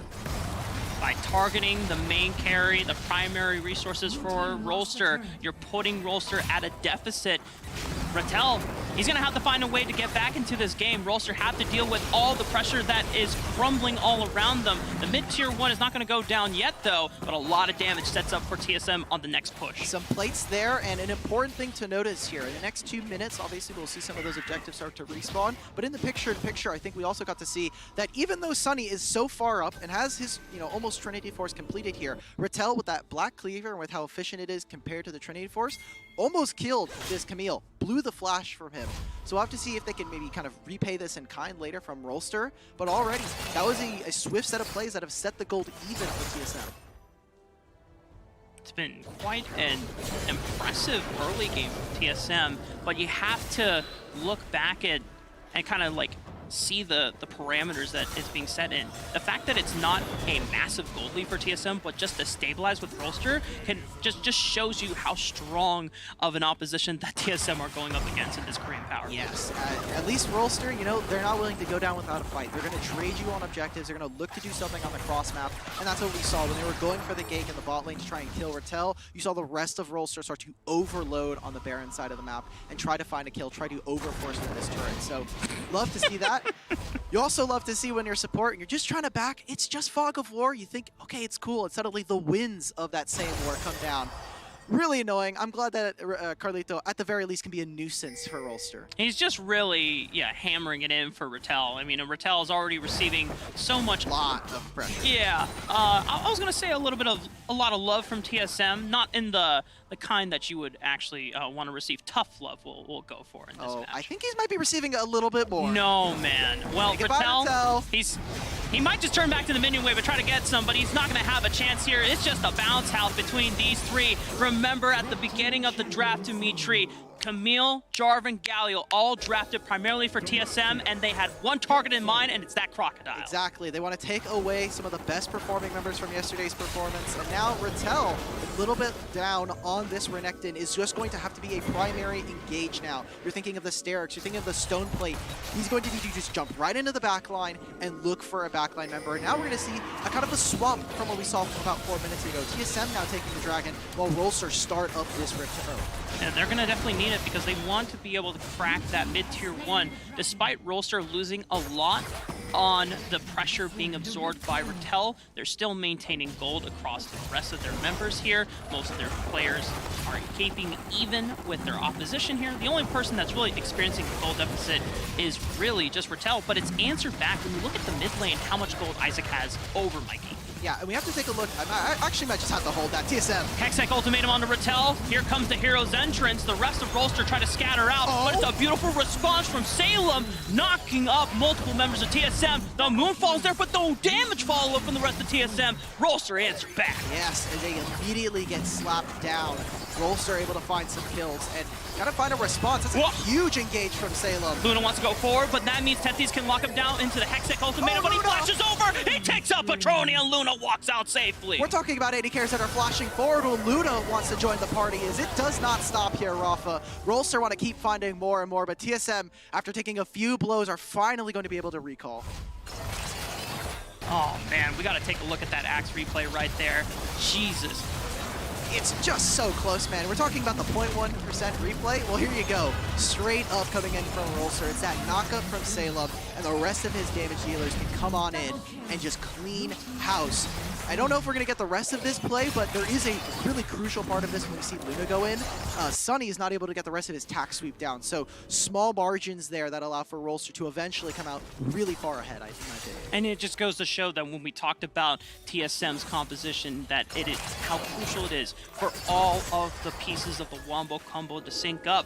That time, it was only Carlito on the hero's entrance, the initial engage. We're going to look for another one, though. Sunny and Tethys are there, but the re-engage from Salem blocks him down. Petroni cannot, once again, access the backline because the rest of Rolster are doing such a damn good job of screening the damage away. They focused the wrong member. Rattel, the angry Croc, says, hey, I might be down, but the rest of my team is on the up and up. They're going to get kills. They're going to get a third turret here, finally breaking down the mid-tier 1. These counter responses from Rolster have just been so incredible to watch because the rest of them. Okay. All right, Tethys, you know, he felt the breeze on that one. He felt the snowballs approaching a little too closely there to the booty cheeks, but it's okay. For the rest of Rolster, looking back at how these counter responses is just crucial to their success. Yeah, we're talking about how fast this engage can come in from TSM, but there was just a few too many ultimates being down at this point. We saw the engage right onto Luna, but then the rest of his damage dealers were not there. That's something that we talked about in the draft, that you have this core 3, the Camille, the Jarvan, and the Galio, but the damage needs to also be there when you go for those engages. So they try to lock him down. They're not able to lock down the Lovers duo, and at that point we see Rolster just completely take over this fight. And now, Rafa, I do want to point our eyes ahead for this match. We do see that this is a little bit of an even game set. state starting to go in the favor of Rolster, but when you look at what TSM's comp wants to do, it's very, very short range, where the double marksman here for Rolster mean objectives go down incredibly fast. We're talking about turrets as well are at threat, and such a low range composition from TSM's mean they need to go fast, they need to find that burst damage. And one of the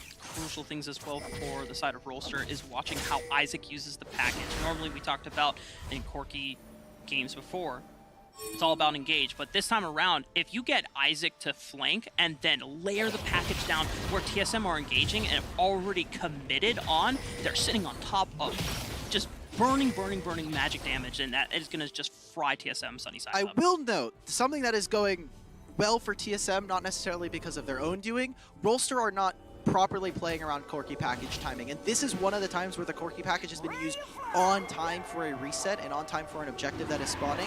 I don't know how effective it'll be because I don't think TSM is going to go for this. They're not going to try and attend this dragon fight. They're going to just look to overpower the mid lane. Maybe with the speed that we see from Do on this Nunu, maybe they might fight for priority. But because Isaac has this package, he can always defend it. If TSM were ready to commit for that turret dive, Featherstorm would delay it, package would come right on top of it and punish the overaggression for TSM. The only thing that they can get is a couple of strikes into that tier 2 turret, knocking it down to 50% HP, but still, TSM's window starting to run out here, and already we look back at the first couple minutes of the game where TSM were so proactive, so successful shutting down Luna. We throw up that scoreboard, he's like 5-1, he's got 10,000 gold, 12,000! Oh my god, this guy is really fed. I would love to be this kind of I thought they ganked this guy, Dimitri. I thought they put him in the dirt. Yeah, What they happened? got the one kill, and everything after that just kind of went sideways for TSM. Rolster doing a fantastic job, and something that I wanted to note from their last series as well was just how well they were controlling vision, not only just for Rattel, but making sure that if the opponent ever went for any kind of plays, they knew exactly what they wanted to do, trying to stop this as well. So the vision denial is so key for Rolster. TSM, even despite having such a long lane in the Baron lane, now as they come back onto the map, are going to have to try and fight for vision into this river. Yeah, notice triple stasis. Tetis jumps over the wall with a blast cone. I don't think he really wanted to be there. Takes a face full of slime from Doe. It's not the slime factor, boys, but still, we're on a game show of some sort. Rolster just taking absolute control of this jump. That is a loose interpretation of the word game show. It is literally a show and literally a game that we are watching. So I appreciate how effective we're going with that. But look at this engage. Oh, can we appreciate the re-engage, though, from Rolster? Hero's Entrance is going to lock them down. Cataclysm catches out, too, but beautiful stuff from Luna. Dodges out with the Featherstorm. Salem taken critically low. Will fall. Mikey on the back line, already eliminating one, but will fall in response. Tetis trying to lock up Isaac. They go for it. TSM take down 3. Oh my god, and look at how tanky they are. They're just so resilient. It was kind of a mismatched fight there for Rolster. And with Sunny splitting on the opposite side of the map, TSM, they play away from the fight. They are so far behind. And Rolster, they end up falling down.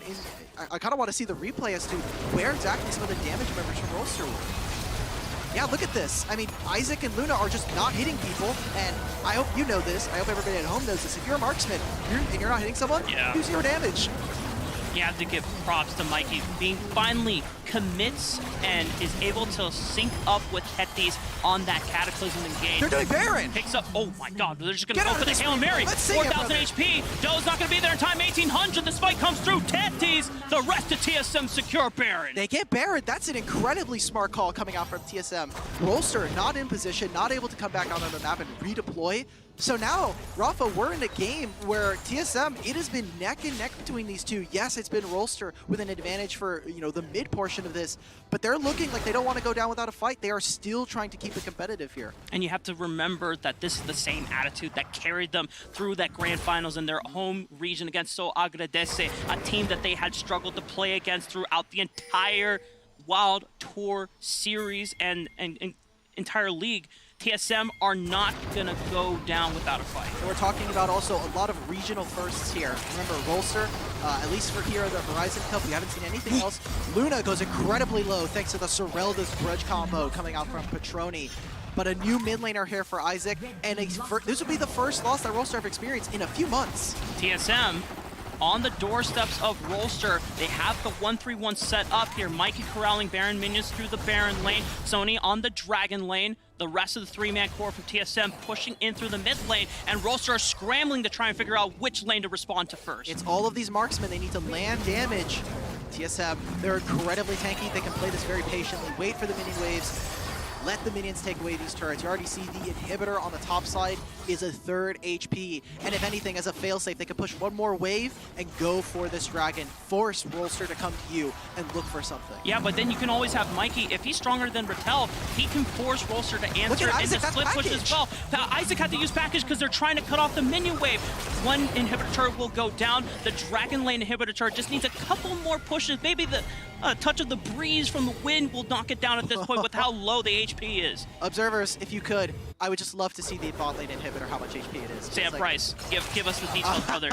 I don't know who's on our ops, but if that actually is him, that's a pretty sick call. Elton, Adam, who's on duty? You're just calling all of them. Okay. Yeah. All right. One of if you. You get all of them, you can't possibly miss, right? TSM now corralling towards this Elder Dragon. Tethys forcing the rest of Rolster back into the choke.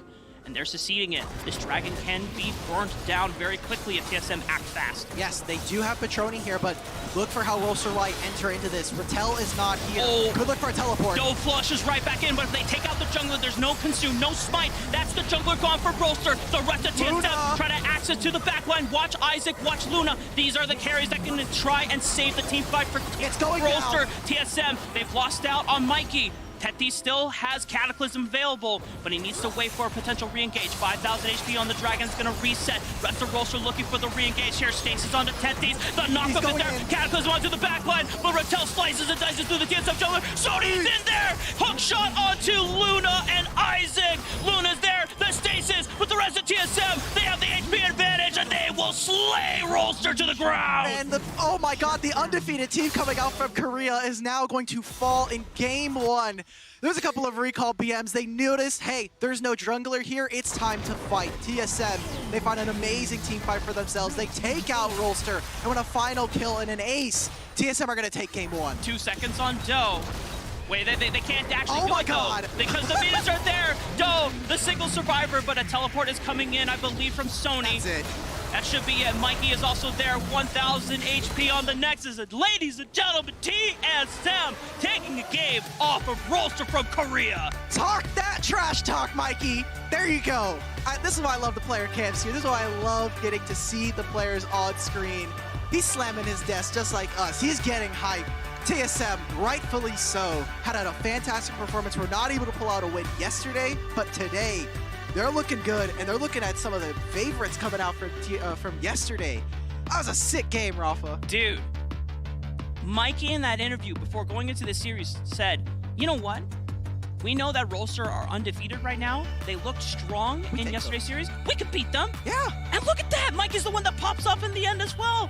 Now it's game 1. We know earlier today, I saw EBRO also take a game off of Sengoku Gaming, and I was like, okay, that's winnable, and then they came in reverse swept. Now, TSM got to keep their heads in the game. Yes. Remember what made them successful in this game 1, getting ready for game 2, and they can potentially carry that momentum forward. You know, just as a whole, the LATAM region is a very emotional region, right? Yes. We're talking about a lot of heart, a lot of spirit there, and those are the kinds of guys that they can take a game 1 emotional roller coaster and just ride it on through to a victory. And I don't want to talk too much about the players on KT or on Rolster, but they look stunned after that. They looked a little bit out of that, look a little bit shook. So we'll have to see what they kind of have in the tank here for game 2. Definitely have to go to the drawing board. As for us, we're going to be recharging, but when we come back, it will be sending it over to the analyst desk with Digon, Smax, and Riku to break down TSM's victory in game 1. Thank you very much, Rafa. And y'all, TSM take themselves the win, and we weren't able to get your predictions on the broadcast, but you both told me behind the scenes that you had Rolster winning either 2-0 or 2-1. So what's going on here, Smax? I think I had a 2-0 for Rolster. Yeah, I did. There it is on the screen. So a little bit tough. Past Smax, not a believer in the Brazilian boys, but man, oh man, that was really, really exciting, really entertaining stuff. I loved the strategy that they came in with that. Yeah, and Riku, you're not off the hook either. You had a pick here that seems to be in jeopardy. Yeah, I could still be right, I could still be wrong, but either way, that game 1 was just incredibly explosive, and TSM really, really matched, you know, RY in the team fights. It was just so fiery. Yeah, and it started in the draft. Riku, what jumped out at you as we take a look at it?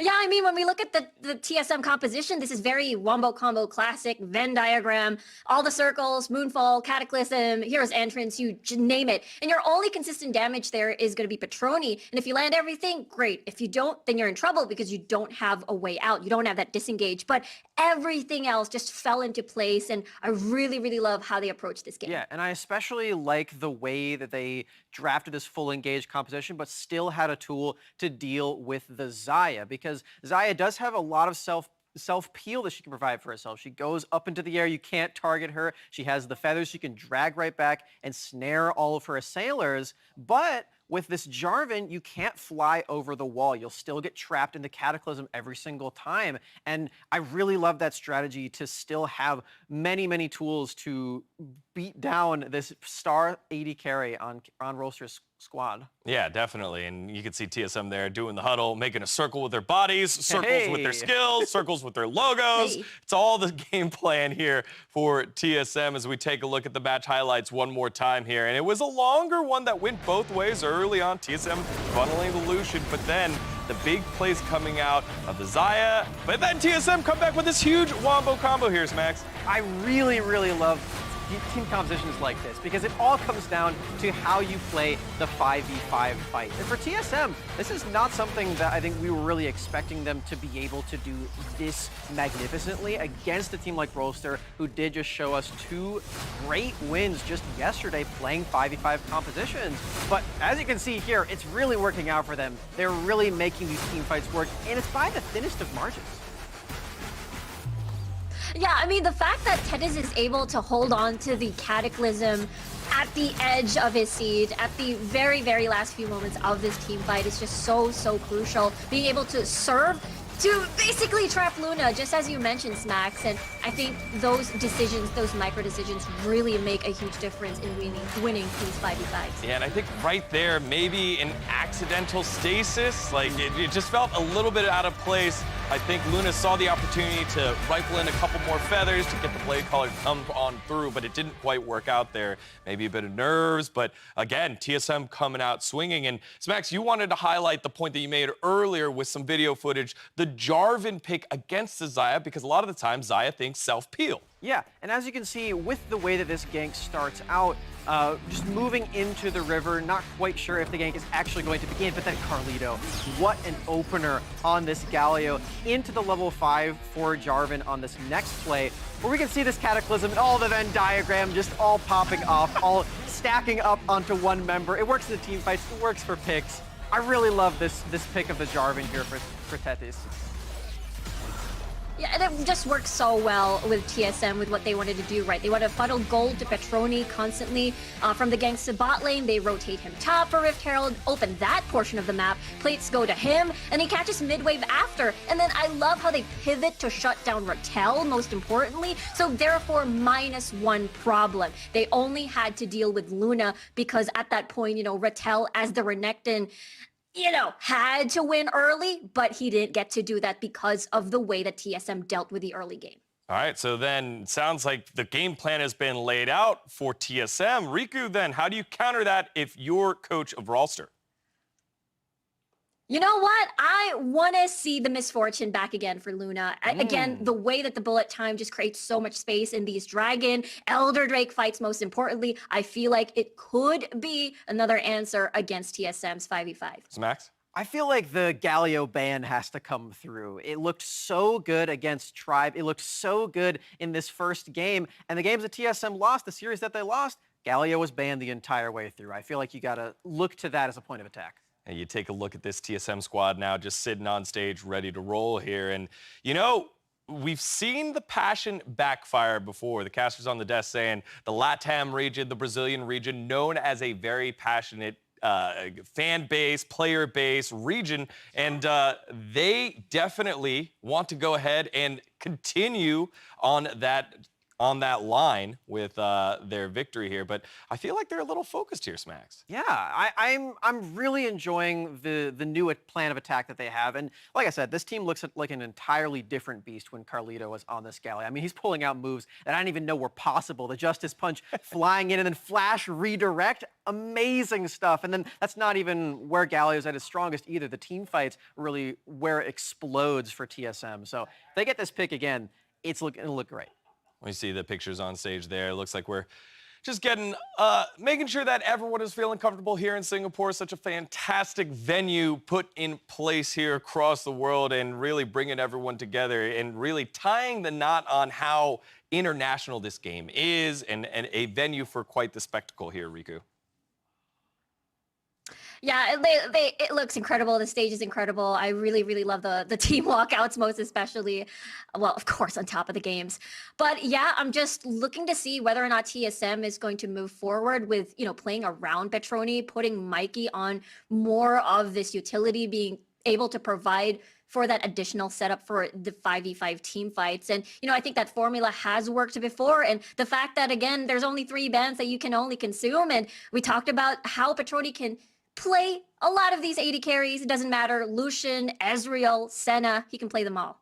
Now, Smacks, we saw you tweet a couple days ago. Be warned, we have security on hand to escort you out of here. If you try to steal our Darius axe, what's going on? Okay. First of all, I did not know that I had snitches in my midst. Somebody on production, who is it? Is it you? Is it you? It was me, fool! Rafa!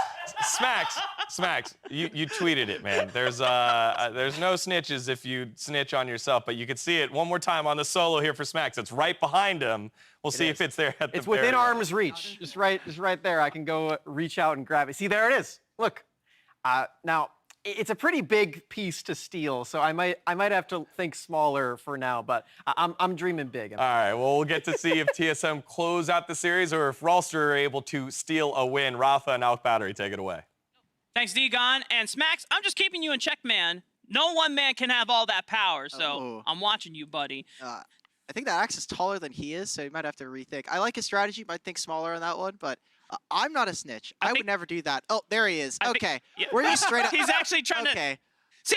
He tried to get away with it while we were showing the rest of the teams. You ain't slick? Straight up taller. You ain't slick, boy. And it's slanted. Get back to your spot. Anyway, Mark, we do actually have a series on our hand. Contrary to popular belief, we are in game 2 here for Rolster Y versus TSM. TSM, man. All I'm going to say is that Rolster definitely have to change things up going into game 2 for the draft phase. I like what the analyst was talking about, trying to take away some of that engage and team fight power away from TSM.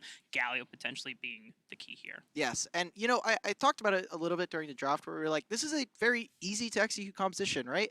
I know that the desk talked about it a ton. The Venn diagram is actually just a circle composition. Yeah. But just because it's easy doesn't mean it's it should be belittled. They came out to try and get a win, and if the strategy, it's on your opponent to say, hey, your strategy is a little too simple, we can easily break it.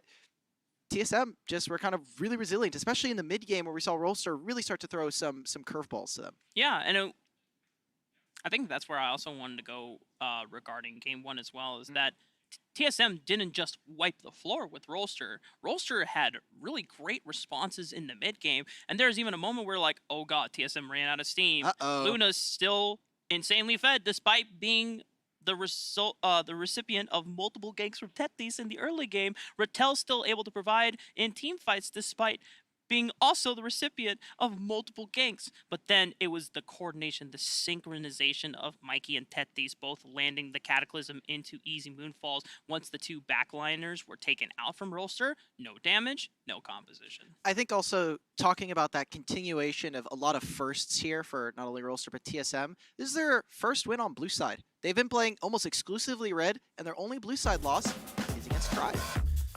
That series obviously didn't go the way of North America, as we may have, some of us would have hoped. You know what? The Westerners will proudly adopt any Western region that does well in an international competition. True, except against their own competition. However, disregarding my own North American region bias, TSM have finally found a win on the blue side, which is important because they've played 5 games so far, not including that last one, and it has been red side for 4 out of those 5 games. Well, we are in the draft for second And they're game, on red again. ladies and gentlemen, and as you mentioned before, TSM, red side here.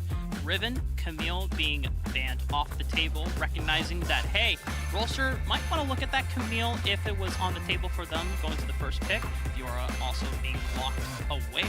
Now, things like the Renekton, the Lee Sin still a priority that could be on the table here. Galio as well, and I think Rolster are going to kind of commit to the fact that Twisted Fate may be available, depending on what TSM. I was actually wondering who is going to eat the Fiora ban this time around. It seems like Rolster are not willing to first pick it, or not willing to give TSM the opportunity for it. And it seems like they are very much in tune. If they can't get Ratel's Camille, we're going to get him Renekton. We're going to try that again. TSM still going with the Jarvan in response. Galio. Ratel going for the Renekton. Now, he might feel a little bit more comfortable knowing that there isn't a Camille on TSM side as well. Still could be a Darius, still could be a Pantheon as well, as we've seen from Sunny against Tribe, as well as in their grand finals against OFAs. That's actually what I did want to notice here for TSM is what other top lane are we going to see? Because we've seen the Darius Renekton matchup. It's the most famous one here at the Horizon Cup, but hasn't really been going super well. We haven't seen a lot of Darius success, in my opinion. But it is just a really good tank, a really great bruiser when you need him to be. And so now for Rolster, what is their kind of choice here? Because I think they're going to continue this trend of late picking Isaac. Corki is still a flex, I think. Obviously, what we saw from Luna yesterday was awesome. They're going to keep it open for themselves in terms of their options. All right, now I need you to predict the next 5 picks here. Oh, This no. is too scary to be good. Yeah, there's a Rakan potentially. I don't know if Xayah is going to be another champion, but we need to think about Lucian and Braum here. I think Braum would be really excellent for TSM. He's done it again! Okay, I only got Lucian. We don't know if there's a Braum, but Rafa, as we get further into this draft, and you know, the picks, we can start honing them down.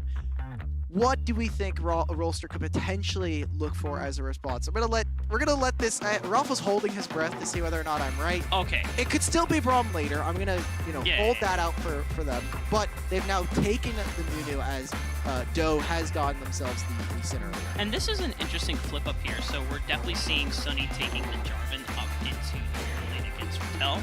Definitely an easy way of kind of opting out of the Renekton matchup that normally could be very brutal for a lot of Baron laners. However, taking that Summon Aerie, you poke out the Renekton, both the Dragon Strike as well as the Flag. And then you can just kind of bypass the lane until you get to level 5, and then like, all right, tank duty, I get to engage now. But with Nuni here, you have decent engage potential, but also decent kiting potential, being able to set up space. But I know we're looking at the Alistar, and we're looking at that Zed for Isaac. I mean, there's an Alistar on my screen. There's a Zed on my screen. I don't know how to feel particularly. I'll wait to see what TSM's final pick here is, but they still have a pretty good Van Diagram competition. And Mikey is going to reach down deep into his pool. We want to see Assassins, Mark. We've been seeing a lot of this, a lot of the Zed. It's going to be Fizz, the trickster. It's not December 25th, but it already feels like the holiday season. I just opened up a big present, and we're getting Assassin v Assassin in the mid lane. It's more than what I ever asked for, Dimitri, here in day 3 of Horizon Cup. No control mages, no silly tanks in the mid lane. We're just going straight up damage. We want to talk about the coin flip. We want to talk about getting yourself to an early lead. If Fizz or Zed die once, that is probably going to spell very bad news for either sides of the coin here for both of these teams. And then the great thing about this particular matchup here is that normally Fizz has... We've only seen Fizz in competitive play and Inklings, at least coming from the North American 700 Series and the qualifiers, in the jungle, because you could get through clearing the jungle camps relatively fast using taking fleet of footwork. You don't have to interact with the lane because Fizz's lane control is pretty abysmal. You cannot deal with control mages, but against Zed, who is looking to harass you and look for all-ins, Fizz gets to negate it because anytime he goes in with a death mark, haha, title, Playful Trickster, and then you just dodge out on all the burst. Agreed. Now, there is a funny thing that we could take a note of. It's more of like a kindergartner's game where we're talking about let's count the tanks. TSM, they have picked 3 tanks. You've got the rest of your team set up. You've got the Jarvan top lane. You've got Nunu. You've got, I think that was Galio. My brain is already turned off. Yeah. It's pretty simple for you, right? We're talking about providing frontline for your 2 backline damage dealers, which is going to be the Fizz and the Lucian for TSM. Whereas on the side of Rolster, you've got a Renekton, you've got a Lee Sin, and an Alistar. Now, I don't know about you, but those are not exactly, if we're talking about numbers just by the whole, it's 3-2 in terms of kind of tanky champions. And when you look at Rolster, I think that might be a little bit too much disruption for them to handle. And when we even think about Rolster as like pure tanks, Renekton's not purely a tank. No. Lee Sin's not purely a tank. He's a bruiser. Yeah, both Can bruisers, be. both pretty mobile. So they can bypass some of the crowd control that TSM have, but they can't bypass all of it. And I think that is going to be the key. So it really is going to be on Salem and Luna to put in a lot more work on engage duty to open up space for Isaac to then access Petroni. Because he can't really take out Mikey in these fights. It has to be the Lucian that goes down. Wow, and that's the Ignite immediately away from Mikey. We've seen it now 2 games in a row. Early on, Isaac has gotten the better of Mikey in the laning phase, so important to watch. I did want to set up here for us, this entire game is predicated on mid lane. Thanks to these 2 picks and how the compositions have kind of rolled out for them, if Fizz or the Zed get ahead, that is just the game. They really can't allow for them to kind of continue to scale. There's not a lot of options there, and while there are tanks on TSM, if Zed gets to a monstrous state, if we're talking about a 2,000 to 3,000 gold lead pretty early on, that is untenable for TSM or for Rolster as we get further here. Tetis arrives to the party early to make sure that he can help Mikey push out this lane. Very crucial, as you already noted before. Mikey feeling a brunt of the pressure from Isaac, forced his own ignite, but Isaac is... Oh, they're counter diving. What? Oh, crap. Doe is here ready for the counter gank, but can Mikey make the difference here for this counter dive? At TSM, they don't find anything. Isaac is here, throws out the Living Shadow, gets some shurikens and Shadow Slash as well, but TSM, no casualties here. Yes, and for TSM, you notice they're already trying to force off Luna and Salem from the wave. Forcing some summoners away from this Alistar is important. And Nunu's right on back into the mid lane. Isaac gets out with a second. Whoa! Carlito has been immaculate with the Justice Punch Flash, but it's too much damage from Isaac and Doe. Now they're turning it around. Tetis, one more auto attack from Doe. It's not going to take him down. Tetis will be able to live, but First Blood this time around goes over to Rolster. Rafa, what just happened? They roamed into the mid lane, and it completely backfires. Slippery and honestly great hands coming out from Isaac to dodge on out all of those abilities and get under the safety of his turret for the First Blood. We get a replay of this. This is just impressive stuff from Isaac, who you don't get to see this kind of mechanical play come out from someone on Twisted Fate, but Zed gives you all the opportunity for this asset. Yeah, Doe wasn't even involved in the death of Carlito. That was all Isaac being able to answer back all that damage and dodging out on Tetis' gank.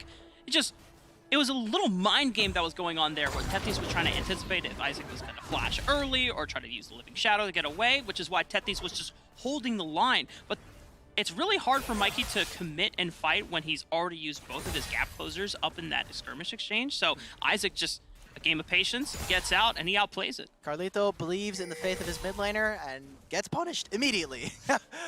Tries to make the flash. I respect it. We were talking about Carlito on Galio, and he's looked fantastic on it. I hope that not one mistake is going to doom him, but without level 5 on this Fizz, he's super hard for TSM to look for it. So they're going to help their mid laner out, get the shove, get him level 5, try to look for something as Dragon spawns in the next 40 seconds. TSM dragging a lot of their resources from Petroni and Carlito, trying to assist in Mikey in this matchup, because now that Mikey is level 5, it is a little bit easier. It's a little bit easier to dodge out on the burst from Isaac and be able to threaten and answer back with that Chum the Waters, but still, it's going to take a while before Mikey does come online with this Fizz.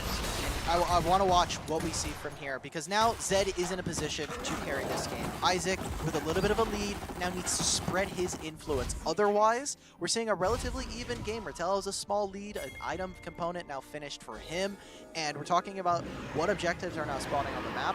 Which one do Rolster go for? They have first stand on the map. It looks like the Rift Herald is their answer choice. This is warded, but look at right now, TSM, they're fighting on bot side. Petroni. Yeah. Oh, wow. Okay, that's a really long range.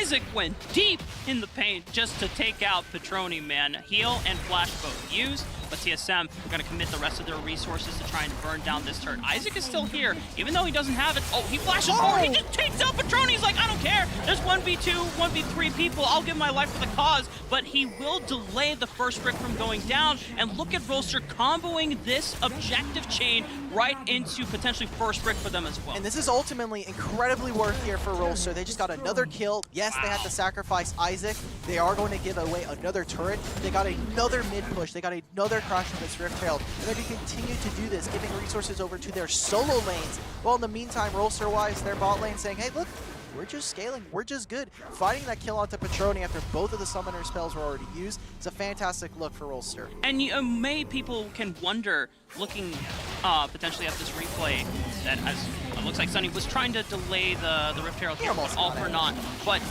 people wonder, like, man, Isaac really willing to give his life for that, but it's not just about the kill, it's about ensuring that TSM don't get that first brick push there in time. He buys a lot of time and gives Rolster the opportunity to sneak that in. Now, for TSM, if you're a Brazilian fan, if you're looking forward to this team, there is some upside here. They did give over a ton of gold, and now Mikey is caught back up. It was almost 1,000 gold lead for the Zed, and now that has cleared up. We haven't seen much out of these two, so now we're gonna have to shift our focus as to what else is that? What is the next play for both of them? They're looking proactive, and it might just be the bot lane. Isaac was trying to wait out on the Chum the Waters with the death mark, but he still goes down because the rest of TSM have brought the cavalry. Rolster answer back with Doe and Salem. No one else goes down, but still TSM walk away with the Zed dead. Talking about great hands, Mikey barely misses out and is able to dodge Salem's Alistar combo, which is very hard. I'm just going to say that right now, right? Like, you can see it coming from a mile away. It is headbutt pulverized, but still able to get that off is really impressive. And so now, for the side of TSM, what else can they get from this? They're going to get this shove into mid lane and start to get more and more items. The mid lane is kind of feeling pretty nice. Talking about also a couple of other things finished. Sunny and Rattel, this matchup has gone pretty quietly, but Rattel has found himself with a pretty massive lead. 1,200 to his name, so he's walking around with a few extra opponents. Isaac, Doe, Salem, all here against Sony.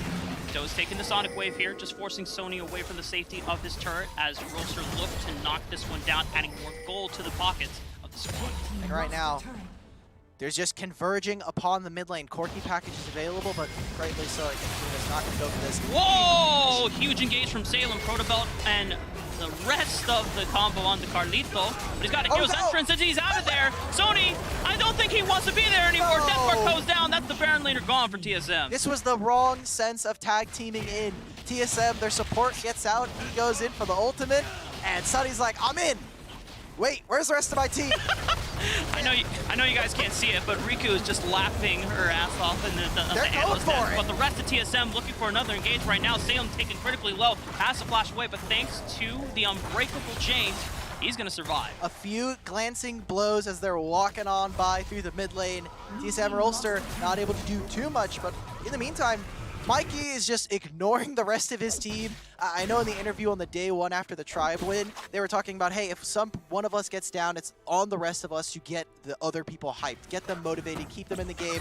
And while all that's happening, Mikey's like, I'm just going to go for this top tier one. I'm going to keep us relevant and try to keep it even. Hey man, it's like the solo queue strat. If you see someone not doing too well, are you going to really try to burn resources to get them back in the game? Oh, I'm spamming emotes. I'm sorry. Yeah, you use your lane, you're getting emoted. You cut off the poison armed, and then you made sure that the rest of the body is healthy. I don't know if I want to do that to my teammate. You know, I'll emote them, but I want to motivate them to keep them in the game. If they just AFK, they're gone. Hey, I mean, you can always surgically reattach that on back. Well, it didn't work last game for Rolster with Rattel, and now this time around, they don't have to do much for the rest of their team. This is a Rift Herald now going over to TSM, and they can drop this in mid. The minions are here, they can go for this. Watch for Salem. Oh. Huge engage right onto Sony here, but that's just the tank. He can just lock him down with the Cataclysm. Kick onto Mikey, just kicks him back. Rolster, they're gonna... Holy crap, they just burned down that Rift Herald. Didn't even get a chance to put a charge or a dent into the turret. Yeah, that was a fight for fight. The Rift Herald, like you said, didn't go down, and there's still a dragon. Have to look at what the summoner spell economy looks like right now, because there's a lot of ultimates missing. Oh, Okay, Tethys has to get out of there, flash away. Nunu's tanky. He tries to spice it so he can get out. Mikey's in the back line. He's got the playful trickster to be able to disengage from the fight. Salem critically low, but nobody on Rolster goes down. Okay, this was a sloppy few moments for both of these teams. I think getting down and dirty in the mud, they're gonna reset, they're gonna redeploy out onto the map. And we're gonna get a take 2 of this one. I know you're a little bit into film, Ralpha. Let's see how this dragon fight goes again when we get to see it, because that was just a lot of everybody trying to throw haymakers and just barely missing on their opponent. Probably no time for that, but watch where Isaac is right now. He's snuck behind enemy lines. He's waiting for a flank. The rest of TSM funneling into the choke point, and now Isaac will make his move. A lot of crowd control into the back line of TSM. Here comes Isaac. Where is Petroni? He's looking for his mark, the death mark onto him, but the flash over the wall allows Petroni to escape and disengage from the fight. The backliner for TSM still alive, so he can put a lot of damage into the front line of Rolster. Isaac has already blown the most of his burst damage, and he can't do anything. He can't contribute to the rest of the fight. TSM, Ratel looking for a miracle engage, but he just gets eviscerated. And Carlito with the last bits of HP is able to walk away. TSM, they get a team fight victory and they get the Drake. This is a huge nail in the coffin. We're talking about how even this game has been. It's not been as clean as maybe we would have expected, but TSM, they're finding win after win after win. Take a look at that Axe replay off battery and just watch how Rolster were trying to set up for this flank from Isaac. It almost looked good, too good to be true, but Petroni able to quickly flash away from danger, repositions for the rest of the fight. This was almost picture perfect from what we would have expected from Rolster. They got a flank off, check. They got immediate solo laners to try and find effect into this fight, check. But the damage was just not there. Isaac immediately got burned out. He wasn't able to find a kill. And the fact that Petroni on this AD carry, we saw him yesterday, we've seen him in the Wild Tour playing so aggressively and allowed to play with that positioning. It's just so impressive. And now, I mean, Rolster, how do they activate the rest of the team? They need to get Ratel back in. They need for him to be a threat. Otherwise, that backline is feeling free to do whatever they want. And I think that's a huge overarching narrative for Petroni this entire Horizon Cup journey, because we saw him yesterday in this series playing that vein. I know there are 13,000 gold, and there's a lot of times where he would flash forward trying to look for the condemn. But he found a kill. But he would find kills sometimes. And in this game, Petroni is dancing on the line between life and death. Potentially game-winning or game-losing. But every time, it seems like he's coming out on top. He's got another engage. Death mark onto Carlito, but that's just the Galio. That's just the tank. So it's okay. All the burst damage going onto one of the frontliners means TSM have nothing to fear for Petroni. Yeah, yet again, the support for TSM putting up a fantastic performance. Now without that death mark and without the Dragon's Rage as well. A lot of tools gone for Rolster to find a little bit of lethality here. Ratel is just going to slice and dice his way out of that fight. Doe goes in, but without a kick, I don't see much happening here for Rolster. It is just a fight for mid priority, as now Rolster are going to start to cheat down into the spot lane. Let Isaac get a little bit of alone time there. Gold lead is still even for Rolster, so the game is not over for them nowhere near soon. Ratel absorbing a chum the waters from Mikey. Salem looking for the re-engage. Isaac is still splitting onto the backside, so it's a 5v4. Mikey has found Luna. Just a couple more auto attacks from Luna might be able to answer the 1v1, but the stasis there. He still has a playful trickster. Meanwhile, the rest of TSM are winning out on the isolated 4v3. Isaac has arrived to the party. He's looking for a fish. He's looking to just lock him down. He tries to dash through him, but Isaac knows. Cool guys don't look at explosions. He walks away as he's now hunting for the rest of TSM. Has Death Mark available for the rest of TSM. For a cheese push play. Okay, Petroni just throwing out the culling. Stoney with the swag flag and dash. Isaac is able to escape. Rolster, they get a little bit of fish and chips on the way out, but TSM, a huge win. They get the turret. They sandwich them in between the turret there, and they find more and more of those kills. I think Rolster, they feel a little bit discombobulated right there, right? Ratel had the chum the waters on top of him, and it forced out the Corky Valkyrie. So no mobility, no way to get out of this fight. We get to see the rest of this as they just lock them down under the turret. They still have a minion there, so a lot of that fortification is gone. And this is just an overall huge win for TSM as they're continuing to show scaling efforts. That's Do gone. Dragon's Rage. Stasis popped. TSM's, they're going to find the enemy jungler for Rolster, and that could be the Baron immediately now. You have Nunu, which means you have Consume. Even if Smite doesn't come up in time, you'll still have enough true damage. But they're just looking for the re-engage again. They found Salem. Chunk the waters. Massive nap up from Salem. He's trying to get out of there. He's trying to live to tell the tale, but there's no tale to tell when you're dead. TSM still on the front line, still on the pursuit. Isaac looking for a re-engage with the death mark onto Sony. He's able to take out the Baron laner, but you still have to work. Wait, Patroni's dead. Luna's able to find him. Now Mikey and the rest of the TSM have to be on the retreat. Rolster still holding their ground. Just so close. They take a little bit too long. And with Isaac and with Luna untouched, it allows for Rattel to come in and sweep the rest of this fight. TSM getting a little bit too eager into that, and they come out with what feels like a slap on the hand, a slap on the wrist, pushes them away. It keeps us even in the game. A dragon now here for Rolster. What feels like a saving grace, a little bit of some room to breathe for the Korean squad now. Yeah, I know that the Brazilian fans were definitely feeling hopeful in the fight. Fight after fight was looking good for them, but then the gold, you have to keep in mind, the gold lead was still always even. Rolster were keeping their item power spikes in line and on par with TSM. You look at this re-engage from TSM, but then watch how Luna's able to contribute beautifully to this fight. It's all about that Alistar, which you got to see to great effect in another couple of series earlier today. Took so much damage, all of those abilities being used on Alistar with the Aftershock. Stone Plate just means that he is not able to be killed. And the longer that this team fight goes on, it allows for Luna, it allows for Rattel to get into that back line. Just a few mistakes coming out from TSM. Definitely a very, Hispanic thing to do, a very South American thing. You need to just get very hyped, maybe get a little too into it, get a little too lost in the sauce, but I appreciate the heart that we're seeing from the Brazilians. Hey man, I mean, we do that on the daily in our Q games. Very we true. start getting hyped, we're like, boom, boom, boom, let's go. But then you gotta calm down. Now TSM, neither team is in a commanding state. Even with that win and Rolster now getting the gold lead, it's still not a surefire win. Any fight can be game-changing. Beautiful death push right onto Salem. He's going for the re-engage. Rattel is going to slice and dice his way to the backline. Patroni popping the stasis. No death mark is going to reach him. He flexes backwards, and there's no more mobility to reach him. Patroni can now fire back, but Salem with another knock-up onto the backline. Patroni dashing forward. He finds Luna, but he's also traded back. It's going to be up to Mikey, but Doe will find him. The smite comes down, another auto attack, but the stasis will come through. Mikey, can he get a Trident Blazer? Oh my goodness, there it is.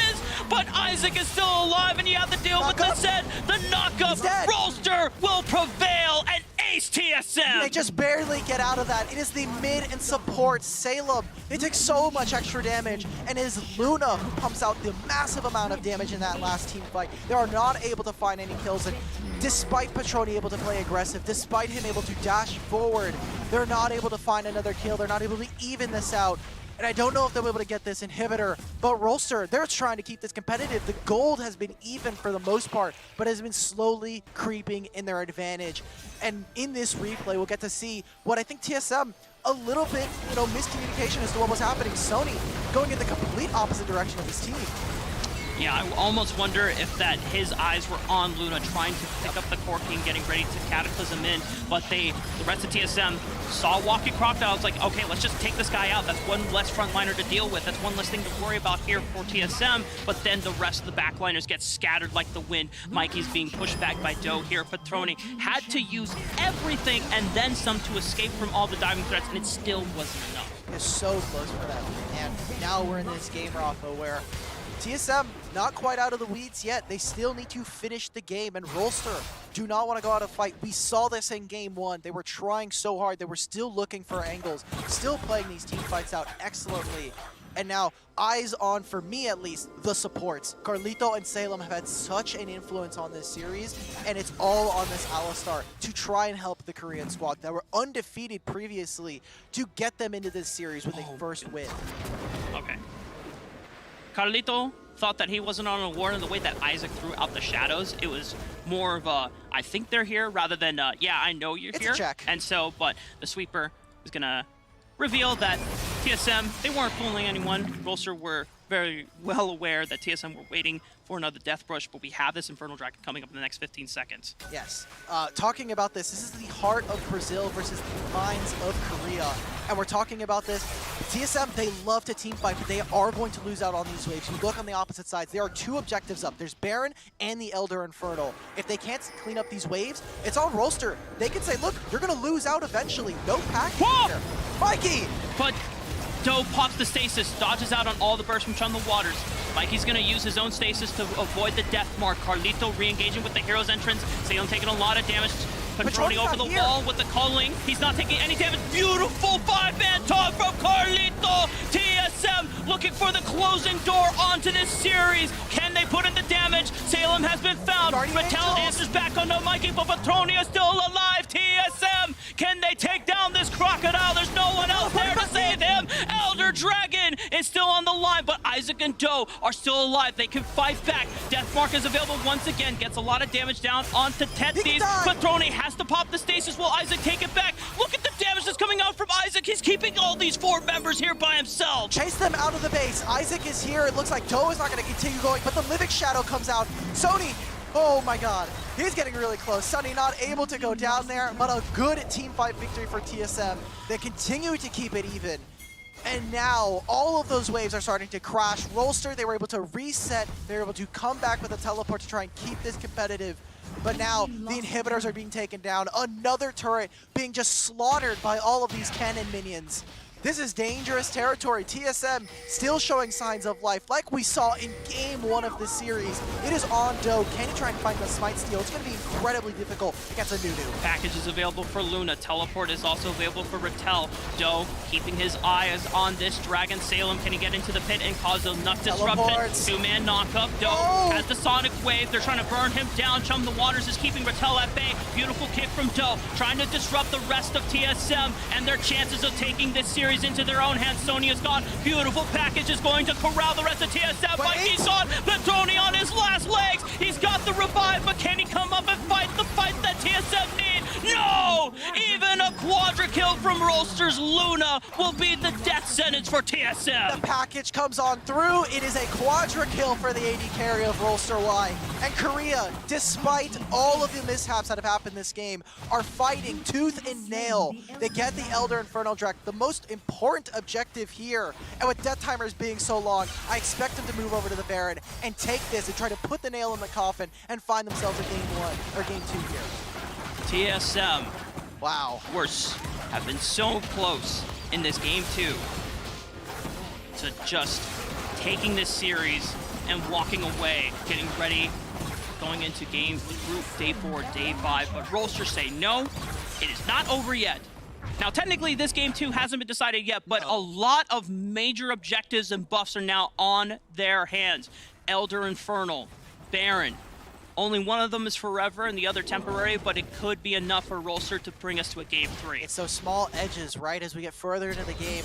Everybody's about max level, unless you're looking at some of the other members. The only people missing are the support and jungler here for Rolster. For TSM, I mean, it's not going to make too much of a difference, right? The levels are nice, the items are nice, but it's down to execution. It's these last final moments. Do TSM have that resiliency to come back in a game that has been against all odds for them?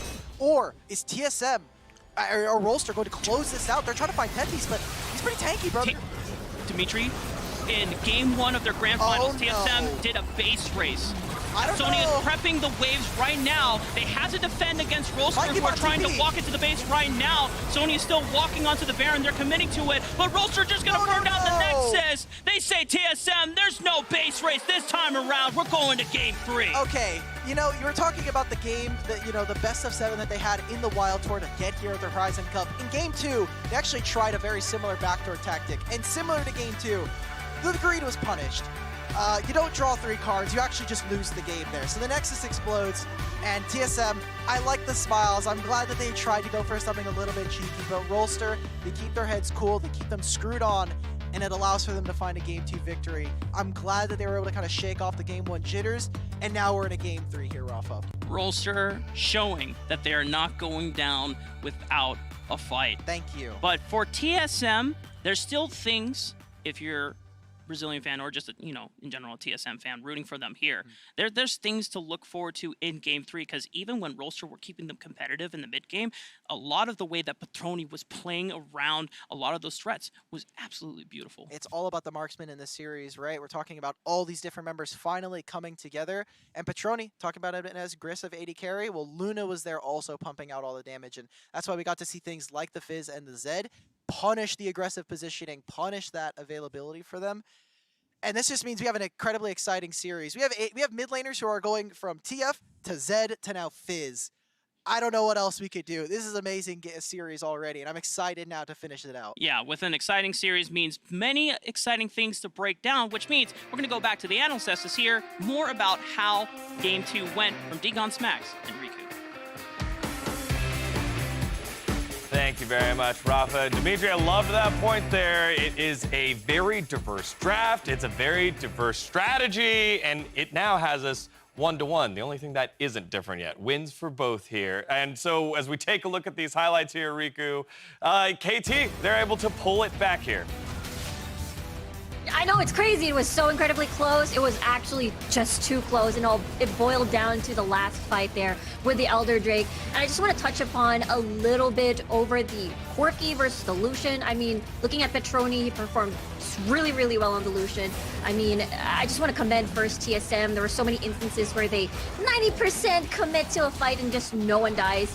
And I commend that ability to identify which fights are 100% winnable so they can go all in and dash aggressively and re-engage. And that's exactly what we saw at the initial team fights. But then when we look at the AD carries, Quirky versus Quirky versus Lucian. I mean, scaling-wise, it would have been still okay as a Lucian. But, Petroni went for more of that utility route, not the crit build, so you're going to eventually fall off. So even if TSM play their teamfight cards right, they won't be able to catch up on the damage. Late game scaling damage is not quite the same for this Lucian build compared to that Quirky. And I mean, Luna on this Quirky is just the stuff of wonder as well. But the team fights overall, not just Luna, the Zed as well, dealing so much damage and finding amazing flanks in the midst of all the chaos that TSM is throwing at Rolster's squad. Very, very impressive stuff to play that assassin style and still get in and out, still find all these assassination targets. Very well done for Isaac. Yeah, and it's so interesting to me because when we talk about this team and thought about this team, we're like, okay, Luna is going to dish out damage. We're going to build up Ratel. Didn't really spend too much time talking about Isaac here, Smack. No, not actually that much. I mean, it was all this late game damage in the late game team fights that really made Rolster pop off with the Quirky of Luna. I mean, we got that wicked quadra kill later on as well. But this Zed was putting in a lot of work in that early game. And even despite Rolster having some shaky moments at that stage of the game as well, where TSM were popping off, they were getting the same level of early power that we saw from them in Game 1, the Zed was still working and it was scaling, most importantly. There it is, live look here with TSM, trying to figure out, hey, something there we don't want to give away, we don't want to do. Rolster still a little bit more composed after that last one there. And, with this win here, I think it's a good time for us to set up possible playoff implications on what this means for these two teams, Max. So the rule when it comes to the group stage and getting out of there into the playoffs, unless there are tiebreakers, is you have to win 2 series because 3 teams of the 5 make it out, leaving 2 remaining. So with both of these teams, Rolster and TSM at 1 win, they are both looking to get that second win to push them forward into that conversation where Dakun Gaming already lies in wait for them. That second win, really, really important, especially considering Tribe and SBTC are still winless. Right, and with TSM specifically, it's because their opponent that's left.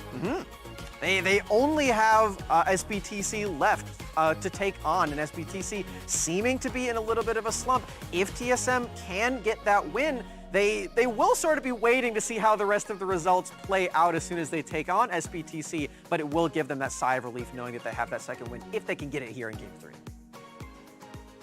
Yeah, it's just so incredibly important at the third game that we're going to be having in this series. And yeah, imagine there's only, 2 days left for the Horizon Cup, and it's just getting more intense, getting more even intense. And with that, I really love how the series has turned out. All of the 5v5s have been incredibly close. Speaking of how close it was, let's go back to that quadra kill, that late game quadra kill one more time here, Smack. Luna has just been such an exciting player. So many pop-offs in today's series and in yesterday. It is my current belief that he is the best Corki in the tournament from the Dragon Lane. And just watch this package one more time. Beautiful stuff, flanking the entire enemy team and on a marksman as well. It definitely helps that he has Guardian Angel, an item that I think is super top-notch on this champion because it allows you to go for those plays where you're diving in with the package well beyond your limits. But even still, item or no item, he's pumping out the damage, and it's making me so excited for this new marksman on the squad. Yeah, I really love the positioning coming from Luna. I mean, he's always waiting for big ult cooldowns on the side of TSM before he aggressively packages. And I love how you mentioned that, Smax. He's basically flanking, using the package like an assassin and trying to be out of the radar from TSM before he fully commits to a fight. All right, time to put you both on the spot. Earlier again, those predictions, 2-0 and 2-1 for Rolster. Are you sticking by it, Smax?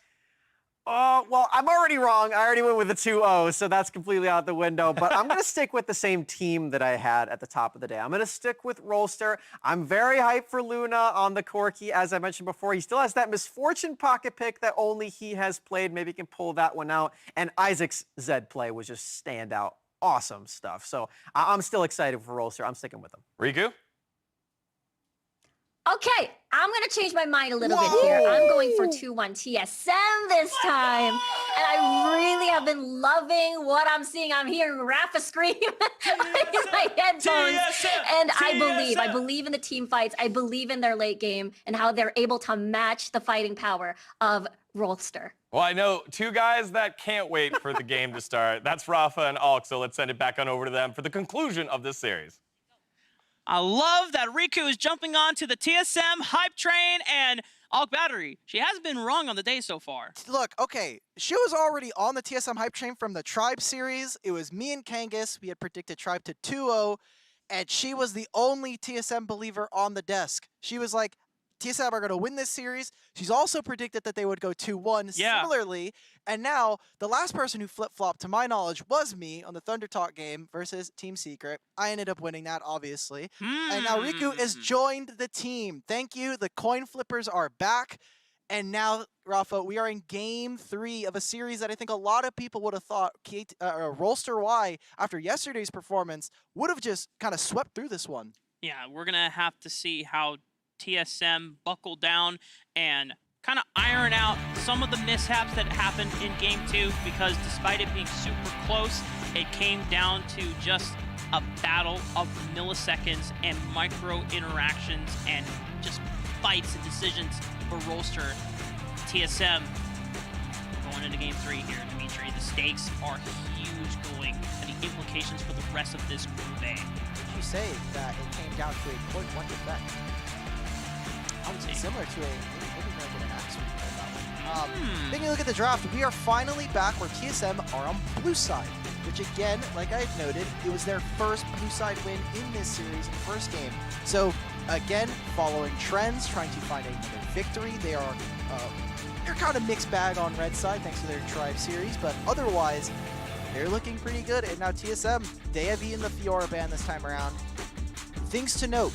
Again, Renekton has made it through, but that Camille that we've been seeing is on the table and immediately snapped up for them. However, for Rolster, despite winning Game 2, they still are going to respect Carlitos Galio. No Galio, please. Take this away from them. Thank God. He got a 5-man taunt in that second game, and had there been another fight like that, could have been game winning. We could have already been moving on to the next series of the day. We could have, but we are here, and honestly, I would do it with nobody else but my man, Rafa. And now we're here in the second part of the first part for Rolster. Renekton is here, and that probably means that Do is going to pick either Nunu or Lee Sin. This has just been the trends that we've been seeing throughout the tournament and throughout for this series just as a general. Do you think we were going to see another Corki? Because it's been kind of a mainstay for the most part and has been what Mikey kind of attributed later on in their series that they were talking about for Red Side. Sometimes we just see a lot of the full AD compositions, and Corki really starts to help round out that kind of stuff. Yeah, helps flush out a little bit more magic damage to the profile of your damage composition, making sure that you don't give your enemies an easy pass to just stack armor for the rest of the game. Gives you some insurance as well, late game. I do like late game insurance. It reminds me of Luka Babs talking about all of her amazing throws back on the C Championships. I do like that. That might just be a team secret special, but they're not even here. Rafa, they already played their series. They already won.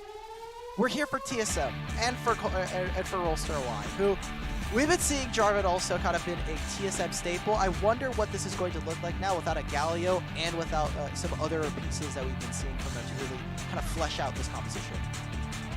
For Rolster, what do they answer back here? Lee Sin walking it in for Doe, just relying on the mobility of this bruiser to make quick reaction plays, looking to kick and disrupt any threats that are trying to dive onto Luna Xayah. But this could mean that maybe we'll see a Corki from Isaac to round it out once again, adding more disruption. They know that a Rakan could still come in for Rolster. I think the Rakan is going to have to be the choice here, unless they pick another support. Yeah, exactly. So for Rolster, I like their composition. It's very fluid as to what it can do. I think Xayah is the only one that kind of is a pain point for me, as this champion doesn't really like to go forward. And you look at the rest of their team, Renekton can play a little bit far back, although that's not obviously where you want him to be. Isaac can play either role as a backline assassin or kind of a bruiser. And Rakan obviously is one of the most hard champions to kind of lock down as we get further into the game. So for TSM, they need to commit to their draft. They've already said, hey, we want to go forward. We want a relentless pursuit into their team. And for them, it looks like Diana for Mikey is going to be their choice. Go back to what worked in game one, right? Yep. Once the moon This fall, is almost the copy-paste of their draft, Yeah, actually. it's literally swap out the Braum for the Galio, and you've got a rinse and repeat of game one, which is what TSM won with in this series against Rolster. Now, Corki's still available if you want to get some ways to disengage and disrupt the engage and the dive potential that TSM have, but Orianna is just as good as that as well. Yes, I was actually going to say that Braum basically makes this Rolster Y comp very sad. You got a lot of melee champions that the ultimate from Braum is going to be very kind of problematic to deal with. And Xayah, who we've already spoken about, is going to have trouble in this team fight. If you put up the shield, the Unbreakable, those feathers are going nowhere. You're never going to get a blade color that's going to be relevant unless you're forcing your flash forward. And here for Isaac, another control mage. We're in the Orianna here. A little bit of late game insurance yet again for them. I am a little bit worried. Rolster Y need to be on the ball when it comes to their positioning. Otherwise, we see such heavy engage tools from TSM. It's going to be on Salem and for Isaac to control those choke points, make sure that Orianna is set up for success. And with that, those are the keys to success, I think, for me, when you're looking against this TSM roster. Down to the wire here. Rolster and TSM, game 3. Rolster win this series, they cement themselves within the top 3 of the group. But TSM, they have a chance to make a run for the top 3 as well. At this point, more than likely, Dakun is going to walk away as the first seed of the group. Yes. And getting that guaranteed playoffs berth. But TSM, they could still make it out as the second or third seed, which would have to compete for another spot against one of the second or third seeds over from Group B. TSM win this series, you provide not only a little bit more relief, but also an actual path into playoff stage. Yeah, I know the analyst test was talking about it a little bit before, but you have to look at their strength of schedule, right? If TSM win here, they only have to face SBTC, which much to maybe some of the SEA broadcasters. You say it so easily, chagrin, but they are in struggle bus mode right now. They are looking for any kind of win at this point. And you look at Rolster, they still have to face up against Dakun. They still have to face up against Tribe. Tribe is probably one of the easier ones to face out of those two. There's just no way around that. As a North American representative, I'm not going to mince words. We're kind of struggling ourselves to just, we're wincing through the pain at the moment, but, it is what it is. And to be fair, it's only been one Tribe series so far. True. So we'll get one on the next series, but we do need to finish this one, Rafa. We do need to get in. And matching emotes for TSM. I'm glad that we can see the Jhin flourishing here as we start the game off, Rafa. Wonderful stuff from TSM. Looking for Thor. Damn, you got me. Yeah, there you go. Rolster and TSM. Game 3, ladies and gentlemen. And now we have to set up kind of the stakes here. Rattel on this Renekton has been doing a great job within the mid-game and late-game fights, no matter how much pressure he has received at the expense of his laning phase being a deficit, because TSM are putting so many resources into trying to shut him down. But between him and Doe, they still make a powerful 2v2 skirmishing duo. So if Doe ever meets Tethys on the Baron side of the map, that 2v2 skirmish could go in Rolster's way. Agreed. I think there is just one thing, you know, talking about Rattel, coming into the day, he was being touted as a really excellent top laner, especially after that series versus SPTC. We saw a lot of great things coming out from him on the Camille and on the Riven. This time on the board, he is 3 games deep into Renekton. Mixed bag of results there, and we were talking about that game 1, right? Even though in the mid to late game we saw him still able to do his job, Renekton is a pretty simple champion when you get down to brass tacks. You do one thing, see champion, kill champion, jump into that back line, do something. And we're talking about bucking trends. Well, TSM, they're finally getting pushing mid. And for the first time, we see Doe putting an early gank onto Sony, but he dodges out beautifully thanks to that hook shot. Took a lot of HP in the stage, but Isaac getting re-engaged. First blood to TSM in game 3. It's been game 1, it's been game 2. Isaac's control of the mid lane with Doe has been fantastic, but flashing in Doe, I don't know if he can make that one happen. TSM escort their mid laner out of it and find a first blood here for Mikey. 1v1 between Luna and Patroni. Luna comes out on top. He has the minion advantage, being able to push Patroni back. Luna is not going to be... Look at where they are! Oh my god. Salem? Okay, Salem is here. We almost had a little bit of a dive situation, but there was no minion wave to really make it as potentially successful as TSM would have liked, but taking a replay back and looking at how Tethys immediately capitalizing on Isaac's own pressure. Yes, this is the first time we've seen this. We got to see this first blood. There's something happening in the picture-in-picture. Sunny is just straight up bullying Doe out of the river, and despite getting the scuttle in the river, it's going to be nice for them. It's going to keep them even, but right now, what we're watching is Isaac needing to keep Mike honest. That was something that we noted in game 1 of the series with the cheatering of someone like a TF or the Galio. Obviously, we didn't see it in mid lane, but as soon as Mikey hits level 5, I expect for TSM to set up for a dive on this bot lane, have Tethys come down, and you see this right now. After Mikey hits level 5, they're going to try and get push in mid lane, help Tethys with this, and they're just collapsing on a mid. Yeah, Isaac doesn't have summoner spells. They just collapse the Cataclysm. Everyone is throwing all the resources, all the ultimates to make sure Isaac goes down. Sunny has priority. He says, look, I'm just going to drop my top wave, and we're going to keep punishing the mid laner here for Rolster Y. TSM, 1 minute away from the 2 neutral objectives spawning, Rift Herald and the first dragon, which is going to be Ocean. Rolster, being a composition that does have a lot of late game insurance in this Orianna, can feel comfortable about opting for the dragon, whereas TSM, yeah, they can tango in the late game somewhat, but with the way that they're snowballing, I imagine they want to prioritize the Rift Herald. Yes, we already see that they're making their moves over. I expect for Lucian, when Patroni comes out of base here, to probably just straight up walk mid lane. And they're going to go for this. I think this should be interesting. We'll have to see how Doe kind of paths out as we get an max 20%. This was really good. TSM, they did go a little bit early. I think they would have wanted for Mikey to have his ultimate available for that and get maybe both him and Doe. But beggars can't be choosers. They still end up getting a kill. And TSM, they're going to commit to this Baron. I don't know if Rolster, they're not even starting up the Dragon. This could be a double objective take here for TSM. Yeah, they're going to be late to the party. They're now finally making their way towards the Dragon, but a little late on it's time to play. The Dragon will go down, but this Rift Herald is going to be swiftly taken by TSM. They're going to have a couple, maybe few seconds here to make an advantageous move on the map. Yeah, Rattel doesn't have any kind of waves to farm. He's just going to walk mid lane. They're going to break open this top tier 1 turret. This is great. This is great. I mean, it's great for the side of Sunny and for all of them because they're going to cash in on this gold. But they're losing a lot. They're sacrificing so much. Petroni and Carlito, yes, they are grouping with their team, but on the opposite side, something that we saw in Game 2 was so scary. Luna is now picking up so much gold. That is a turret. That is 3 plates for the Xayah.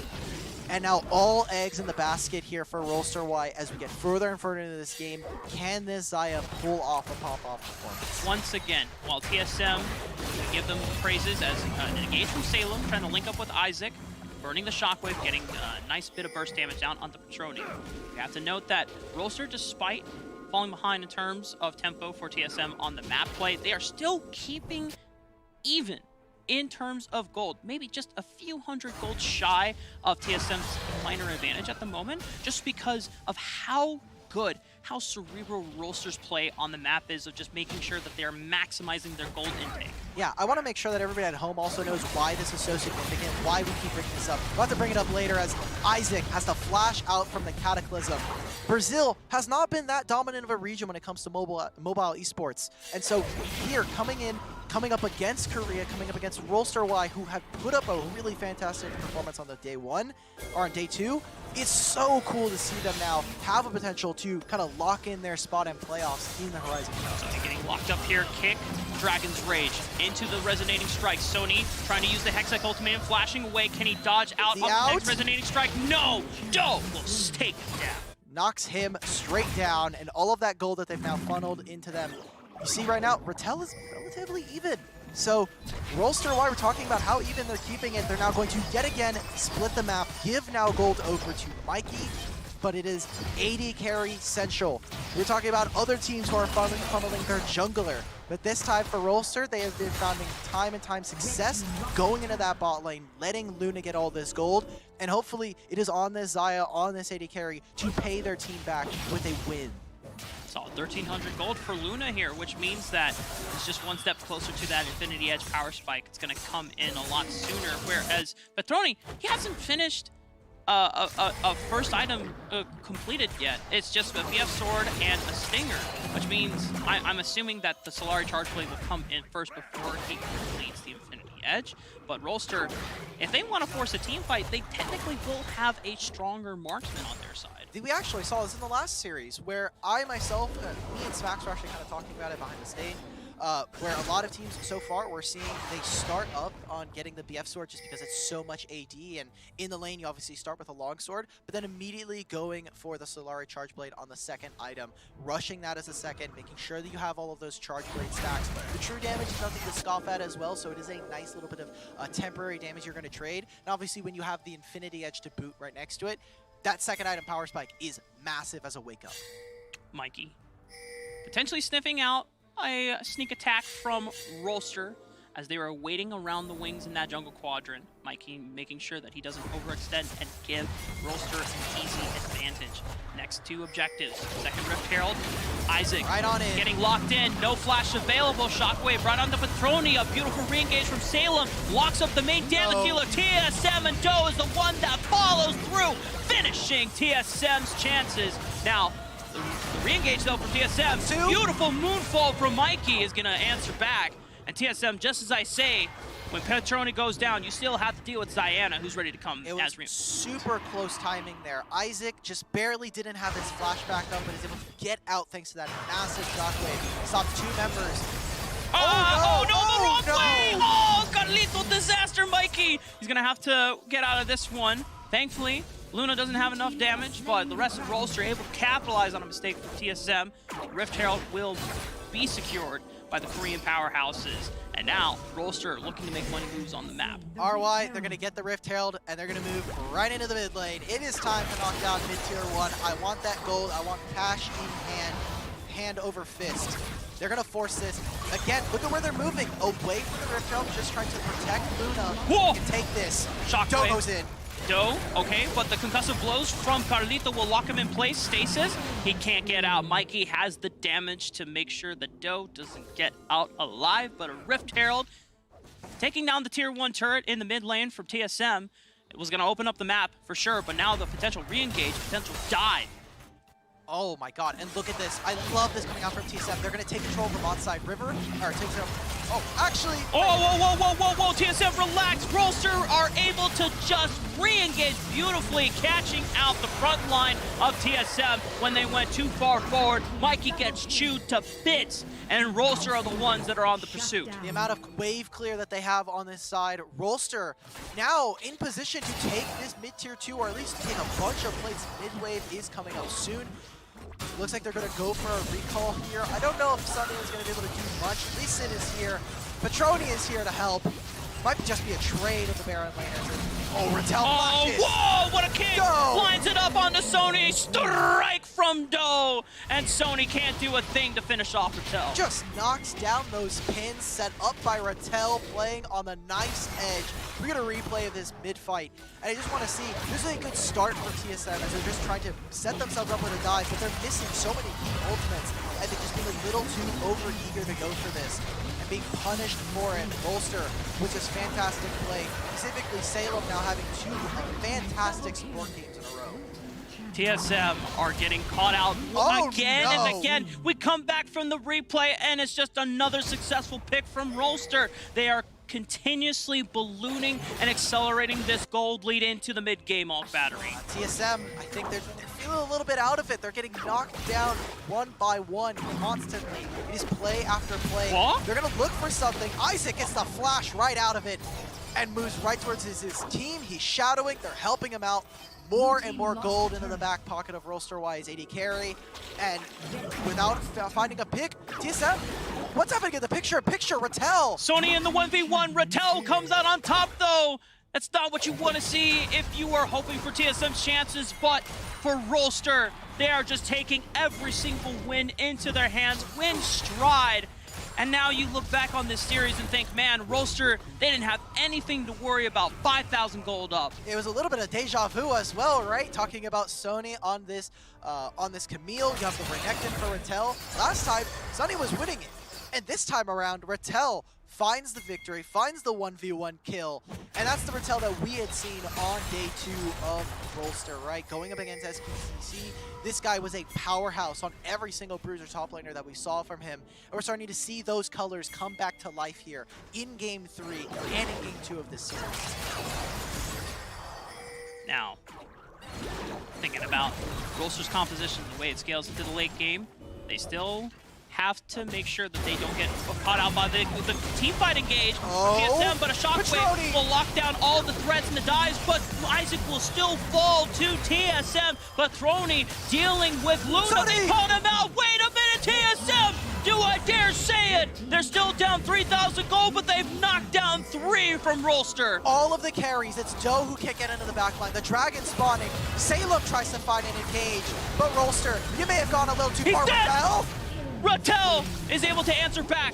Takes out Petroni, but Mikey under the turret has to be careful. That's one big scary crocodile. You don't want to mess with him. You don't got enough belts. You don't have enough ropes to wrangle this guy down, but a dragon will go over to TSM. Oh man, it was so close there for Rolster. Blinking health bars on the side of TSM.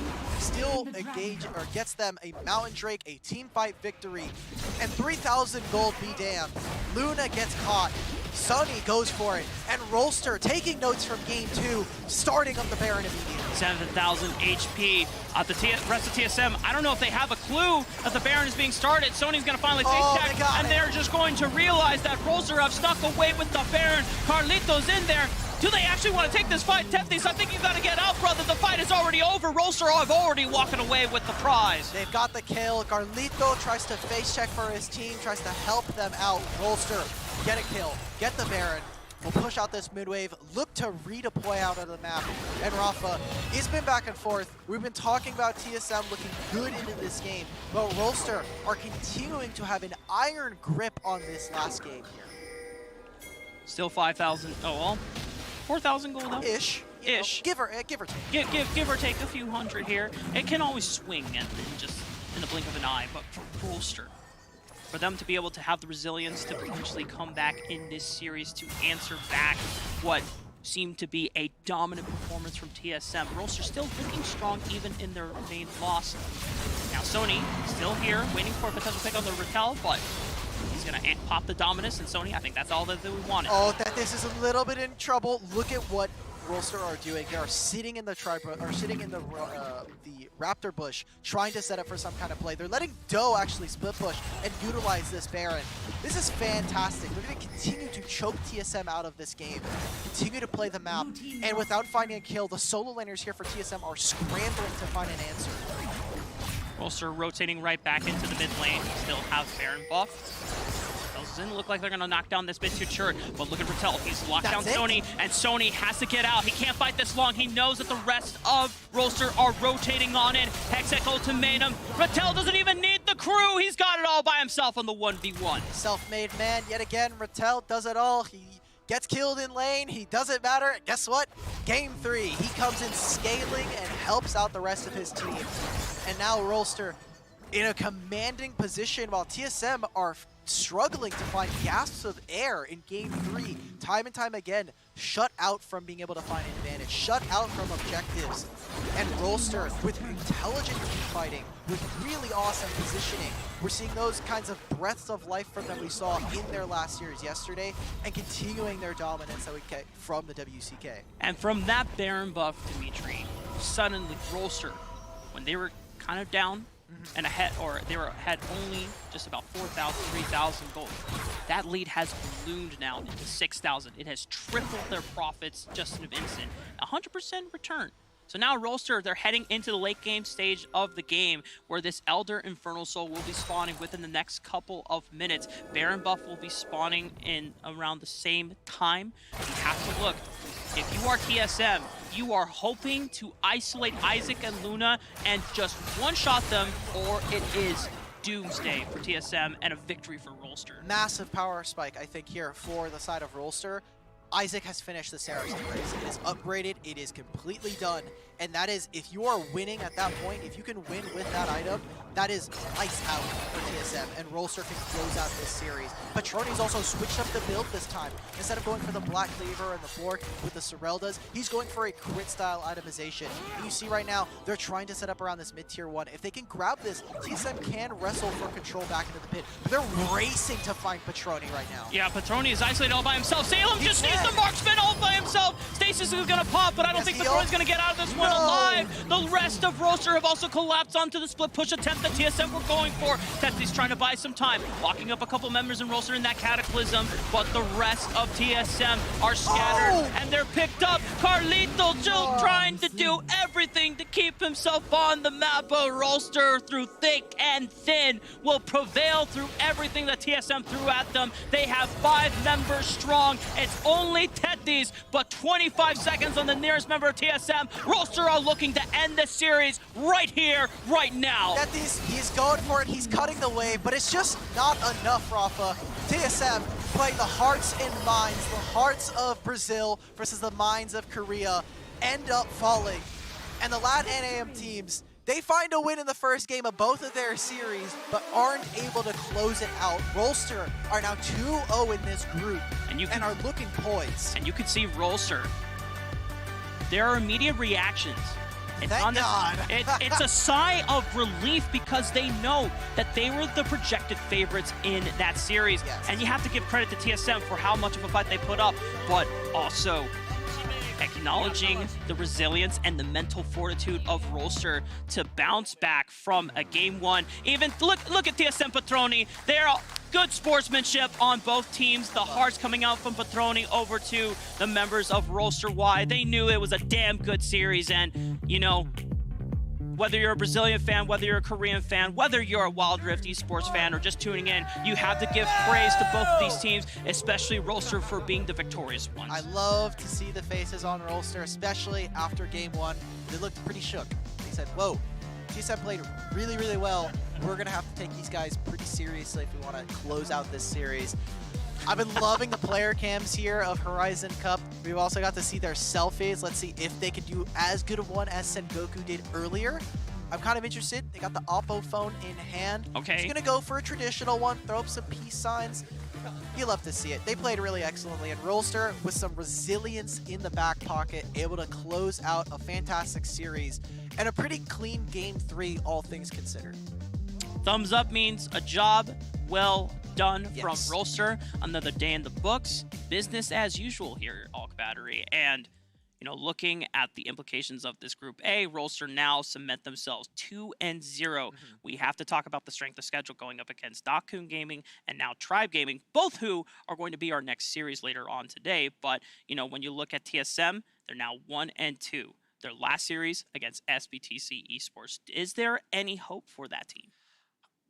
I know that's a loaded question. Yeah, I mean, that's a pretty loaded question, I will say. If SBTC, if they could try to find some kind of win, they got to do it now. They got to at least try to play upset for some of these other teams. But we'll have to wait and see what happens there because we still have another game after this. And obviously, I think the analyst desk are going to do a fantastic job talking about that. Well, speaking of our analyst desk, let's send it over to Digon, Smacks, and Riku to break down that final game of the series.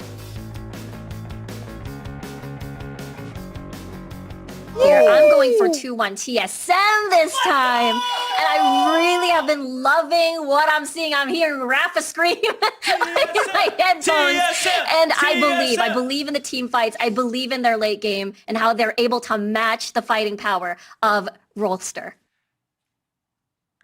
Riku, you would have been 100% right with your original prediction of 2-1. And then you jinxed TSM, and you were wrong. What happened? Welcome back, everyone. Just in case, these are my analysts that broke it down. Riku in the wall, Smacks right here. Let's roll the highlights, Riku. It's all yours. Yes, it was just, again, everyone played equally crazy. I really love how the theme of the game, of the entire series, was down to micro decisions and micro plays. And if I look back to the entire series as a whole, because, when looking at Game 3, it feels, looking back rather at the first two games, Rattel wasn't part of the equation, and TSM would constantly shut down his lane early, but I felt like this time around, most of the early game rotations focused a little bit more towards the mid lane. So we all know once a Renekton gets ahead early, he turns into a big teamfight monster, a big 1v1 monster towards the mid game. And basically, Rattel was a huge problem in this game. Rattel was so huge. And just as you said, the way that you can team fight from a position of power on this Renekton is just completely unmatched. You get the point click stun, you get the sustain from the Call to Meek as well, everything you could possibly want, the mobility on top of it. And I really love the way that Alk Battery mentioned that the Seraph's Embrace was completed as well for Isaac because it makes him so durable on top of having all that damage that comes from the AP stacking too. So just everything in that late game ended up coming into fruition for Rolster, and they really out-beasted the beast of the team fights that TSM has shown us all throughout this series. Yeah, and I was saying earlier, it's like, hey, we were talking about Isaac. We've seen Luna. Where was Rattel specifically in this series? Well, there it is. Renekton shows up, had a huge, huge part in their win. Now, let's take a look at these updated standings because as they were saying on the casting desk, it means that this Group A is getting very tight. We had talked earlier about winning those two series. Well, now Dakun Gaming has won 2. KT Rolster has won 2. How does this shake up for everyone else here, Smacks? Well, for Dakun Gaming, they have one more match before they face KT Rolster, and that's going to be against Tribe Gaming very soon. So you're not going to want to miss out on that one. There's a very real chance that Dakun Gaming is undefeated going into that matchup against KT Rolster, apart from some North American miracles that could happen. If that does occur, then one of these teams is going to face their first loss, and that's going to be really, really huge when it comes to the playoff standings, because if you get that first seed, you're automatically in semis. All right, well, coming up next, Tribe Gaming does take on group leader Dakun Gaming. As we head for a quick break, everyone, pop open your hopium and listen to the Tribe in our Bose Sounds of the Game. I have Ziggs here. 30 seconds on Baron, guys. 3 people have stopwatch. Ticks. Pantheon stunned. Are you okay, Tuck? We need to walk this I ulted. Yep. Gonna die here. I'm walking as fast as I can. Wait, we can win this. We're not there. Oh. I ulted.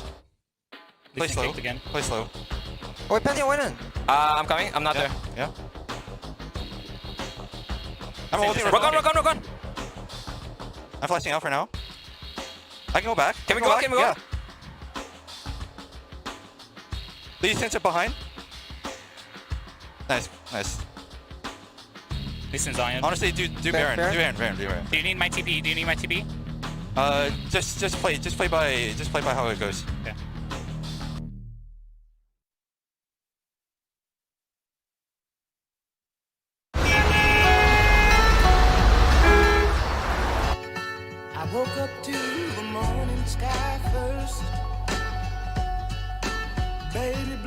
just like we rehearsed.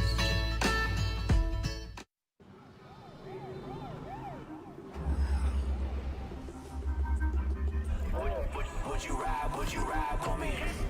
Handshake, one of a kind, homie. I be trying to vibe on the wave. I'ma be me, vibe on the wave.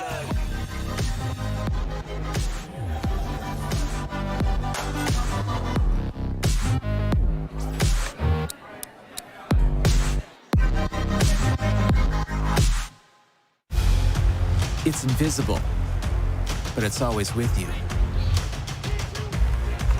It's the defender of your decisions, the bodyguard of your buffs, the guardian of your greatness on the Rift. It's the Cisco network, powering every epic moment at the Horizon Cup, so you can go wild on the Rift.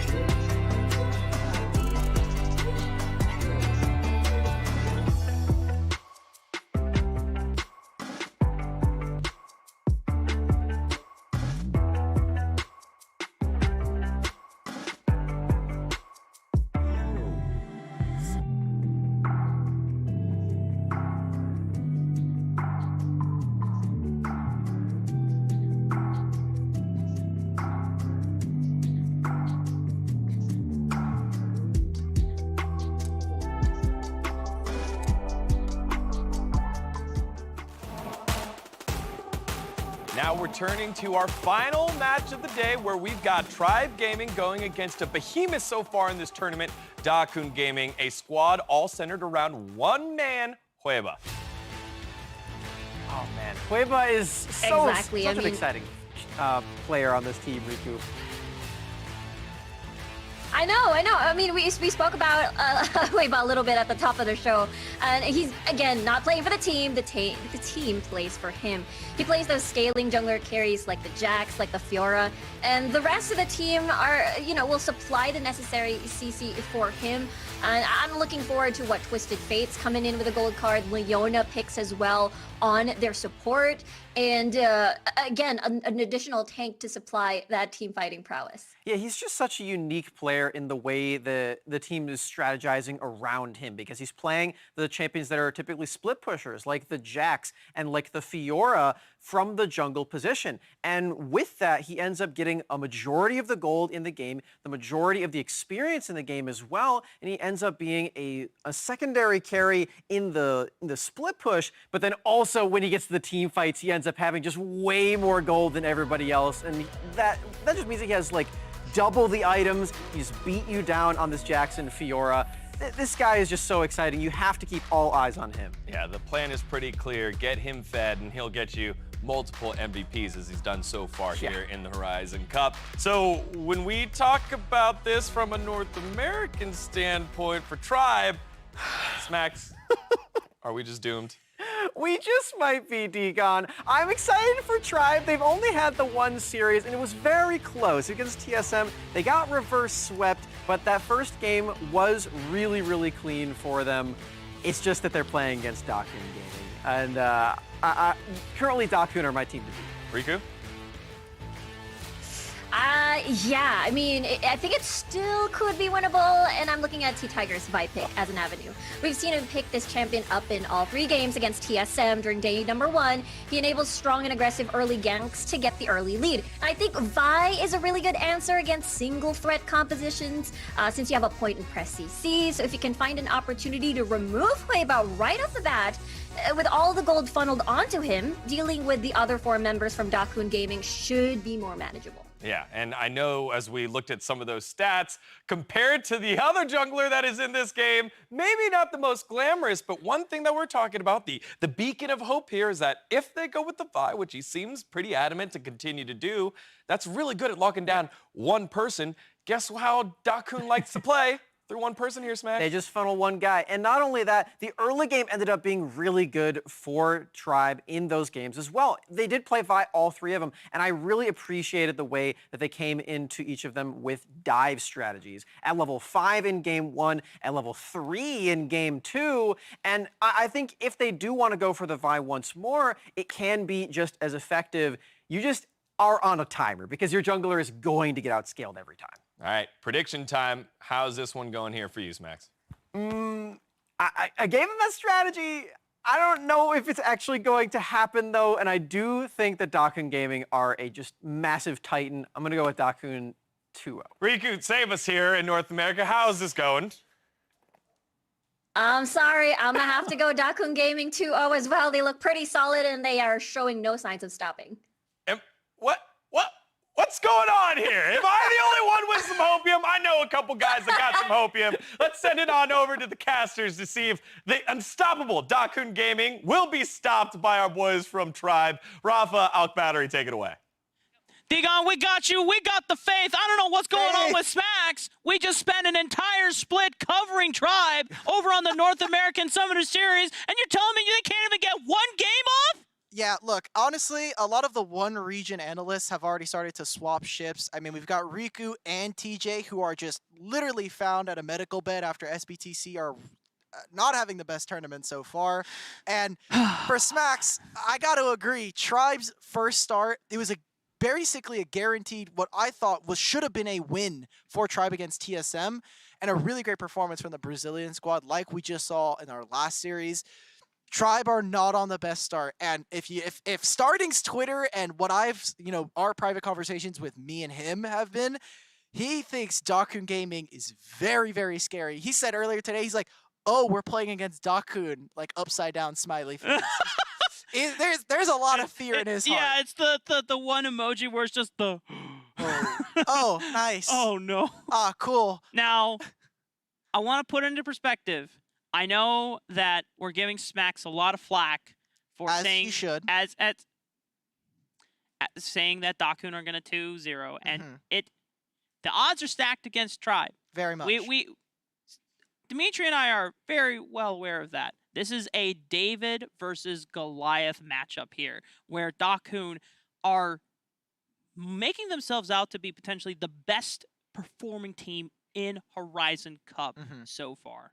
Yeah, I mean, this is literally the #1 team in the group versus the team who was arguably the weakest in the group. Them and TSM coming into the Horizon Cup were thought to be some of the weaker teams, especially with the touted expectations for the SEA region and China as a whole being talked about as one of the best, right? We were coming in, I was talking with Starting, he was saying just from the games that they had played alone in practice, the Chinese teams were looking by and far away better than everybody else. And so now going against those tournament favorites, it is on Tribe to find another victory. It is them. If they take even one game, that's obviously a huge upset where Dakun have literally been back-to-back 2-0 splits, call it a night. Against Dakun Gaming, Tribe, I mean, like, we already know that we're talking about Hueba being this just absolute behemoth, this monster that... He's pretty good. Yeah, it's pretty good. I think that's kind of underselling him a bit. He's more than pretty good. He's an absolute raid boss. He is the guy that when you go through all the dungeons, you're maxing out your levels as Tribe, and you're like, all right, we've defeated all of our opponents. We got through the Elite Four, but then the actual champion is still there, lying at the end of Victory Road. And Tribe, I mean, they couldn't take down their rival in TSM, who should have been, as you already said before, should have been a match that they should have won against Dakun. Odds are stacked against, but I'll be damned, Dog Battery. I'm still going to believe in these boys, man. I want to see something happen. I want to see Tribe go in with confidence, and I think that's something that a lot of teams have found surprising success. If we look at the Game 1 victories, not series victories, just Game 1 victories from EBRO and TSM, it's when they play their game and they are not unwavered in their confidence. It's all about emotional momentum. And if Tribe find their stride in this Game 1, maybe we can work from there. It even happened in the Tribe series itself, right? They literally found a pretty convincing win coming in against TSM in the first day. And we were like, okay, if this is the style Tribe is going to go for, then we can start to see Tribe as a potential third place coming into this group. But it was eventually, the case where they were going for a little too much. I think there was a few too many mistakes coming out from the Baron lane. And I think now this is kind of the test for me. Yes, it is the best team in the group. Yes, it is one of the teams touted to make a deep run into the playoffs. Tribe, I want to see some life out of them. Yes, this loss will hurt a lot. But if we can see players like Max Green, who stood out so much, not only in the North American region itself, but also here in Horizon Cup, I think that there is, some hope. There's a little bit of hopium. I don't know how much is in that canister, and especially if Digon is huffing it, maybe there's not going to be enough for the rest of us. But something is there. Tribe, put up a win on the board. Find us something for Dakun, especially when we're talking about Hueba. Knock out his support structure. Make sure they're getting rid of the people who are helping him get to that godlike status. And maybe we can see that strategy. And already we're seeing it. Fiora, Jax off the table. This is a very interpersonal draft already. Yeah, Tribe are already saying, listen, we don't want to even try and test you on those picks at all. We're just going to make sure you don't get a chance to grab them. Now, Graves would be the other potential scaling pick for Hueba, but a Camille ban. And if Dakun do not ban the Graves out, this could be just a Graves takeaway from Tribe. This also means Riven is on the table, and T-Tigers has played Riven in North America. He looked pretty good, but like we've been seeing throughout the Horizon Cup, and like Smacks had referenced, they have been sticking with Vi. It does, it's awesome that they're sticking with it and they're finding some good engages, but for me, it makes Tribe very predictable. And this is kind of a mini gauntlet being thrown. Are you going to take the Riven, or are we going to be able to grab that? And it looks like they're going to favor the Grave side of that matchup. But this does mean that Dakun will have grabs at the Riven. And YK played it to great success in their series yesterday.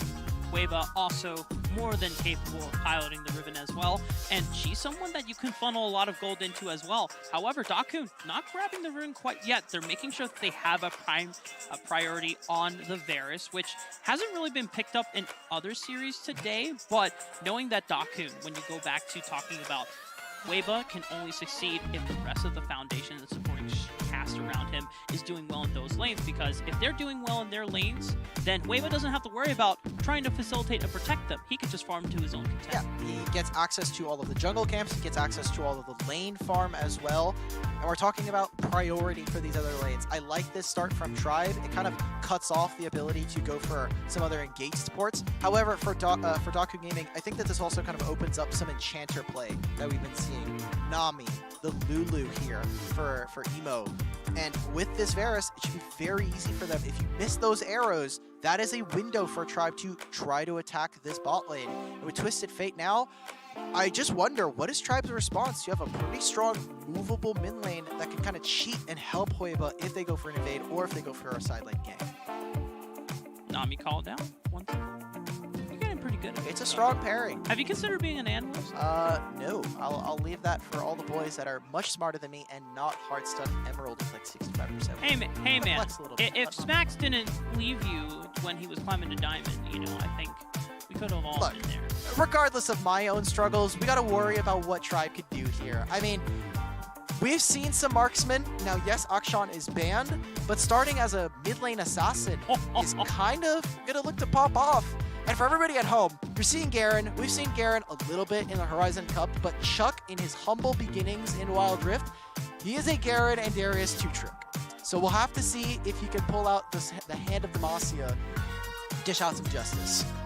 The solid frontliner that just kind of runs in. Oh my dishes out god, damage. starting. But starting, if you've been paying attention to starting Twitter before the boys set sail for Singapore and did their quarantine process, starting had a bunch of clips popping off on Lucian and solo queue. Lucian was a pretty sick mid laner for the time being, and we're going to get to see it again. This is something that, you know, he's already shown a little bit of proficiency in with the marksman. It's not quite an Akshan with the amount of oh my god!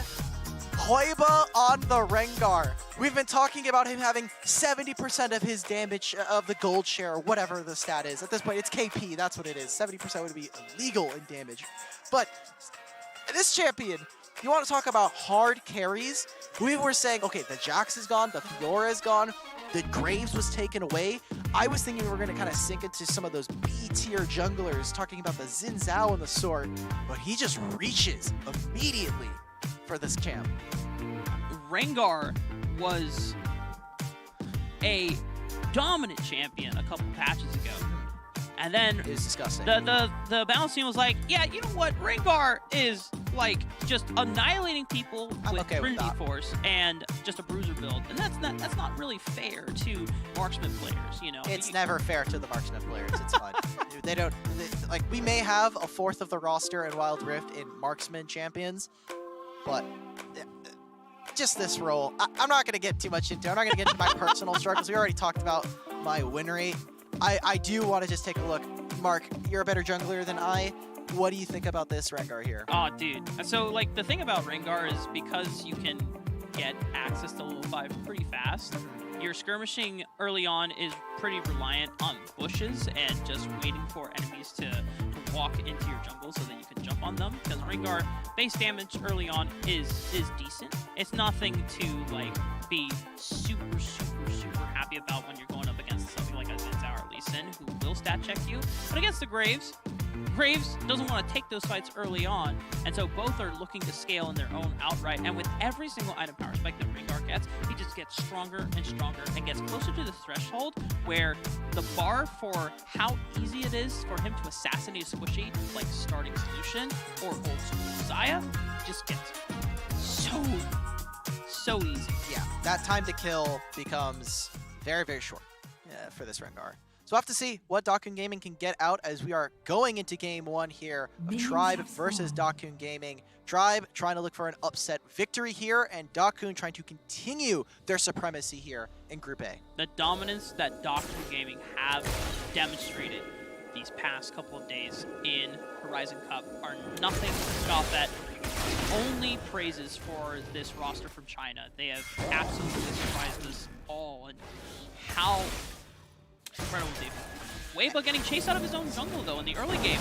Tribe with the early game plan, thanks for taking the fight to you, but this invade is getting a little short-sighted here. The red buff has reset 2-3 times already. Very sloppy coming out from Tribe. We saw this in their game theory against TSM where they went for an early invade, straight into a dive. They sent their bot lane over. They just weren't able to find it.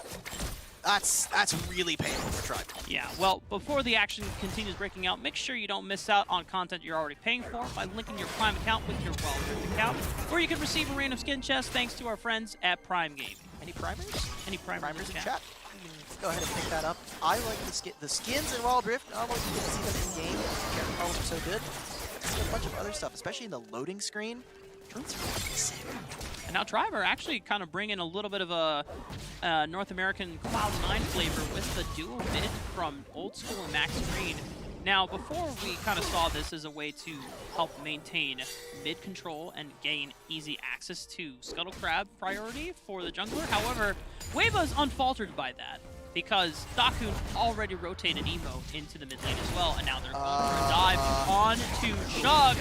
Oh no, starting I should say, because they put Chuck over to the dragon side of the map, and starting is a very squishy marksman. That's just first blood for Doc. This is incredibly favorable for Dakun Gaming. You see their team, it's a huge pick composition, and with how squishy Tribe are, the lane allocations have to be incredibly careful.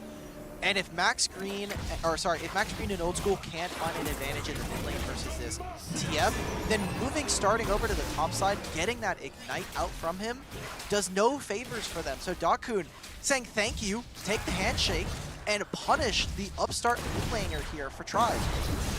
And just the coordination between YK and Hueva, they had the barrier to tank one more turret shot. Dakun Gaming, they're just too damn clean with it, Dimitri. They're pretty good. I'm glad that they're able to punish. You know, when someone throws the ball, someone has to catch it, right? And Dakun doing a fantastic job recognizing there's a Lucian in the top lane, and we're crashing a pretty nice wave as Renekton. Let's just kill him. Why do we have to respect that he's a ranged champion? Just kill him. It's that easy. Yeah. Dakun, within 3 minutes into the game, already pushing themselves to about a 2,000 gold lead, and where it's just kind of bleeding all over the map. A few hundred over to Yo, a few hundred over to Hueva in terms of their opposition in comparison. Now Chuck has resumed a lot of the normal starting lanes. Hueva is level 6, has access to throw the hunt. Now T-Tigers is going to jump right on him. Yeah, they have the Goon Squad as well, with Yo porting in on the Destiny Gate. Dakun just propelling themselves. The early game dominance coming out from Dakun and some of the missteps that we saw from Tribe mean that Dakun, they have priority in the mid lane. They can move on over. They know that this top lane is not going to be a threat, especially if YK can kind of move on over. And we saw that they were kind of playing in fog. Dakun, they had moved their their mid laner and the bot lane duo throughout the river and bot side. They were trying to take control of vision as well as just playing in the fog of war. You don't know where they are. Gets level 5 for Yo, moves on over, gets a kill onto Tigers. This is a really, really tough position if you're a Tribe right now. He already has a Trinity Force. Oh my god. Oh my god. Oh man. Now he has so much gold. Yeah, man. He's almost 4K at the bank at almost 4 minutes into the game.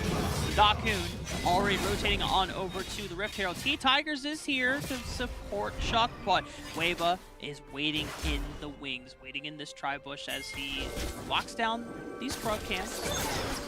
Tribe up the Rift Herald as well. Hueva circling around with YK.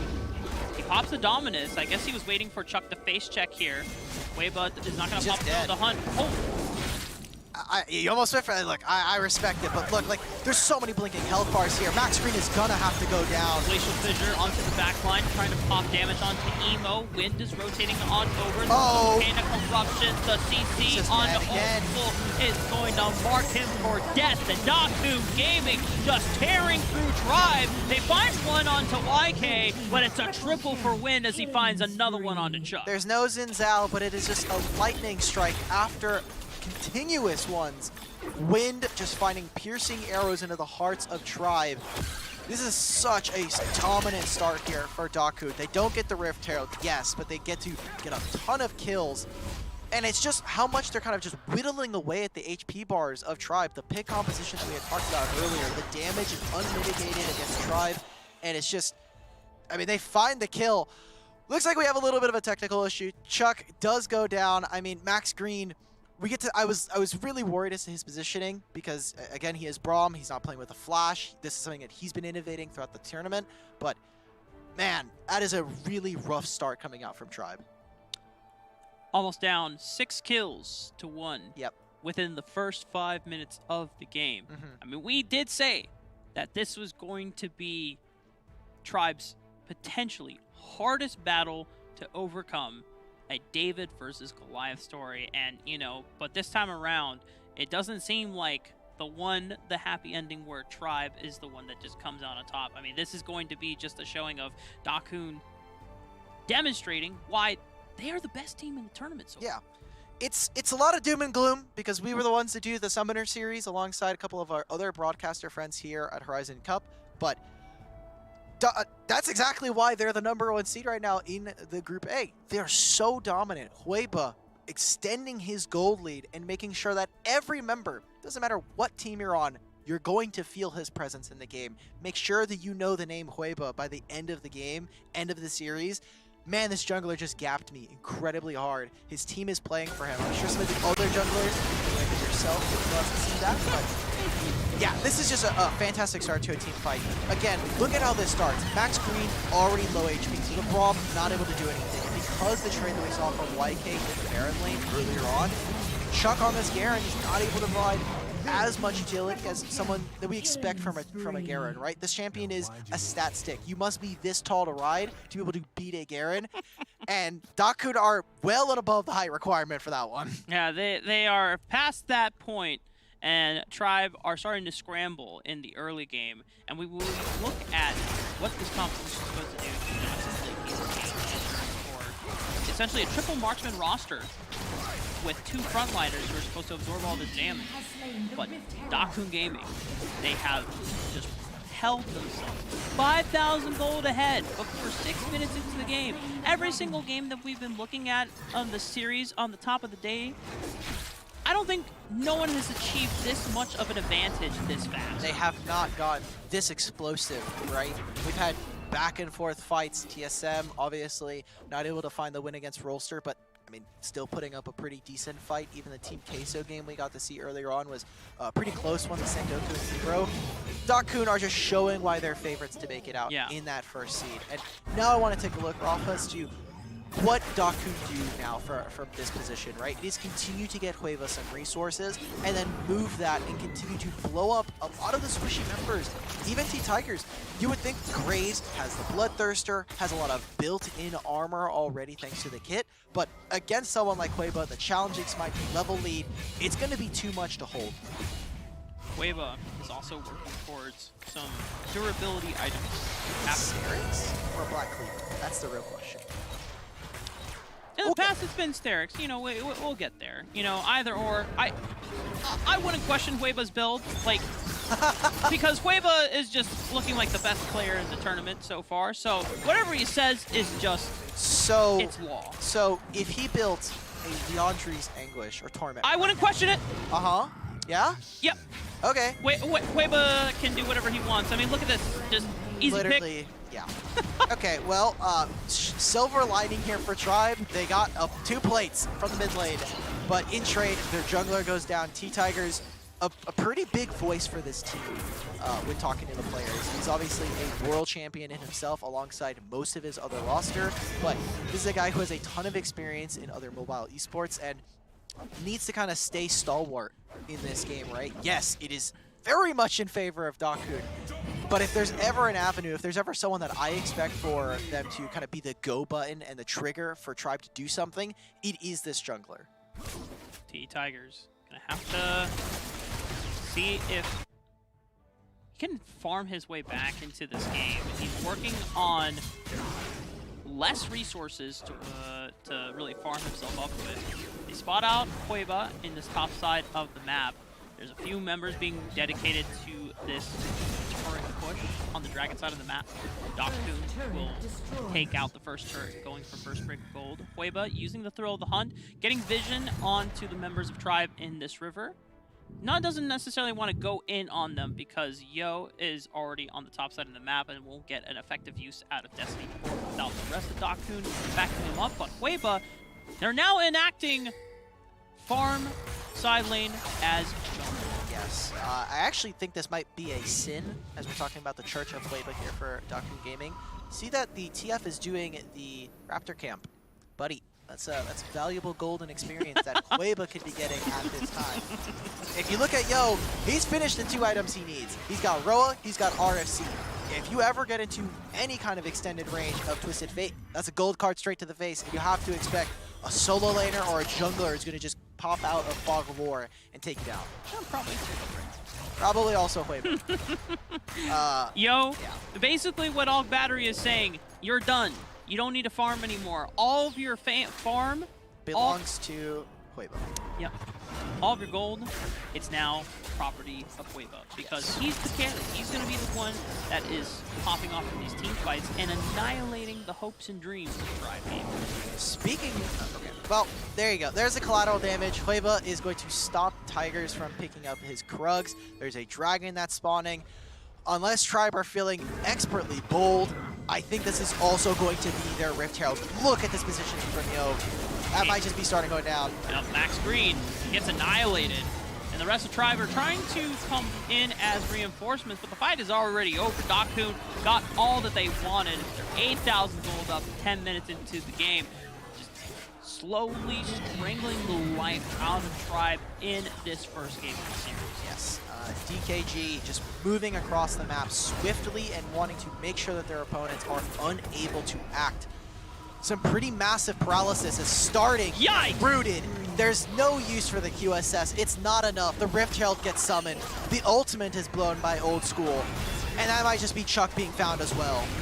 Dimitri, I know we were past the Halloween season, but Stam Huiba is spooky as he's just popping out of bushes and he's just destroying members of Tribe one by one. Dakun Gaming and the rest of this squad are on a rampage. They have this Rift Herald crashing, taking out 2 turrets in the blink of an eye. A dragon is up for the taking. There's just nothing that Tribe can do as Dakun are exerting their pressure and supremacy across the map.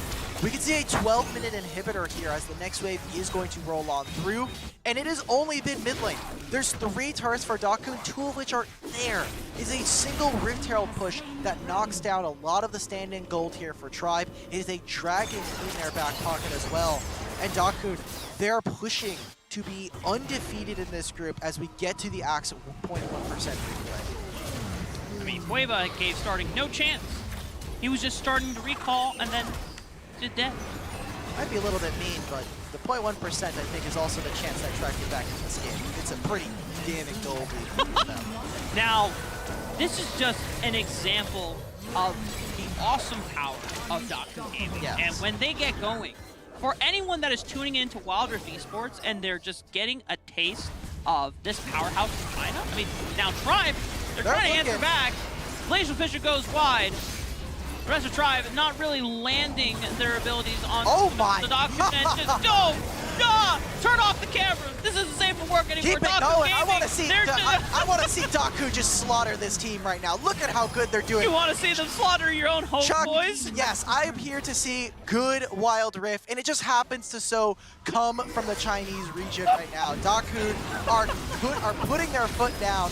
They want no more of this game. They don't want to have any kind of doubts that they're the best teams in this group, and possibly in Horizon Cup right now. They're going to continue to put Tribe into the dirt right now. And for Dakun, it is how clean they can close this out for them. We can't show it to you, but Smax is just curled up pain. on the analyst death stage. He knew it was coming. We all knew it was coming. I was, hopeful that maybe we could, game 1 get a little bit of a fighting chance to Tribe, but man, this is just the awesome power of Dakun Gaming. This is how lethal of a force that they are being in this tournament at Horizon Cup. They're taking the Baron, no contest whatsoever from Tribe, because they can't even get in. Any member that walks up within the jungle quadrant entrances themselves from the base, Yo can TP in with Destiny Gate. Wable will run at you 1,000 miles an hour and just eliminate you from the game. Yeah, take a look at this, just how much range they're able to utilize. YK goes in, that's the inhibitor down, the ultimate as well. I think Chuck is going to have to pay for the sins of his team, as this might just be it, Rafa. They're going to go for the end. T-Tigers had the recall, but he doesn't even get a chance to come back in time. That's it. Yeah, just Dakun Gaming saying, all right, chalk it up. Game 1 in the books. Ladies and gentlemen, this is the power of Dakun Gaming. The series is not even over yet, but with a dominant showing like that, you have to imagine that the score is already set in the books. Yeah, and coming in, again, a lot of people may have thought China, there were some nebulous reads as to where they were going. Iraqi Zoro had said that this team in this region was really, really good, and some of us thought China was going to be, yes, maybe a second contender, maybe a third place contender, because we didn't know exactly what Korea was looking like. But both of their teams, you have Thunder Talk who are sitting in Group B, and now Dakun Gaming here, they're looking pretty good. Yes, this is supposed to be a slated win, as the analyst showed, and as a lot of people at home are thinking Dakun should be the favorites to win this. But it's just, sometimes you need a reminder. It's day after day that we're seeing this. They are really, really good. Yeah, and I think it's a way to cleanse the palate after getting such exciting back and forth games. You get to see the powerhouse of a region where they're just so beyond dominant. Like, it's not even enough of a word to describe just how powerful, how much potential they have in their ceiling. And we've haven't even scratched the surface yet, because I don't think Dakun have really met a team that have risen up to the match, maybe towards the later end of the group stage. But there's still one more game to win from the side of Dakun Gaming. When we come back, we're going to go to D-Gon, Smax, and Riku on the analyst desk. Get in there, boys. We're already here. What do you mean? We're here. We're good to go. Because it feels like one thing that didn't quite go was Tribe. Tribe didn't really go anywhere in that last one here, Smax. They went to game 2 as fast as possible. And yeah, Dakun Gaming, they came out swinging with that one. I really love that they showed us that they had more carry champions available for Hueba. It's not just Jax, not just Fiora. He's pulling out the assassins like Rengar. And speaking of Rengar, I really love the Rengar plus TF combo. It's such a killer combo. We've seen this many times during SEA as well. And you can also do this with Galio instead of TF, but the idea is you constantly hunt the enemy jungle like Shadow and Chance. Hueba and Yo are gonna be the two spooky ghosts. And when they reach level 5, they just basically activate their Love the Hunt and Destiny, and boom, they pick an isolated target in the enemy jungle and kill. Build your own boot enchant with this composition for the Rengar. Basically, right? And we got to see what that was like with the, I think, hunting down T-Tigers, who was just farming his jungle. He's like, yeah, Graves, this is what I want to do. And then, surprise, Rengar, surprise, Destiny! And next thing you know, gone. And it was like, uh-oh, this is not going to be good if this is how this comp was going to play out here. So, again, what are some of the changes that they need to make here, Tribe Gaming? Well, Riku suggested something that I really appreciate, and I think Tribe should also really appreciate as well, Riku's analysis, big brain. The Vi worked out really well in the first day that they played, and I feel like it could be the answer here too. With the early game pressure that you have and the single target assassination as well, gives you a lot of crowd control. That could be the angle. It just doesn't need to be that T-Tigers is scaling alongside Hueba. Because as I said before the series even began, that's just not going to work. Hueba's entire team is built around having him scale, having him funnel all this golden experience. He's going to outscale you regardless. Yeah, I feel like also the Vi approach can be viable in the second game, and Vi can be paired with so many comps, right? Like you can have the Yasuo for the single knockup, you can have the Ahri for the level 3s, and you can basically try to match the level 3 skirmishes. So perhaps that would be the play. I mean, we saw earlier also in this draft, because we got to talk about the Dakun side. Here on the Tribe side, you know, they tried to do a multiple marksman here, right? The Lucian coming on in, the Graves coming on in, and so it just didn't work. It just really didn't work, and I feel like it feels bad when you're a team that has to adapt to the top team, right? Mm-hmm. So the fact that Tribe were like, hey, we'll try this as our draft, and you didn't get not only any information, you got negative information. It was like, nope, that's not good. All right, what did we learn? I don't know. And now Tribe have to try and piece things together here. It's going to be pretty difficult. And I really want to go back to the fact that Dakun Gaming built around Hueba. The fact that every single person was on point, ready to go. Every fight. Rafa, biggest NA fan. You could hear the life being sucked out of his voice while it was happening. And I can only imagine what it was like being a Tribe player during the game there, Smacks. Yeah, especially when they came into the draft with the strategy to ban away the champions that Huiba had already played. They took away Fiora, they took away Jax, and they took away Graves as well, the other scaling jungler that could possibly be there for Huiba. All of those removed, and then he pulls out this Rengar as well. To me, it just feels like you have to start banning away the champions that are built around Huiba to make him succeed so well. The Twisted Fate and the Varus together make for such a potent pick composition around this Rengar that, yeah, Huiba's going to be amazing. His mechanics are amazing. He is the carry on this team for that reason. But when you have all these pieces around him, it just looks all the more impressive. So I think they can maybe start banning away that. Riku? Yeah, I really like that approach as well. I mean, look at that comp, just fully focused on assisting with the CCs necessary. Good Chain of Corruptions from the Varus, Gold Guard from the Twisted Fate, Bubble from the Nami and the heals, and a point-and-click stun coming from the Renekton. So everything basically just falls into place for the setups for Huiba. But there's also another approach where, you know, Tribe had an idea, level 1 invades, but unfortunately it didn't work out. Maybe if they draft something that can be equipped for those level 1 invades, I'm thinking, what, Lee Sin perhaps. Braum is already on the right track because you do have a lot of those stuns. And that is exactly why we saw the bottom lane being rotated early towards the mid lane, is that so that they can see if they can take advantage of the early game and get that jungle invade down against Huiba. Riku, I love all those points that you made there about Dakun Gaming, because it's time for our State Farm assist of the game. It was too hard to highlight just one player, so here's teamwork personified by DKG. I mean, the assist of the game is really just everybody piling in and assisting Huiba. It's the entire support structure ready and willing to assist this one player. And honestly, assist of the game, it might just be the assist of the tournament if nobody can stop this guy. Yeah, well, hey, look, one game down, maybe one to go. At least we know it's a best of 3, so Tribe trying to make it at least 2 more to go. And I know a couple guys that want it to go at least 2 more games. Time to send it on over to the casters. Get into game number 2, Rafa and Alec Battery.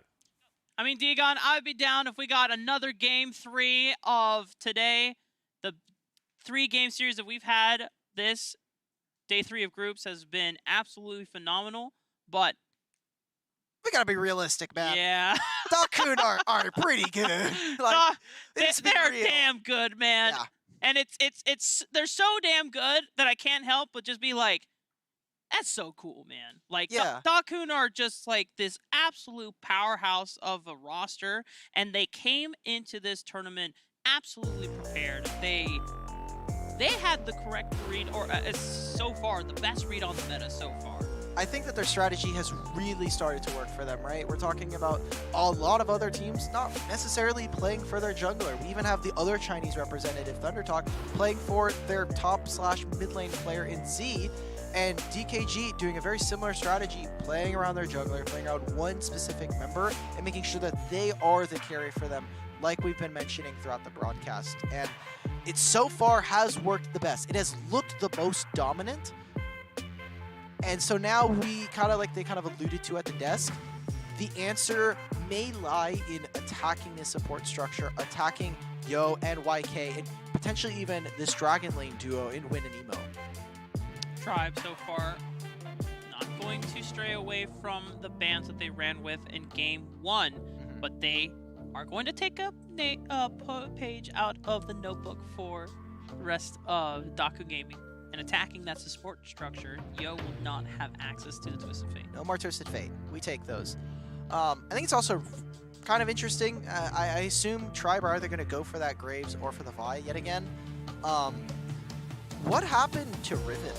Because Riven was a really sick champion. We haven't seen much of her in this series. She was left up and available, and DKG just decided, hey, our Renekton is much better. We would much rather have Renekton for ourselves, allows for YK to have that kill priority, and we get right on through. Tribe, they say, we banned the Camille last time, we're going to first pick it, while DKG get to have what I think is one of the best flex champions in the game right now, Galio. Now, T-Tigers has played many Camille games throughout the Summoner series, but as we alluded to before during TSM series against Rolster Y, Camille's not necessarily the best jungler anymore. In fact, I don't even know how viable. She's not even a jungler. I've scrubbed my mind of those few patches where that champion was the most ridiculous for me. That champion just doesn't exist. And speaking in the jungle. Speaking of which, however, they have locked in Renekton, which means this is either Renekton mid or they're sending Camille into mid lane. Both of which I cannot speak confidently enough about. It could be T Tigers taking a page out of Tybe's book over the jungler over enemy for the NA boys, saying, hey, you know what? Even if they nerfed Camille's jungle prowess, they're still going to play her. They still made her work in the past. And they might just brute force their way into it. You know, we'll find out once the other two champions get locked in. But Nami has been acquired. Yeah, Nami really dissuades DKG from going for something like a Braum here. Now, I know what you're saying. We have a Galio who can still be flex pick, so you know there's still some options here for Dakun Gaming. Lucian is primarily a bot laner here, so Tribe are probably going to pick up a Varus and Nami. China have also played some Garen support, so I'm not as, you know, tuned in with that being the case, but it is a possibility as we get further into the draft now with Graves picked up for Hueba. I'm pretty sure we saw it during the Spark Invitational where, I don't remember who they were playing against, maybe it was OMG if memory serves correctly, but DKG, they had multiple supports banned away from Emo, and so he was just like, all right, well, I'm just playing Garen at this point. We need a frontliner, we need just a meat shield at this point, and yeah, Garen doesn't really offer any crowd control other than some soft one in terms of silence, but I mean, he is kind of a stat stick if you give him some gold. Death is the best CC. You can't cast abilities, you can't input any movement commands, you can only stand and watch as the rest of your team in grayscale makes any kind of actions or reactions. So here for them, Tribe, we get a good look at what a lot of us thought was going to be starting's champion pool, and a lot of these melee assassins picking up the Diana still has a little bit of that team fight potential inside of her. So Chuck, for the rest of Tribe, this looks like what we would have expected coming into this tournament, or sans the Camille that is available for them. So we can play a little bit of Mad Science Lab right now. Yes. Before the pigs actually get swapped around. Now, Diana did get buffed to work in the jungle. Yes. The jungle clear speed isn't as great, but you know, you can get through it, and you can have some pretty disgusting moments on it. Thunder Talk showed us a great example of Diana jungle in their series yesterday, and that way you can still put Camille in the Baron lane. Renekton into the mid lane could work against Galio because we just had Rakan locked in for the support, because Renekton can chew through the shield that it basically doesn't exist because it's a magic damage shield. I know I'm getting really crazy, and you guys can't see it. Alpha Battery is giving me this just really strange look that doesn't really approve what I'm talking about. I'm just trying to make sense of this. Yeah. We're actually playing Camille. We're actually playing Camille jungle. Okay. I just want to talk about Dakun now. Dakun, we've talked about Tribe. Dakun, they still have similar things that we've been talking about in terms of cheating out of the mid lane. Twisted Fate was their pick before for Yo, and now with the Galio, will offer that same potential and still has an okay, if not winning matchup against Diana in the early game. And you will also have a late game potential in him just because of his AP build that he has. That's really awesome. And Garen, I mean, we saw YK play this Garen before. This is such a hard champion for someone like Varus to deal with. The Nami can only help just a little bit. Looking at the rest of this, I think Dakun still have a really powerful draft and still plays that playstyle that we've been talking about, that we've been seeing throughout the Horizon Cup, where Hueba is the star, is the main focus. It is up to Tribe to attack all of the foundational structures around him. If not, they're going to go 0-2. They're going to look at themselves in the group and really have to dig deep. Really have to try to find something to bring them back here in this international event. Dakun have been on an absolute reign of domination throughout every single day of Horizon Cup. Let's see how Dakun continue to demonstrate their absolute power. Whereas Tribe, at this point, I'm if T Tigers is going back to an old favorite in the Camille, despite the nerfs of pushing her out of the jungle, I won't doubt it. I won't question it. Let Tribe go back to comfort picks. Maybe it won't. Yeah, comfort is what you want to see. I just don't know if this is the right meta read. And we'll see what happens. We'll kind of key back into this Camille pick. I think for right now, what we need to watch is how does Dakun Gaming operate in the laning phase? Because right now, they do have a pretty competitive bot lane. The Rakan against this Nami, if they can try to find access onto her, is really immobile. And it is on who lands that first crowd control ability from the supports in this lane, right? It is landing the bubble first on the Rakan. Well, cool, you can burst him out, especially now with Airy available. And I mean, YK blew the Ignite a little bit earlier on. This top lane matchup is not going well for them. Chuck still had Barrier and Flash available, but he's going to take an early recall. Doesn't want to take it to chances. YK is being very aggressive. Old school, getting jumped on by Emo. That's Electrocute Rakan. That's straight up for the laning phase. I love this. This is definitely a different take. We'll have to see what else we get from Emo, as we've seen all kinds of Rakan builds so far throughout the tournament. And Electrocute is strictly for that laning phase. You are trying to blow up the enemy bot lane. You're trying to blow up maybe a singular member. We've seen that they already are moving into the opposite side of the jungle or trying to look for something in mid lane. Speaking of which, T Tigers is going to be very sad as he hook shots over the wall and gets his blue buff taken away. Yeah, Hueva just getting good old counter jump. We've seen it before. Nothing new here. T Tigers trying to flash on top.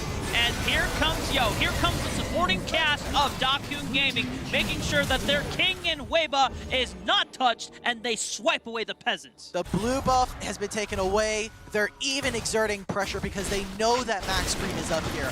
Hueva with no flash is playing with absolutely no fear. And not even level 5 on the Galio comes right on through the river, and they are just slamming both side lanes now. Dakun Gaming with a massive lead already. It's 2.5 minutes in.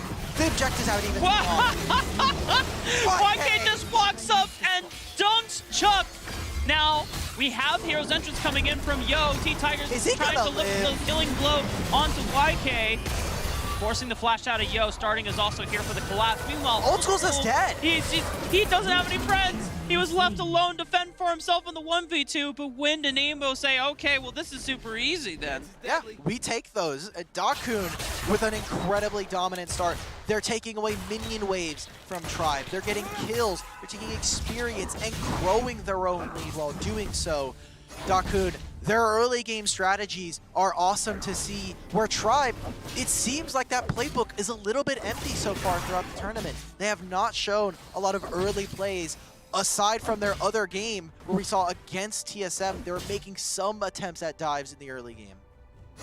Dakun Gaming. By the way, we got a fun fact here. Okay. They win. They will become the first team. Gotta be Dakun Gaming. There we go. If they win this series, they will be the first team in Horizon Cup to secure a spot in the knockout stage. As of this moment, even with the 2-0s from Rolster Y, only Dakun Gaming would be the one to automatically be advancing to. Yes, and that would make their last game, I mean, obviously a little bit trivial since they will already have done it. It will just simply be for placement. Either lock in that first place or see if they go into second or third. But that's a little bit of the future. We still have to cast our eyes right now as to the game that is in front of us. And Chuck may be in a little bit of a dangerous position. Slice and Dice does get him out. Yeah, slicing forward gives him a little bit of mobility, and it forces Dakun Gaming's hand to use their mobility spells right on top, and then he slices, then dices right back on out. Tribe are trying to start up this Rift Herald, but YK, Scary Garen in the wings, ready to collapse. Is also here to make sure he can make the move on it. And look at this. Dakun, instead of taking the dragon, they're just moving on over, rotating, making sure that Tribe don't get any advantages. Rather than playing to trade, they're playing to contest. Exactly. And now has reset. He does have City Boots, has picked up Rod of Ages. And while T Tigers digs, he's just sitting there trying to start at the Rift Herald. Really can't do so. They have no priority in mid lane. Old School is sitting afar with this bow, trying to just get whatever minions he can. Wind is 1v1ing a Renekton, and if you've played Marksman, or if you've played against Renekton, if this is happening, you are very happy if you're Dakun Gaming. You're just pulling him away. He can't ever kill you.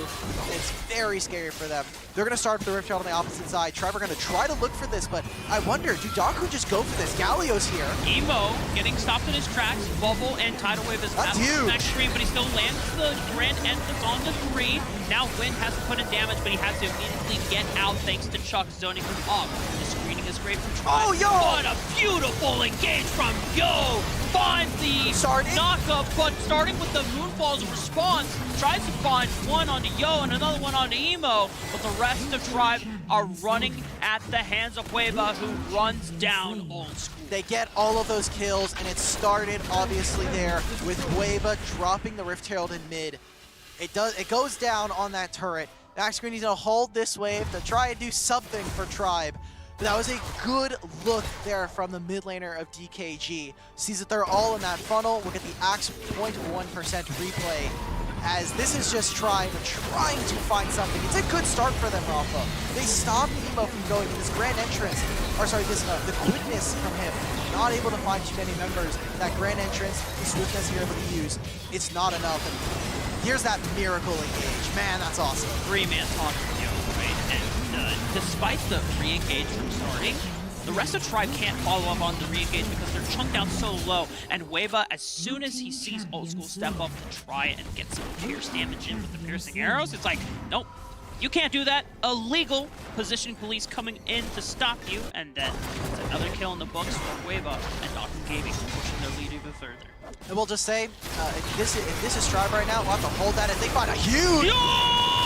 Emo! My goodness! There's an attempt from Old School and the rest of Tribe to pick Hueva in his tracks, but Emo quick on the trigger with the quickness into the grand entrance, stop the Tribe. That would have just straight up ended the game, I think, for Tribe. And right now, that last team fight that we saw around the Dragon was potentially the most even this game is going to be, if trends are to be believed. Tribe, they try to find something starting. The map, I mean, look, this is why starting is, you know, a little bit of a punk. You know, he goes for things, he tries to get in your face, he tries to be disrespectful, throws out those bans. He's a young kid, and at least he's going for stuff. He's looking for some engages, maybe would have found something onto Wind, and this might just be it, right? They may find this onto YK, but he's so tanky, man. And you also got Hueva, who is there to play reinforcements here to support YK, someone who has been so graciously there from Hueva's back, but now T-Tigers is locking him down with the Hectic Ultimatum. All of Tribe are trying to funnel into Hueva, they lock him down, and YK should be able to follow as well, but he's too fast, he's too tanky. He's just running out at the speed of light. Dakun Gaming, surrender now, prepare to fight. Tribe, they're trying everything right now. They're throwing literally everything and the kitchen sink and maybe a few of their other Tribe Gaming members of the community, and it's just not working. They have to overpower one member. They kill Hueva, which that shutdown gold is going to feel a little bit nice, obviously, but it is more, you're going to need a lot more of that to try and find something. Tiggs on the bot side trying to open up maybe a plate, isn't found by Yo. And the God King himself, Garen, is able to walk out YK. It is a simply one kill for Tribe. There's a Dragon spawning in the next 40 seconds, Herald under 30. These are all objectives that DKG are in favor to get, astoundingly so. And you have to give credit over to Tribe that they committed forward for the pick. They did something. Hueva. We take those. Yeah, that Chain of Corruptions unfortunately didn't hit the mark there, but it's so hilarious to me that Old School and Chuck are just like, we don't care if we die to YK, we gotta kill Hueva. We gotta take him off the map, and they had to walk through it. And YK, feeling a little disrespected right there, is like, you guys can't just walk through me and get away with it. I mean, again, we've been saying it. He's the high requirement. If you can't beat this Garen, you are not killing any Oh god, no, that! Bye, back screen. The sushi's up on the menu, boys. We got some sashimi in there for ya. Dakun Gaming are taking their meal in stride, and Wind picks up a triple. That's a triple kill. That's the Rift Herald that Hueva is going to start up. They can move mid lane. They can drop this Rift Herald into that, grab another turret, open up an inhibitor. It's 15 seconds until starting spawns. Old School and Max Green in pocket change going to be spawning. But it is looking quite grim for the North American prospects coming from the Summoner Series and getting smacked down time and time again. Dakun Gaming take the mid turret to get the Dragon as well. This is just pure, utter dominance from the Chinese representative. Dakun Gaming, 12,000 gold ahead of Tribe at 10 minutes into the game. Just pushing their benchmark from game 1 where they're only 8,000 gold ahead. They've just continuously impressing us even further and further to the world, showing why this is the team to beat at Horizon Cup. Exactly. And right now, it's starting to feel, especially for just the whole view of the group, that it may just be Dakun Gaming who beat them. And, I mean, look at this engage. Yeah, Tribe are trying to funnel into this choke point, trying to see if they can contest Dakun, look for a pick. But it's Dakun are the ones that are pulling the wool over their eyes of Tribe. They have to scatter like the wind. Only starting at T-Tigers are the ones that escape for now. But Dakun Gaming, 5 members strong. They have the Rift Herald. Are they just going to use Rift Herald to end the game? They can. That turret is going down even without the Rift Herald. Yeah, T-Tigers is trying to recall right now, but 3 seconds on the clock. This Herald is going to make a crash, and Dakun Gaming with an absolute monstrosity of a performance, an awesome display of power. This is why Dakun Gaming are looking to be the best team at Horizon Cup. 3-0, lock in their spot in the knockout stage later on. And that might have just been the fastest game of Horizon Cup. That was almost 11 and a half minutes. I don't know the exact number. I hope the stats team can bring it up. I'm sure the analyst desk will try to go for that number if they can. But, I mean, man, Dakun Gaming just really good. And it's so scary if you have to think that they could lock in a semi-final bye. That is disgusting what we're seeing from them. No team has looked as dominant as they have. And I mean, looking forward, right? This is a team that they have their own unique style. It's something that we're seeing no other team attempt, and they are looking by and far and away as the potential favorite for this entire tournament. Hog Battery, I've only got a few words left to say about Dakun Gaming. Okay. First, what I want to say is that, as we alluded to before, they are successful in completing or securing a spot into the knockout round. So first of all, congratulations to Dakun Gaming. Their seeding still awaits pending the results of the rest of Group A, but also, sheesh! Dakun Gaming, man, this is, what a team, man. I mean, this has just been at the expense of our own misery as NA fans. I'll take a game like that. Yeah, you know what? If we're gonna get our asses kicked, it's gotta be like that, man. You gotta do it in style like Dakun Gaming. Yeah, Dakun Gaming look really good. And obviously this is our last game of the day, so it's been a fantastic set of games. Yeah. I mean, we were talking about 3 different series. If you look at the whole of Horizon Cup, the first day, the first 2 games were 2-0s. And then we got into a couple more 3-game series. Same thing happened in day 2. It's a lot of 2-0s. But now, this is probably the most contentious day here at the Horizon Cup. 3 series that go all the way. And then there's Dakun Gaming who end up just smashing. Yeah. Which is kind of, there's all things that are consistent. There's number 1, death taxes, and Dakun Game smashing you. All things certain in life here, ladies and gentlemen. And you know what's also certain? We've got 3 very lovely and very intelligent analysts that are waiting on the throw. Digon, break us down. Thank you very much. DKG should stand for Dominant Kings of Gaming after what they just did for the first 3 days of the Horizon Cup. They have yet to lose a single game in the whole tournament. And that last one, the fastest that we've seen all Horizon Cup. 6-0 game score, 3-0 series score. That was an 11-minute victory. By far the fastest game, not even close to anyone else. And it's the same strategy that we've seen from them in all of them as well. The scaling jungler for Hueba. I absolutely love this strategy yet again. But Digon, it wasn't even really about this strategy for this game because it didn't get to late game. The other members of Dakun Gaming won out their lane off of plays like this where Wind just gets so fed on Lucian. Definitely. And, I look back at that play in the river, on the Camille, T-Tigers, flashing forward, and as much as that could have possibly have been a good engage, their rotation from the solo lanes came late. Riku.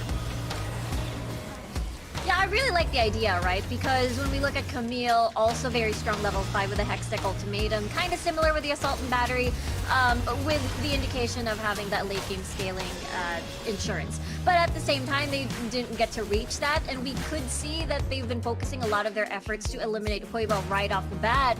But, you know, on the opposite side of the spectrum, there's still Wind on the Lucian, who had pretty much stacked up a lot of gold PvE in towers and waves, while everyone was busy getting the jump on YK and Huiba, you know, as we can see on the replay at the moment. And yeah, DKG is just so incredibly strong. This game just proves to me that even though they had this really stellar plan of funneling Huiba and playing around the new jungle changes in the patch, it's not just him that is the carry for this team. They have other very strong players around the entire roster. They can all carry as well. Just because the jungle strategy is the best and it's the one that they're going for, it doesn't mean they have to go for it every time. It doesn't mean they have to rely on it every time. Right, and Wind had a huge emphasis on the Varus, so now when they took away the Varus, he showed, yeah, I play a pretty mean Lucian as well. DKG is the first team to guarantee a spot in the knockout stage, and so that must mean they are the team to beat, right, Riku? Yeah, they're definitely the team to beat. So far, we haven't exactly seen any weaknesses, especially, again, we saw the attempt from Tribe to do that level 1 jungle invade, but so far it hasn't been very successful.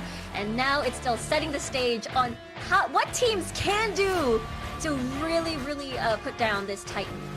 And, you know, if you look at the standings, NA fans, obviously it got hard against Dakun Gaming. They were the strongest team, but that means they're going to need to win out against SBTC, the former favorite coming into the tournament, who's currently slumping, and have to defeat KT Rolster, and going to need some help. It's going to be a very long road here for Tribe Gaming fans. Might need a miracle for Tribe to get into the knockout stage. But, you know, at this point, I just want to see one of those victory selfies for them. I want to see them win a series so they can show us what they can do with their selfie game.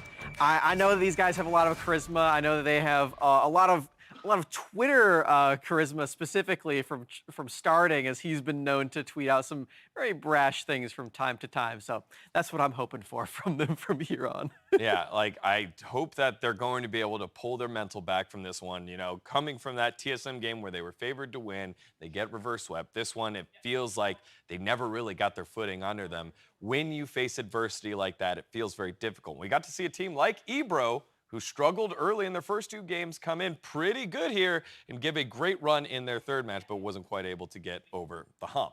Now, while we wait to hear from DKG's Wind, here's an interview that we weren't able to show you all earlier from the other undefeated team in Group A. Here's Rolster's Salem.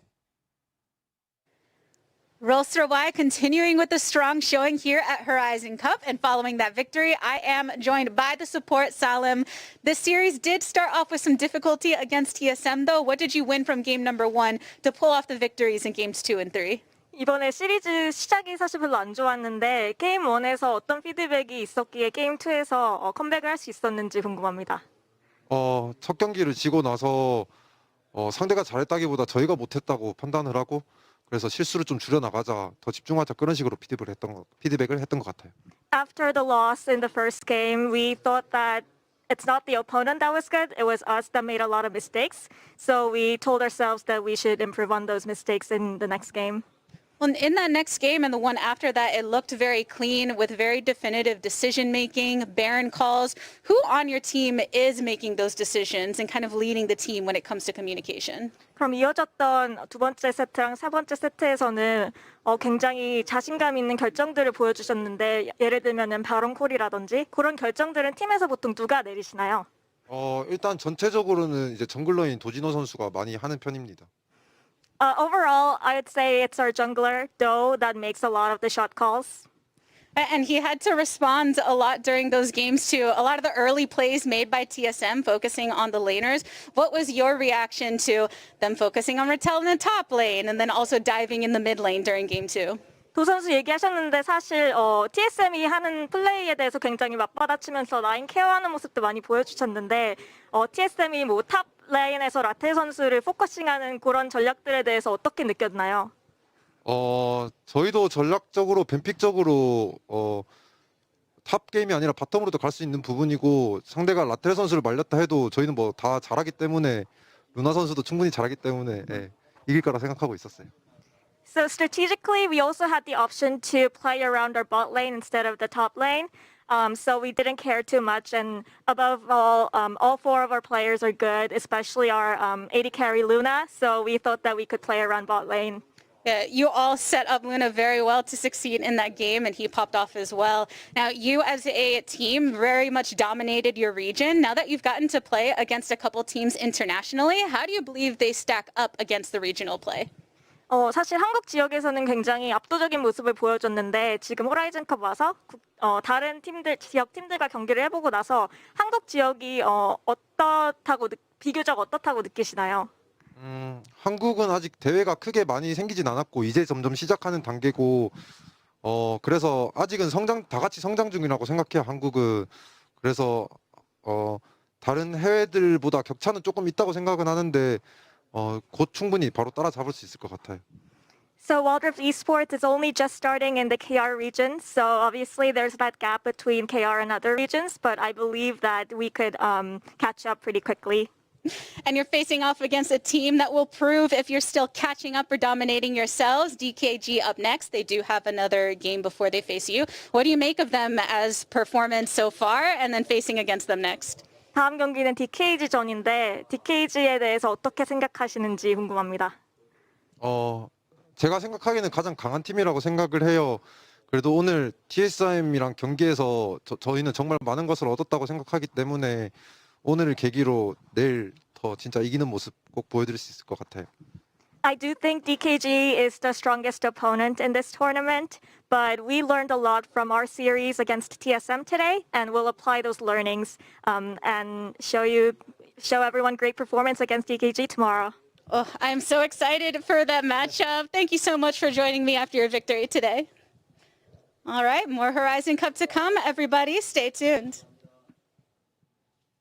Thank you very much, Gabby. And again, just pretty interesting to hear the contrasting ways they look at the game in the winners' interviews when we talk about Salem there and the earlier interview we had with Team Secret's Azar, right? It was like, hey, our team did this, we made these changes, we were beating ourselves. The one earlier with Azar was like, yeah, you know, Team Queso, a little disappointing here, Smack. Yeah, significantly less trash talk in this interview. Very humble in the next oncoming match for Rolster as well, which, as Salem alluded to, is against Dakun Gaming. That's happening tomorrow.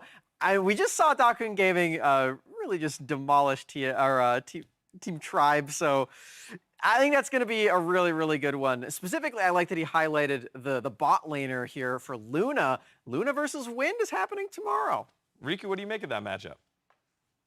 I think that's going to be very spicy because both of the dragon laners rather, have been very incredibly consistent no matter what AD carry they have been picking.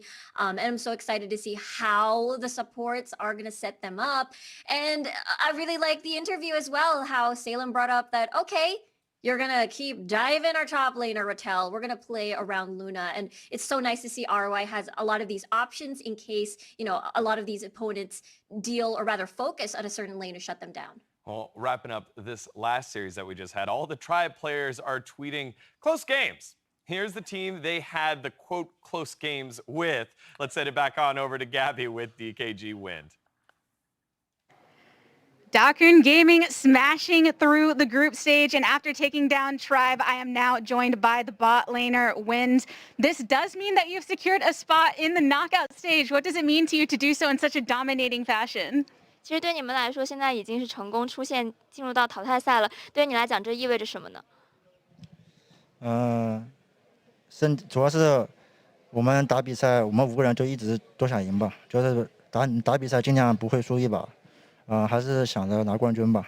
Yeah, because all of the 5 players from our team are very desire to the championship, so we all try our best to out.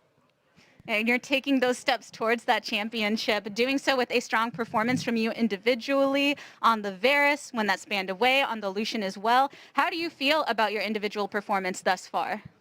今天你的卢锡安个人表现非常好，你觉得你到目前为止的个人表现怎么样呢？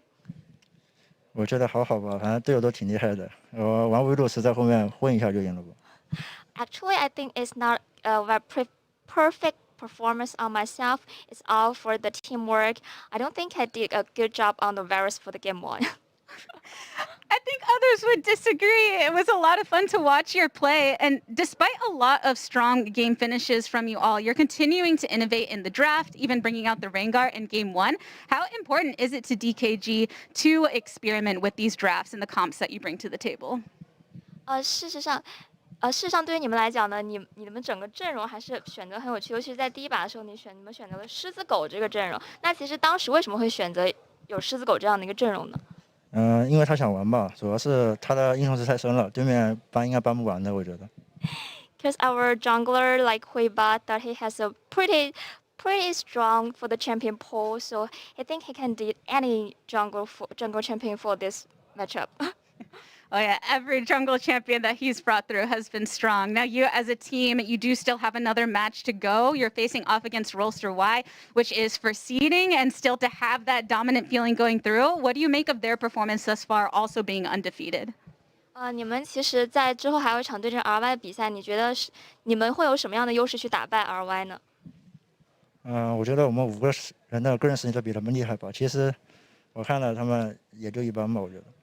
I think that our individually can play well. Each of our member for our players, 5 players could be good individually, like the personality or our personal skills are better than the 5 of the RY, so we can beat them easily. Well, it's going to be a lot of fun for us to watch. Thank you for the interview and congratulations again on making it to the knockout stage. 谢谢你的采访。谢谢，拜拜。Thank you. Back to Digon and the LA crew. Thank you, Gabby. And great interview formed there by Wind. A microphone all the way to the mouth. You don't always see that from players, so you always want to give the props there. Because it didn't seem like he wanted to give himself props on the Varus, Riku. What is going on here? I know, it was crazy how he played the Varus, right? He even got a triple kill on the Rift Herald fight. His positioning was just so stellar. And I guess it's one of those things like, we can still do better. We're going to hold ourselves to like this, the higher standard. And I think it's just super crazy at the end too that, Win is able to say like, hey, we're way stronger than RY. They're very, very confident. And I totally understand. If his Varus isn't great, my Varus needs to be reported instantly because he played that game really well. He was setting up so many picks. He got that triple kill around the Drake fight as well. I don't know what he's talking about, man. Win played that series phenomenally. What is he talking about? Well, then all that means is I'm very excited for tomorrow's action, which we will return with more Wild Rift action as the race for the knockout stage draws closer to its end. Now, Tribe Gaming kick off the day against SBTC in a match 1 that is important to both teams. Then Thunder Talk and Team Queso face off in match number 2, all before a couple of banger matchups, Rolster Y versus Dakun Gaming, then Sengoku Gaming versus Team Secret. These are going to be big. Quick, which one's your favorite ones, Max? Oh man, I think the Rolster Y Dakun Gaming has to be the one that I'm going to watch most of all. It's got to be my favorite one. These teams are undefeated, and I just can't wait to see who remains undefeated. Riku? Oh, for me, it's going to be the last match. It's Sengoku Gaming versus Team Secret. I know that's going to be an explosive matchup. Yeah, I guess I got my eyes on the first one. Tribe, this is it. It's time to get that win, y'all. Will they be able to do it? We'll find out tomorrow. Hey, everyone, thank you so much for watching. On behalf of myself, the casters, the entire live broadcast crew, thank you so much for watching. We'll catch you tomorrow for more Horizon Cup action. Wild Rift!